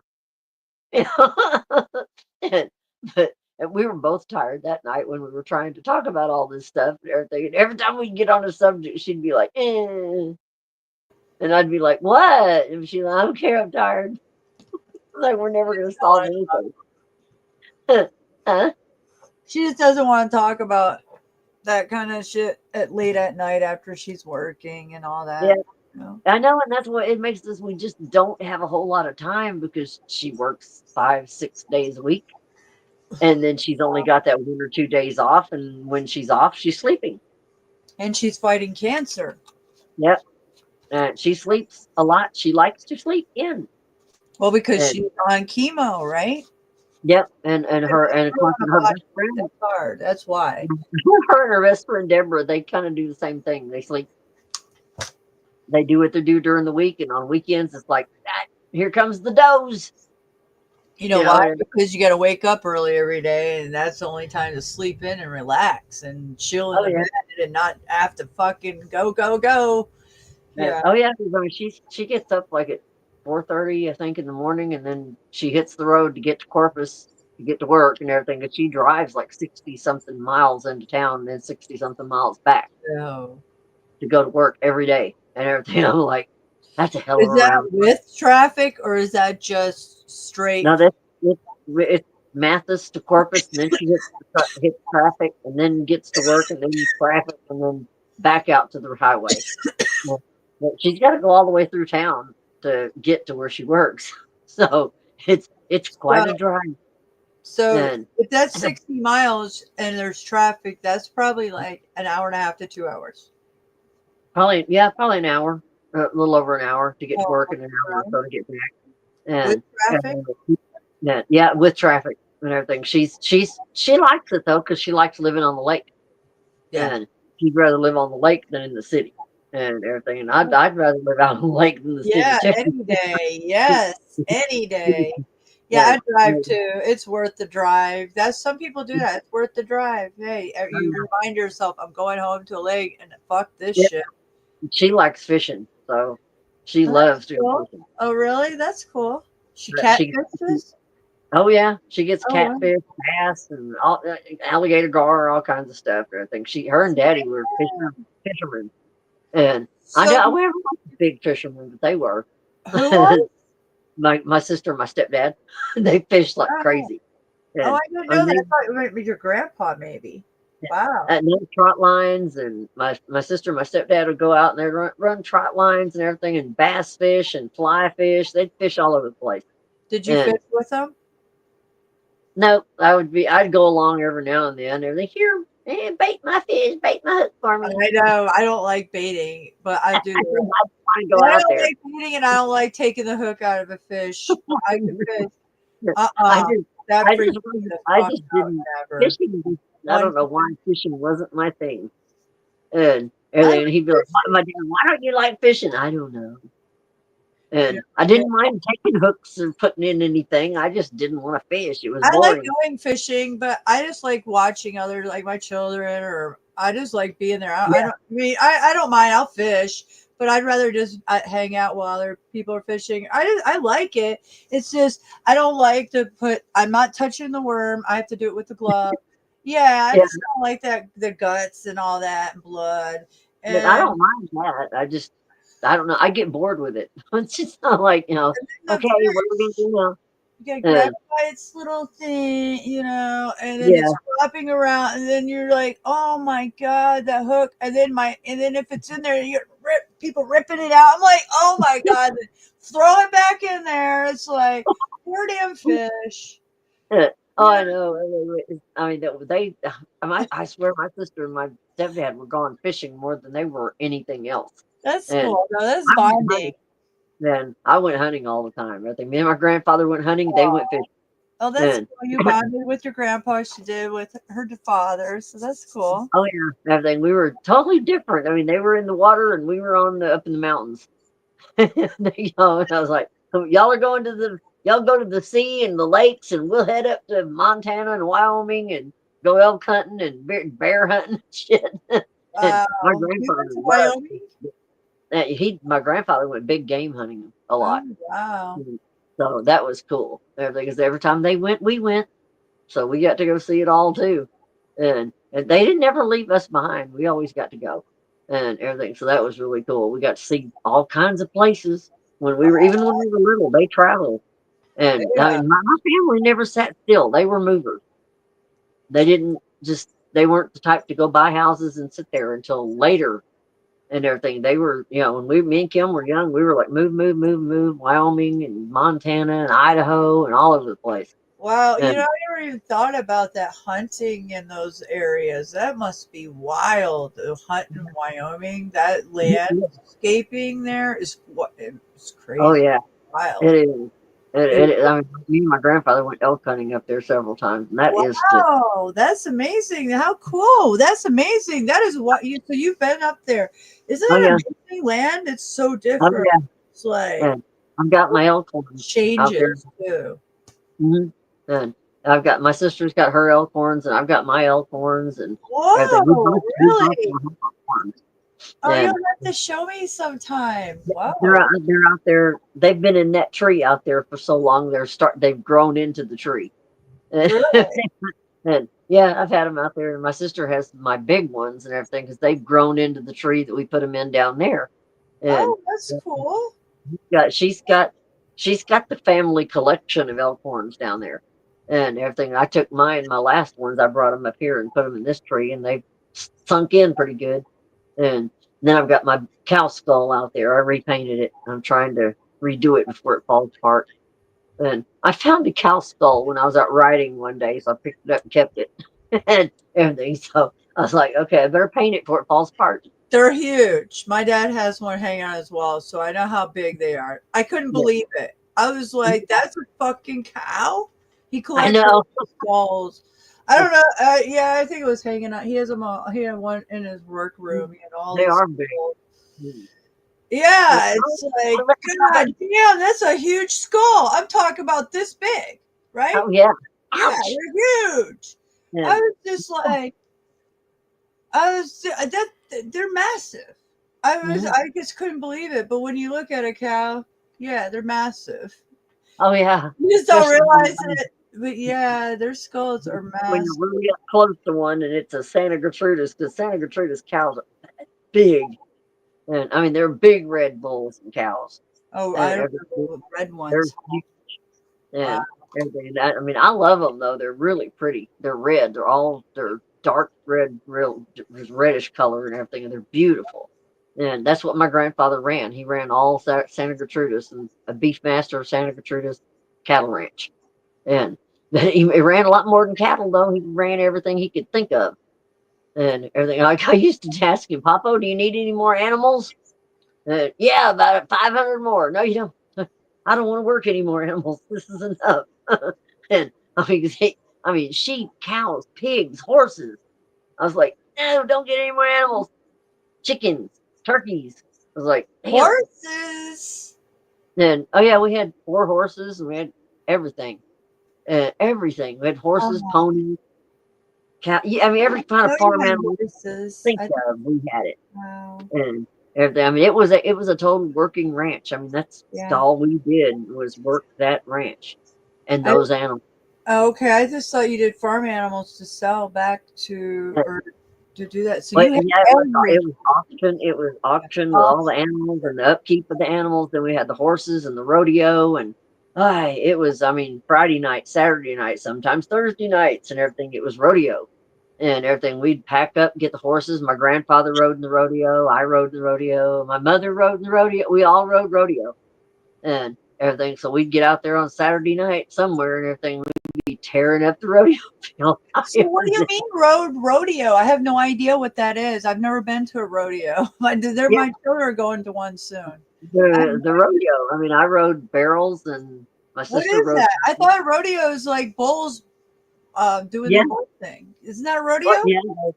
With the I mean, guys I rode bulls, but that was after they started letting girls ride bulls. You rode bulls? Oh my In god! Bandera and everything, but they let the teenage girls ride the bulls, not the big bulls, but just the bulls that they had for the teenagers. And that was only because the fathers started throwing fits because the girls wanted to ride the bulls, so they let them. And they didn't let them all worldwide or anything, just in that one arena. And because I mean it was the youth rodeo, and they threw fits because the girls wanted to ride too, and everything. So they let them that. I don't know if they kept letting them, but they let them that one summer, and everything. We did a good job too. And but I did the barrel racing, and then I did pole bending, and I did the calf roping because I was a damn good calf roper, and I could outdo them stupid boys, and everything. I won the calf roping thing almost every damn year for about 3 fucking years, and then that boy beat me, and I was like, "You little son of a bitch," you know. But I mean, I was a damn good calf roper, but I mean, I did. I mean, me and my mother and my dad and my sister, we ran around riding the rodeos for 6 years and everything. We had fun with that and everything, and so we did all kinds of shit. We were a very active family. Oh yeah, you have to go to Woodstock. I mean, come on. Yeah, Woodstock, bikes, That's rodeo. amazing. In a Scooby-Doo van, a hippie van, right? Yeah, we had a lot. It was a You had school a bus. hippie van. Yeah. Oh, it was a school bus. Okay, that's why I thought of it. Oh But yeah. it was painted. It was, it was painted with all the flowers and love. Right, see, it was a hippie van. That's why I thought Scooby-Doo. That's what I thought. I know I had a couple White Claws when you told me that. So I had. Oh yeah, it was correct. totally rocked out with all the That peace is signs. so, I mean, And it was loaded. I mean, it was loaded with all my cousins, and there was my aunt, my uncle, my dad, my mom. I was like my little sister sitting down there crying. And why is she crying? I don't know. She just cried when she was younger all the time, and I'd be like, "Shut up!" My mother'd be like, "What's wrong with you?" I don't know. All the way to Woodstock, And I mean, she'd be all right, and then she wasn't. And then she'd be all right, and then she wasn't. I'm like, I'm gonna go sit in the back of the bus and leave her up here and let her squall, you know. But we never knew what was wrong with Kim. She cried on a dime all the time, and everything. I mean, she rode up front, and I rode in the back. Everybody else was kind of in the middle, and we had our hot dogs and our hamburgers. That's when we had the Oscar Mayer bologna. We took so much Oscar Mayer wieners up there with us, it was crazy. And I mean, my mother stuffed these coolers with Oscar Mayer. That was the thing back then, Oscar Mayer. I remember her saying that. Scott, go get plenty of Oscar Mayer hot dogs and bologna. And I'm like, did she just really say Oscar Mayer? But she thought that was the neatest thing. Oscar Mayer. We used to promote it. Yeah, I was like, remember that hot dog in the car, the hot dog car? They made the fucking, what is that? Meal? Yeah. So they mind controlled. They like were marketing so hard. I couldn't believe how many hot dogs and bologna packages she had. I was like, are you planning on feeding the entire Woodstock?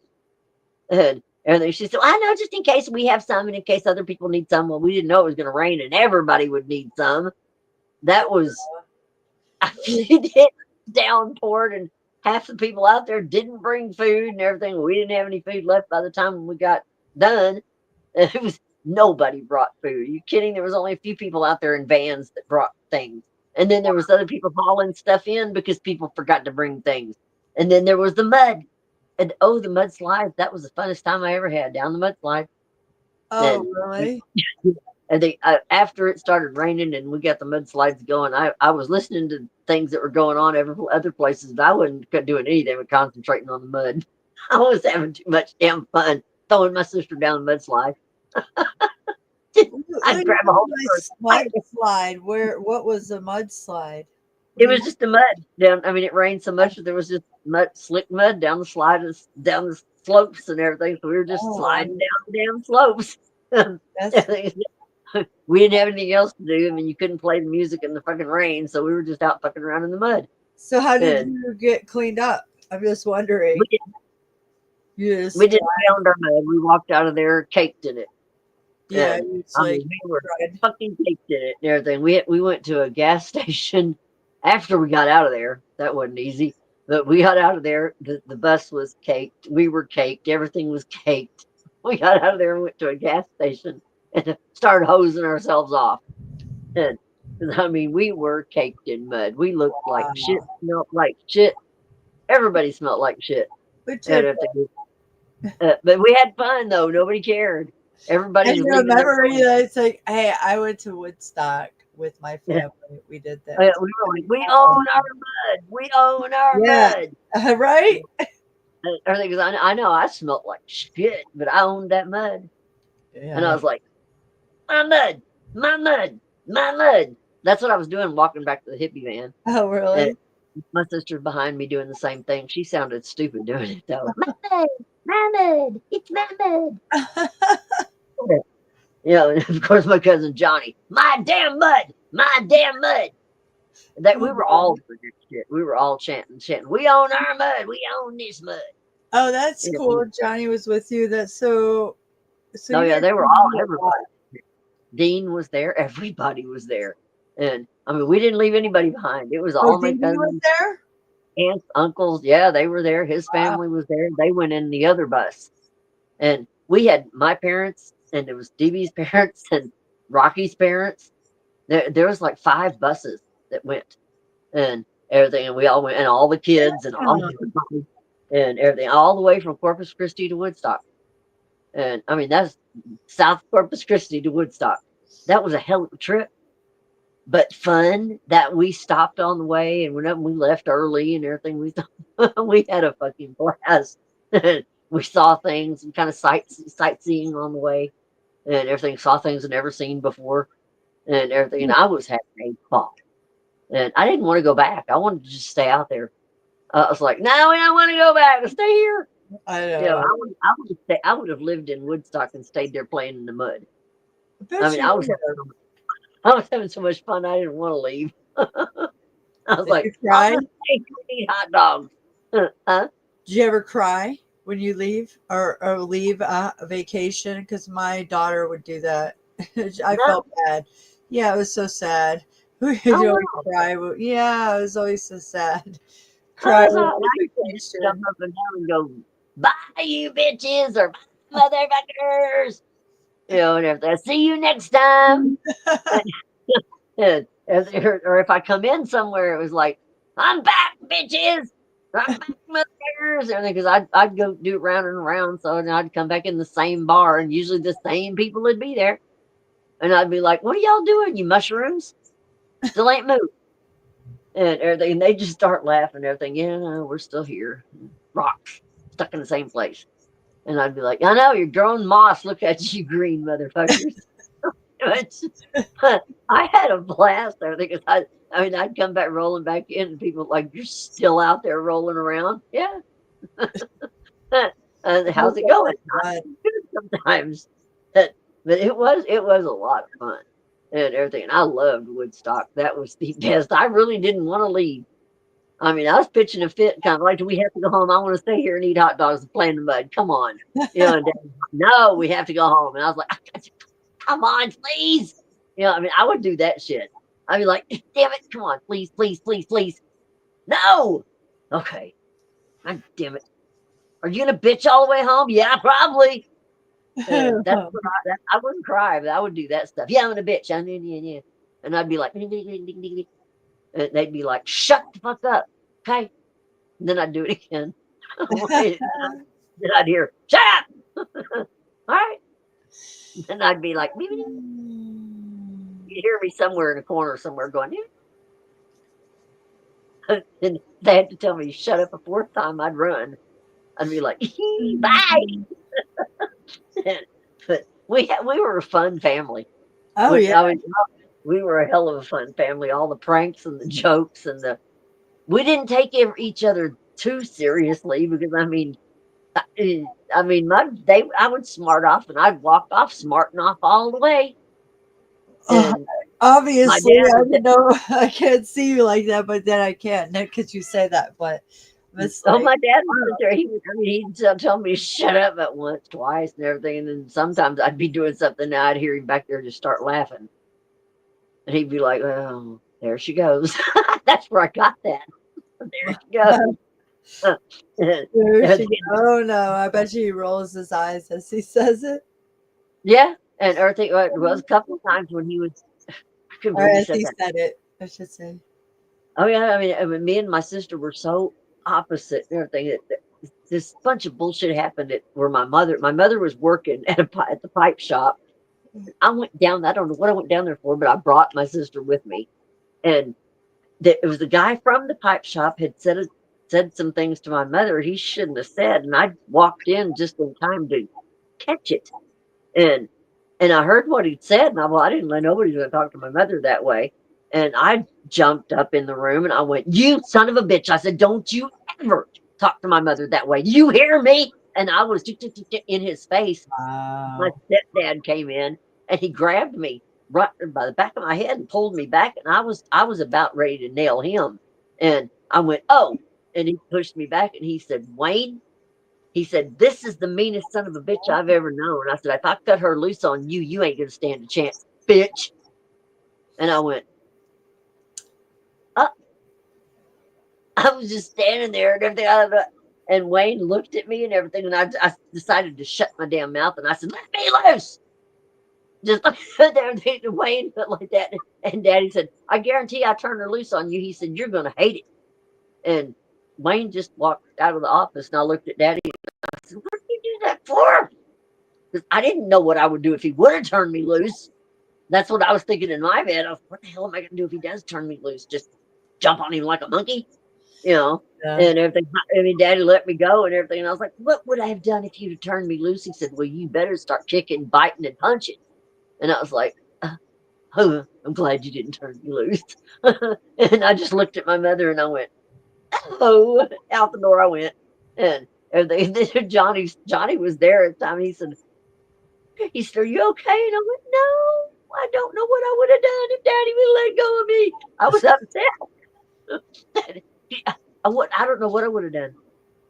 Jumped him, kicked him. I don't know what I would have done. I mean, the only thing I was thinking at the time is you don't talk to my mother that way. Yeah. Well, He that was said, cool that you stood up for her like that.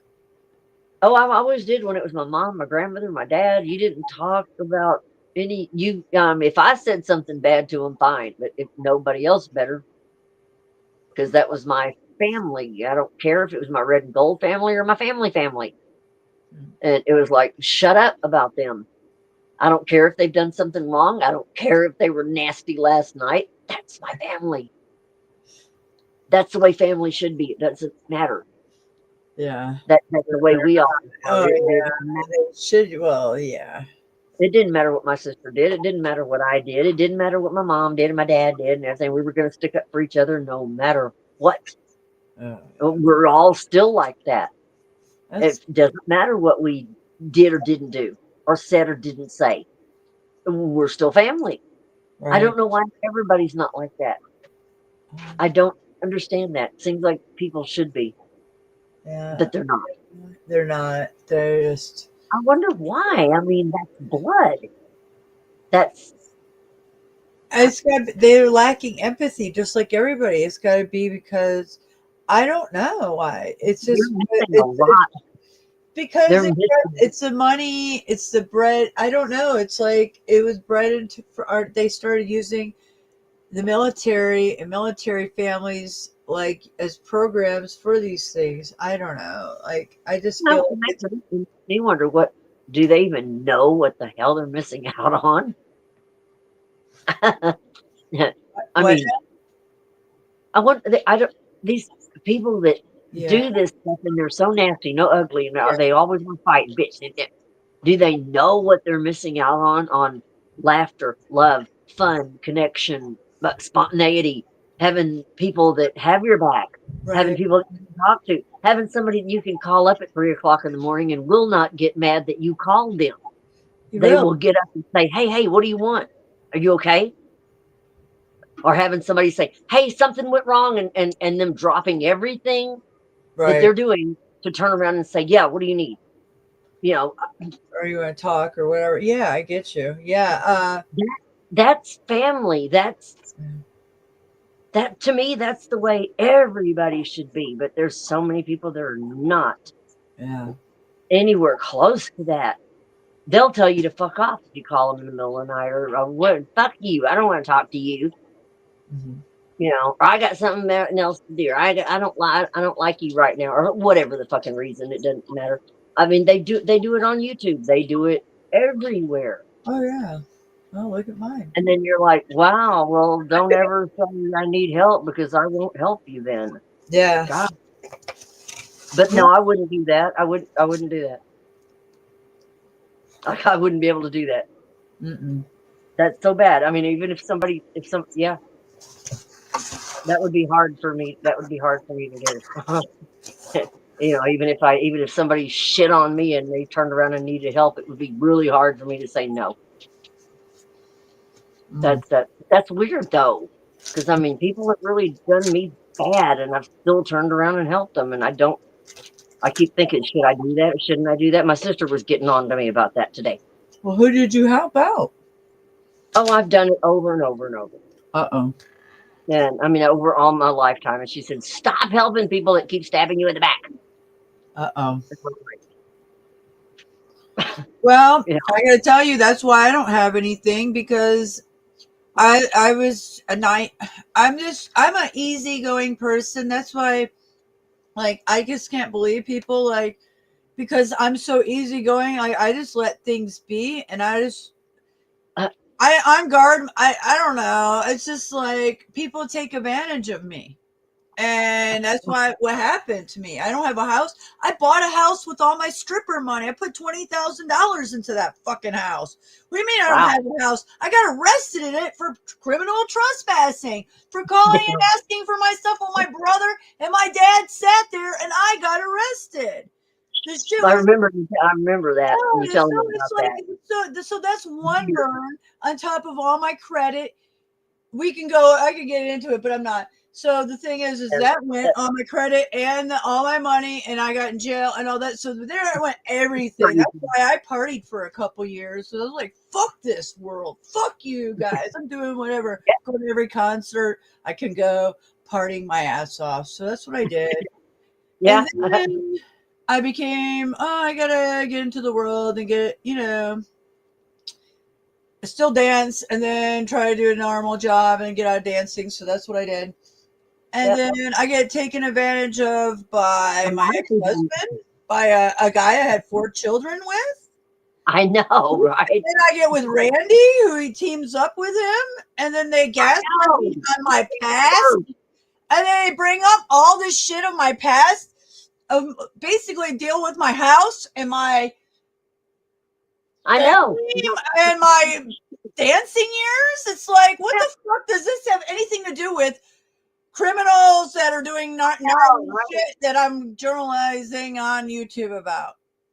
Well, so I'm flabbergasted. I just summed it all up. So yeah, when I'm angry and I'm fly off the handle like just now, there's a reason.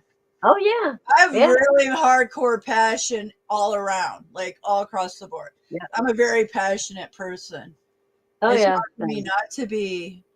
And I'll cry on a dime, and I'm empath. And like you just said, why don't people have that? Because I don't know, but I'm an empath. Like I feel for people. Like I taught, like I don't know if I am or not. I don't think. I just know that you're not supposed to be nasty, ugly, and mean to people. I just know that and everything. I know that's not, and I know people are going to suffer bad if they keep doing it. Yeah, I know that. And I don't want people to suffer. I know that.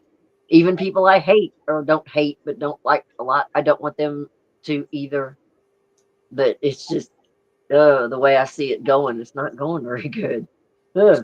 So let me ask you this: since you're so you know a lot about the Bible and you're spiritual, I heard this in the video. I don't know whose video it was the other day, but it kind of got to me. It was like, they're saying that those spirits, when people maybe die, they get trapped here, and that's what this evil is on this planet, is these evil spirits. Like, if these people, that if they don't get right, then they're trapped here, then they're doing like evil shit or trapped here or something.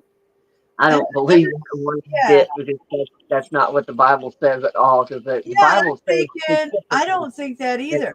No, I mean, if you read Luke, that explains it, and there's a whole bunch of other verses that explain it. But it says in the Bible, when the silver cord parts, that means when you die, the instant you die. I mean, not 1 second later, but the instant. The instant you die, your soul, your being, all that, not your flesh, but everything that's you, returns to the Creator instantly. It's not left here. It doesn't stay here. There's no ghost. Right. That's what I keep trying to tell people. There's not ghosts. And demons have been around forever, and there's thousands of them, maybe even millions. We don't know how many demons there were, that the 1/3 that went with Satan. There could be who knows how many. And they've been around forever. They know everything about us. If they want to imitate grandma, grandpa, anybody, they can do it. They know every single thing. And so they can imitate anybody. But if the soul goes right back to the Creator, and in that instant, the Creator himself, that he goes right back up, and the Creator says, well, okay, you're at the gulf right now. You'll either go with Abraham, or you're going to go on that side of the gulf, where you will wait until Judgment Day. And if you go with Abraham, you're going to be over there. You're good to go. You go over there, you will wait until Judgment Day to see whether you're going to make it or not. And if you don't, well, you're just going to stay right there in that hell until you're blotted out and everything. But there's no ghosts. I wish people would. They're not ghosts. They're familiar spirits. They're entities. They're demons. They're Nephilim, Raphaim, Geber. Oh God, there's all kinds of names for these things. Well, what are those orbs that are recorded? What are those? Entities, familiar entities from what then? What creates those? I call them disembodied spirits. They're things in the ether that they move, and we don't know. they don't really communicate. They just No, do. they do communicate with me. They do. I've proved it. Or they, well, if they do, I don't know. I mean, I don't know how to They communicate with us in live time. I've recorded. I've showed it with other people on YouTube videos. I showed it myself.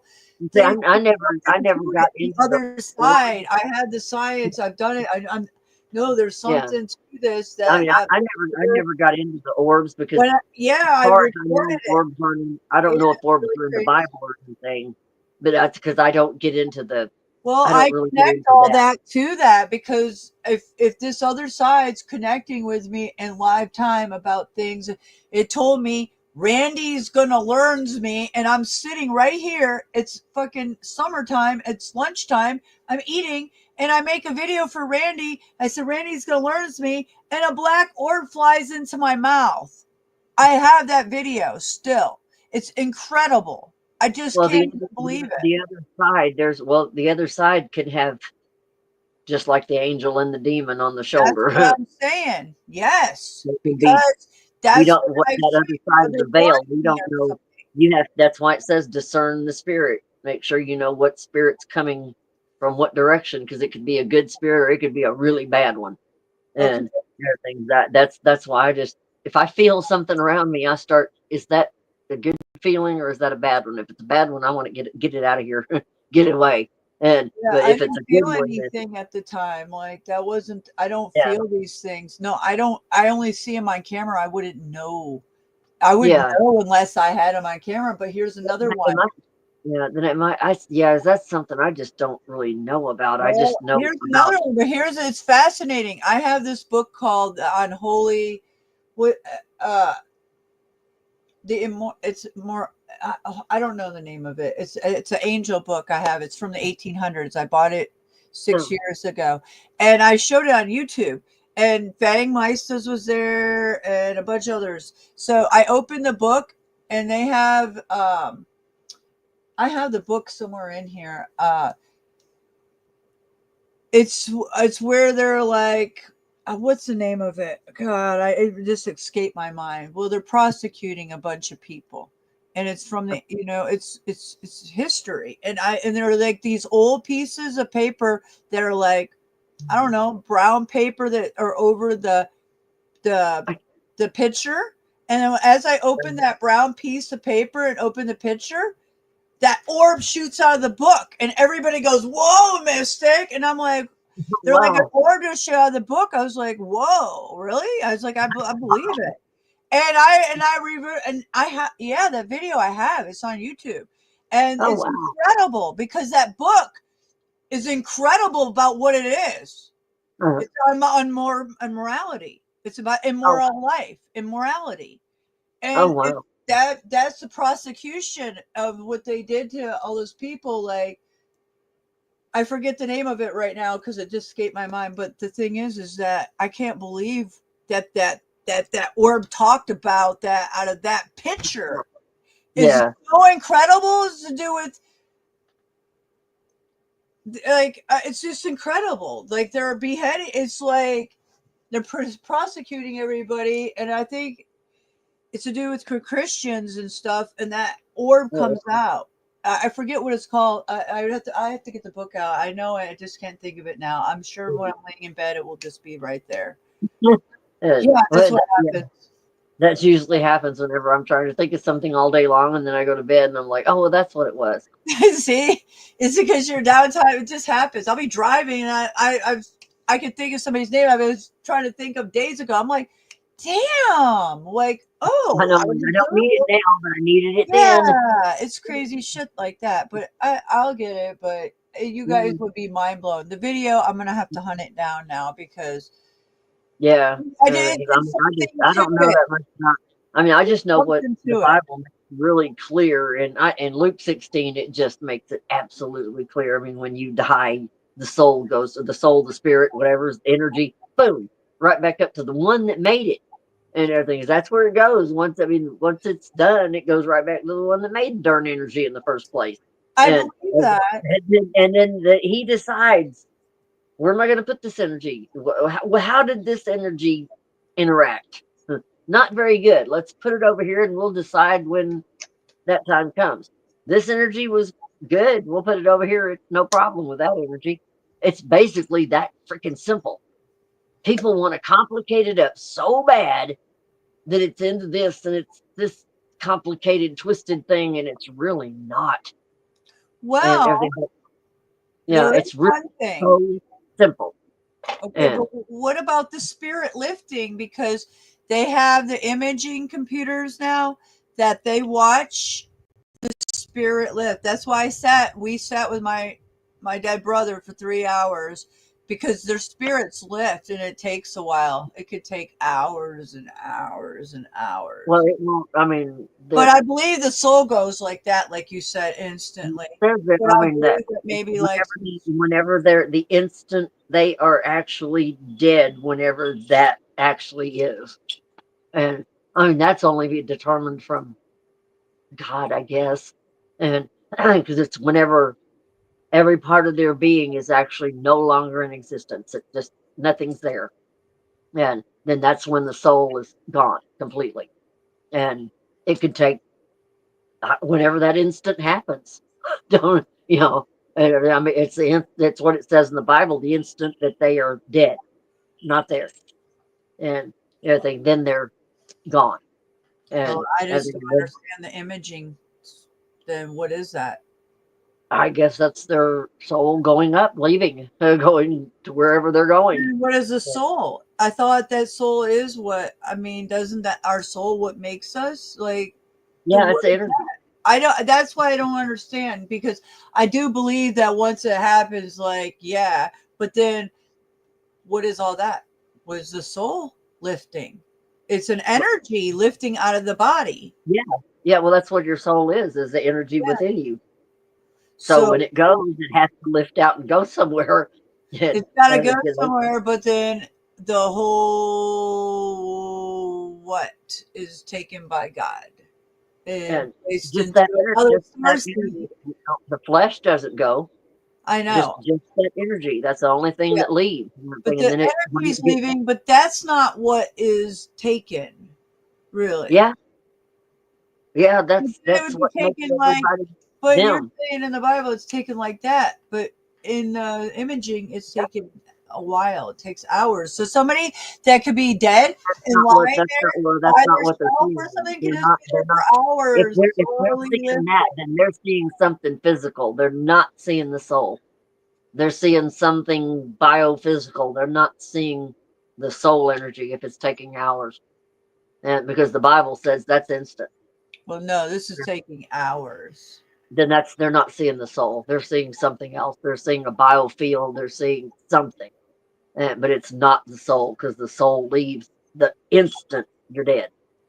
And it does not stay here. It's not earthbound. And I mean, because that's what, I mean, anybody, all these near-death experiences and stuff, everybody tells the same thing. You're gone. And I had you a leave. near-death experience. I literally was floating above my body, and I was paralyzed, and I couldn't wake up. I was sleeping next to my boyfriend at the time. Couldn't touch him, couldn't wake him up, because I was fucking floating above my body. And then I looked in the corner and seen that white light, and I didn't want to go there. So I was freaked out even more. And then somehow I got myself out, and I grabbed his arm. Oh, well, you mean the heart stopped and everything? I believe that, yeah, I believe that I died in because I was partying, and that night was pretty crazy. Yeah, I mean, it wasn't crazy. It was just, yeah. when people do ketamine, and that's what I did at the time for a little short amount of time. Like I told everybody, like I was like splurging with ecstasy, and so that night I tried like acid, that, and it's like, well, maybe that happened.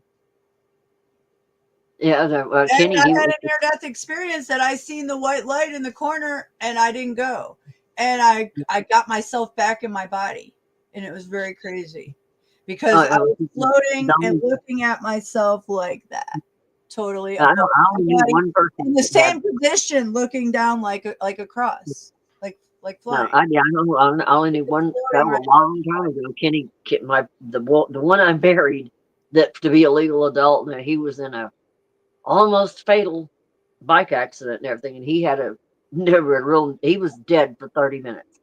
Dead. No heartbeat, nothing, and everything. And he went. He had a near death. I don't know what to call that. That he was pale, cold, gray. I was standing there looking at him. He was dead. And he came back. And everybody's standing there shocked. My sister, my mom, my dad, me, my grandmother, his mom, everybody. He came back. They worked on him. They came out there and told all of us that they just didn't think they were going to be able to pull him through. And so we all went back there. He was gray when we went back there. And they were messing with him, and they still had that breathing thing and the thing going to keep him breathing and all that. And nobody thought he was going to make it. And dead in the doornail. And everybody's laying there. They were fixing to just say, okay, we're done, and call the death time. And he came back. And he'd been dead for a little over 30 minutes. And started breathing and everything, and everybody they started rushing us out and everything, and we were like, well, what's wrong? What's going on? We had no idea what the hell was happening. They rushed us back out in the room. They came back out of there later, and they said, well, his heart started again. He's breathing. Then we had to wait. Wild. We had to wait for weeks and weeks for him to come out of that, because his face was crushed. His head was crushed on one side. His body was mangled. He was in one hell of a wreck. And I mean, pins and screws and everything in him by the time he did get out. And when he came to, when he could finally, we didn't even think he was going to talk. We thought he'd be brain damaged. We didn't know what fucking thing. And the whole family's down there, everybody. And he come out and everything. Well, he told us. He said, I went to see God. I went, what? He said, yep. He said he sent me back. I was like, well, what? And he said, well, it didn't take very long. He said, I left. He said, I looked down at me. He said, I looked really stupid with all them fucking plugs and shit all in me. And he looked down at himself? Yeah, he said he saw himself, and he said, I figured I didn't want to be like that, so I left. And he said, he floated out of the room, saw the doctors. He described the things to me and everybody else that he couldn't have known. He was out, and he couldn't have known any of that.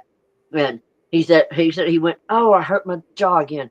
He said he went to, it's like a light, kind of like a tunnel. He said it looked like a bright ass tunnel. He said didn't hurt your eyes, but it was really bright.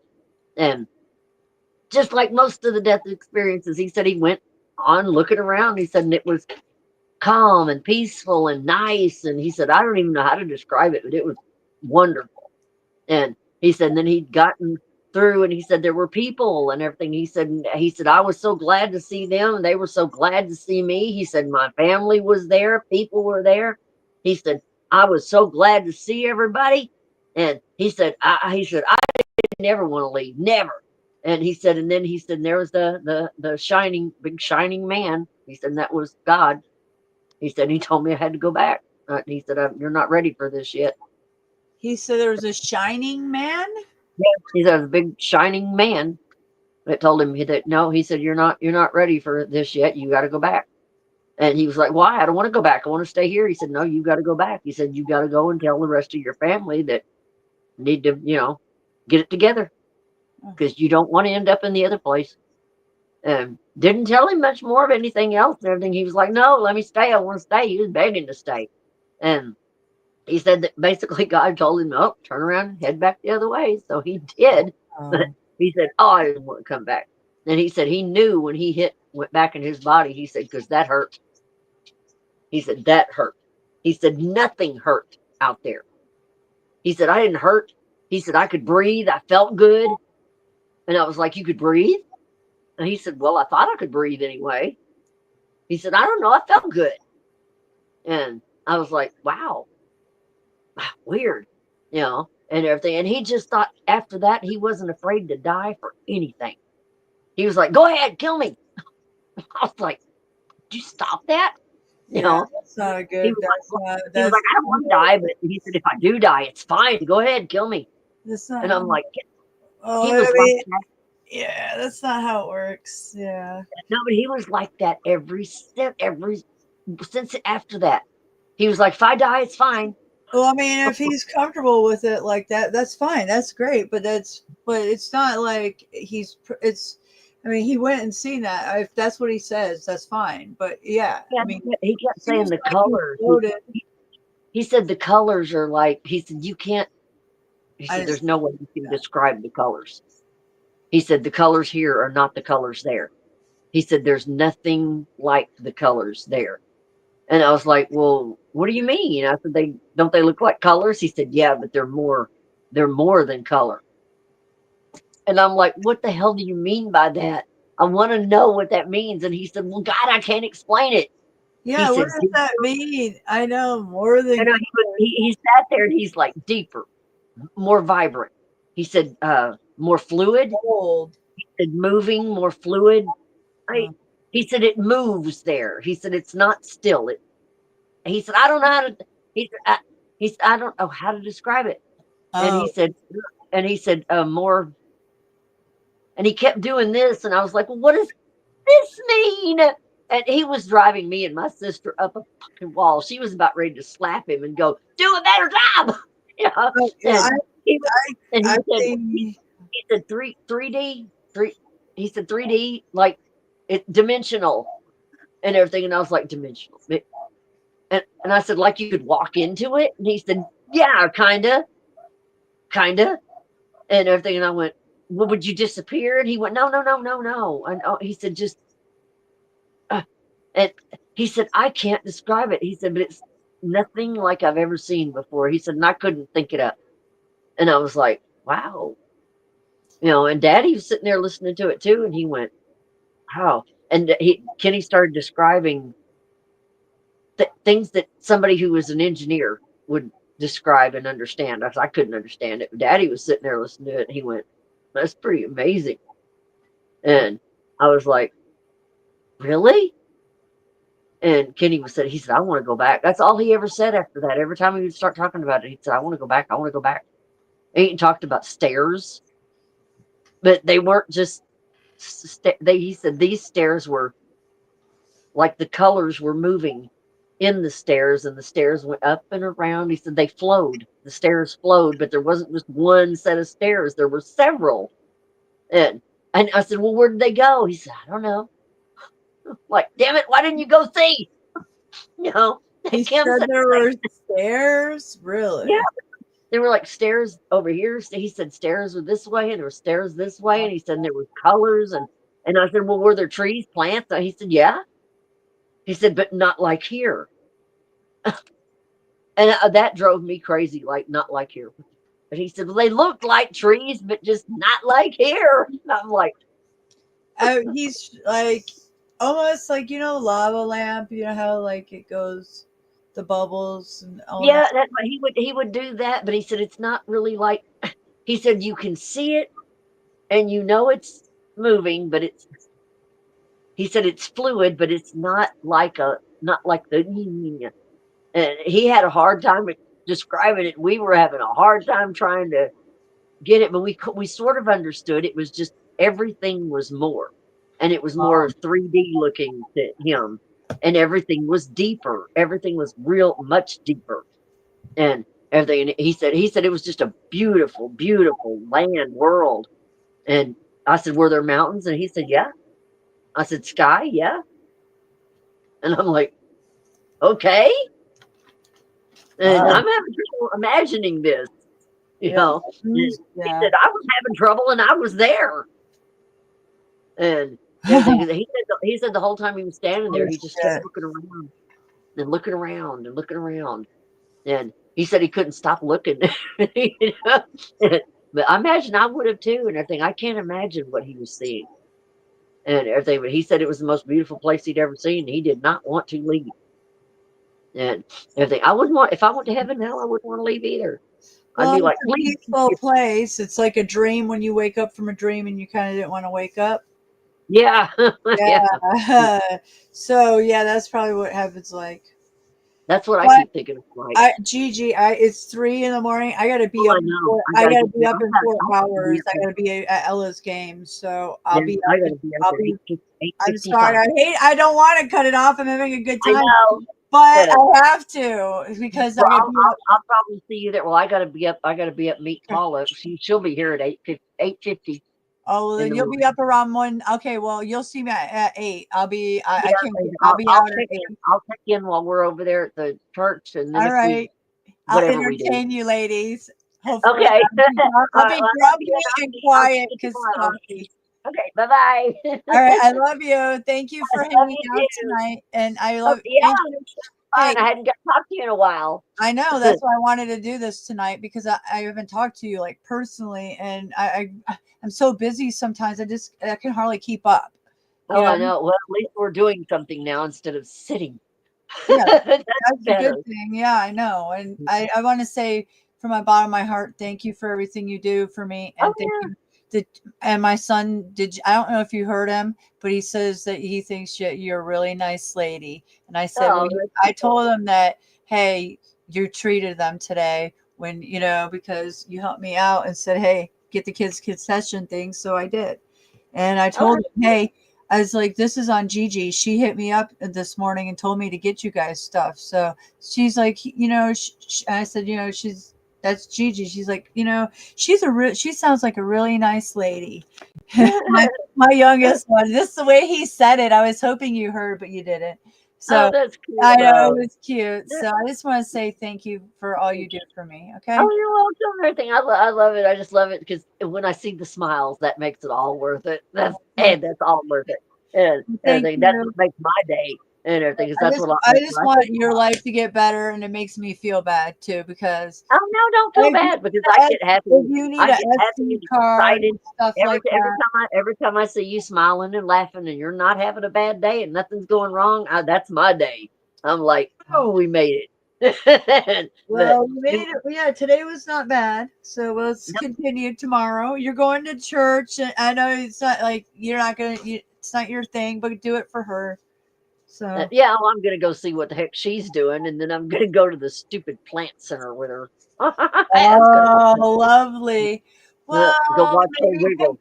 get one plant for a reminder of your trip and take good care of it. Probably, yeah. I'll get a cactus. That'll remind me of her wiggle. Ooh, a cactus. Yeah, get a cactus. Yeah, but just here's this is for all your pricks.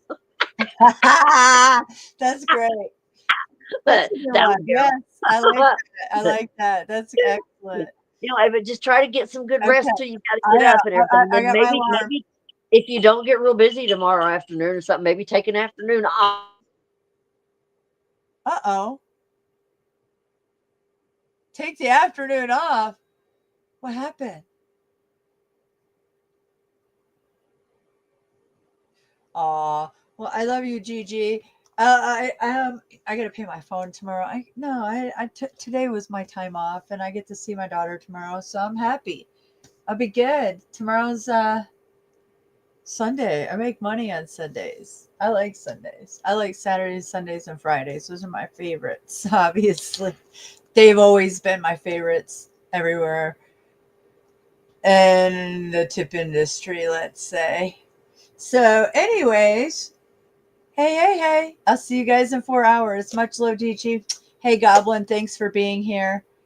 Yeah, I know you hit the button. I was wondering. I was like, damn, I was thinking, damn, did your phone die? That like perfect timing? No. I love you too.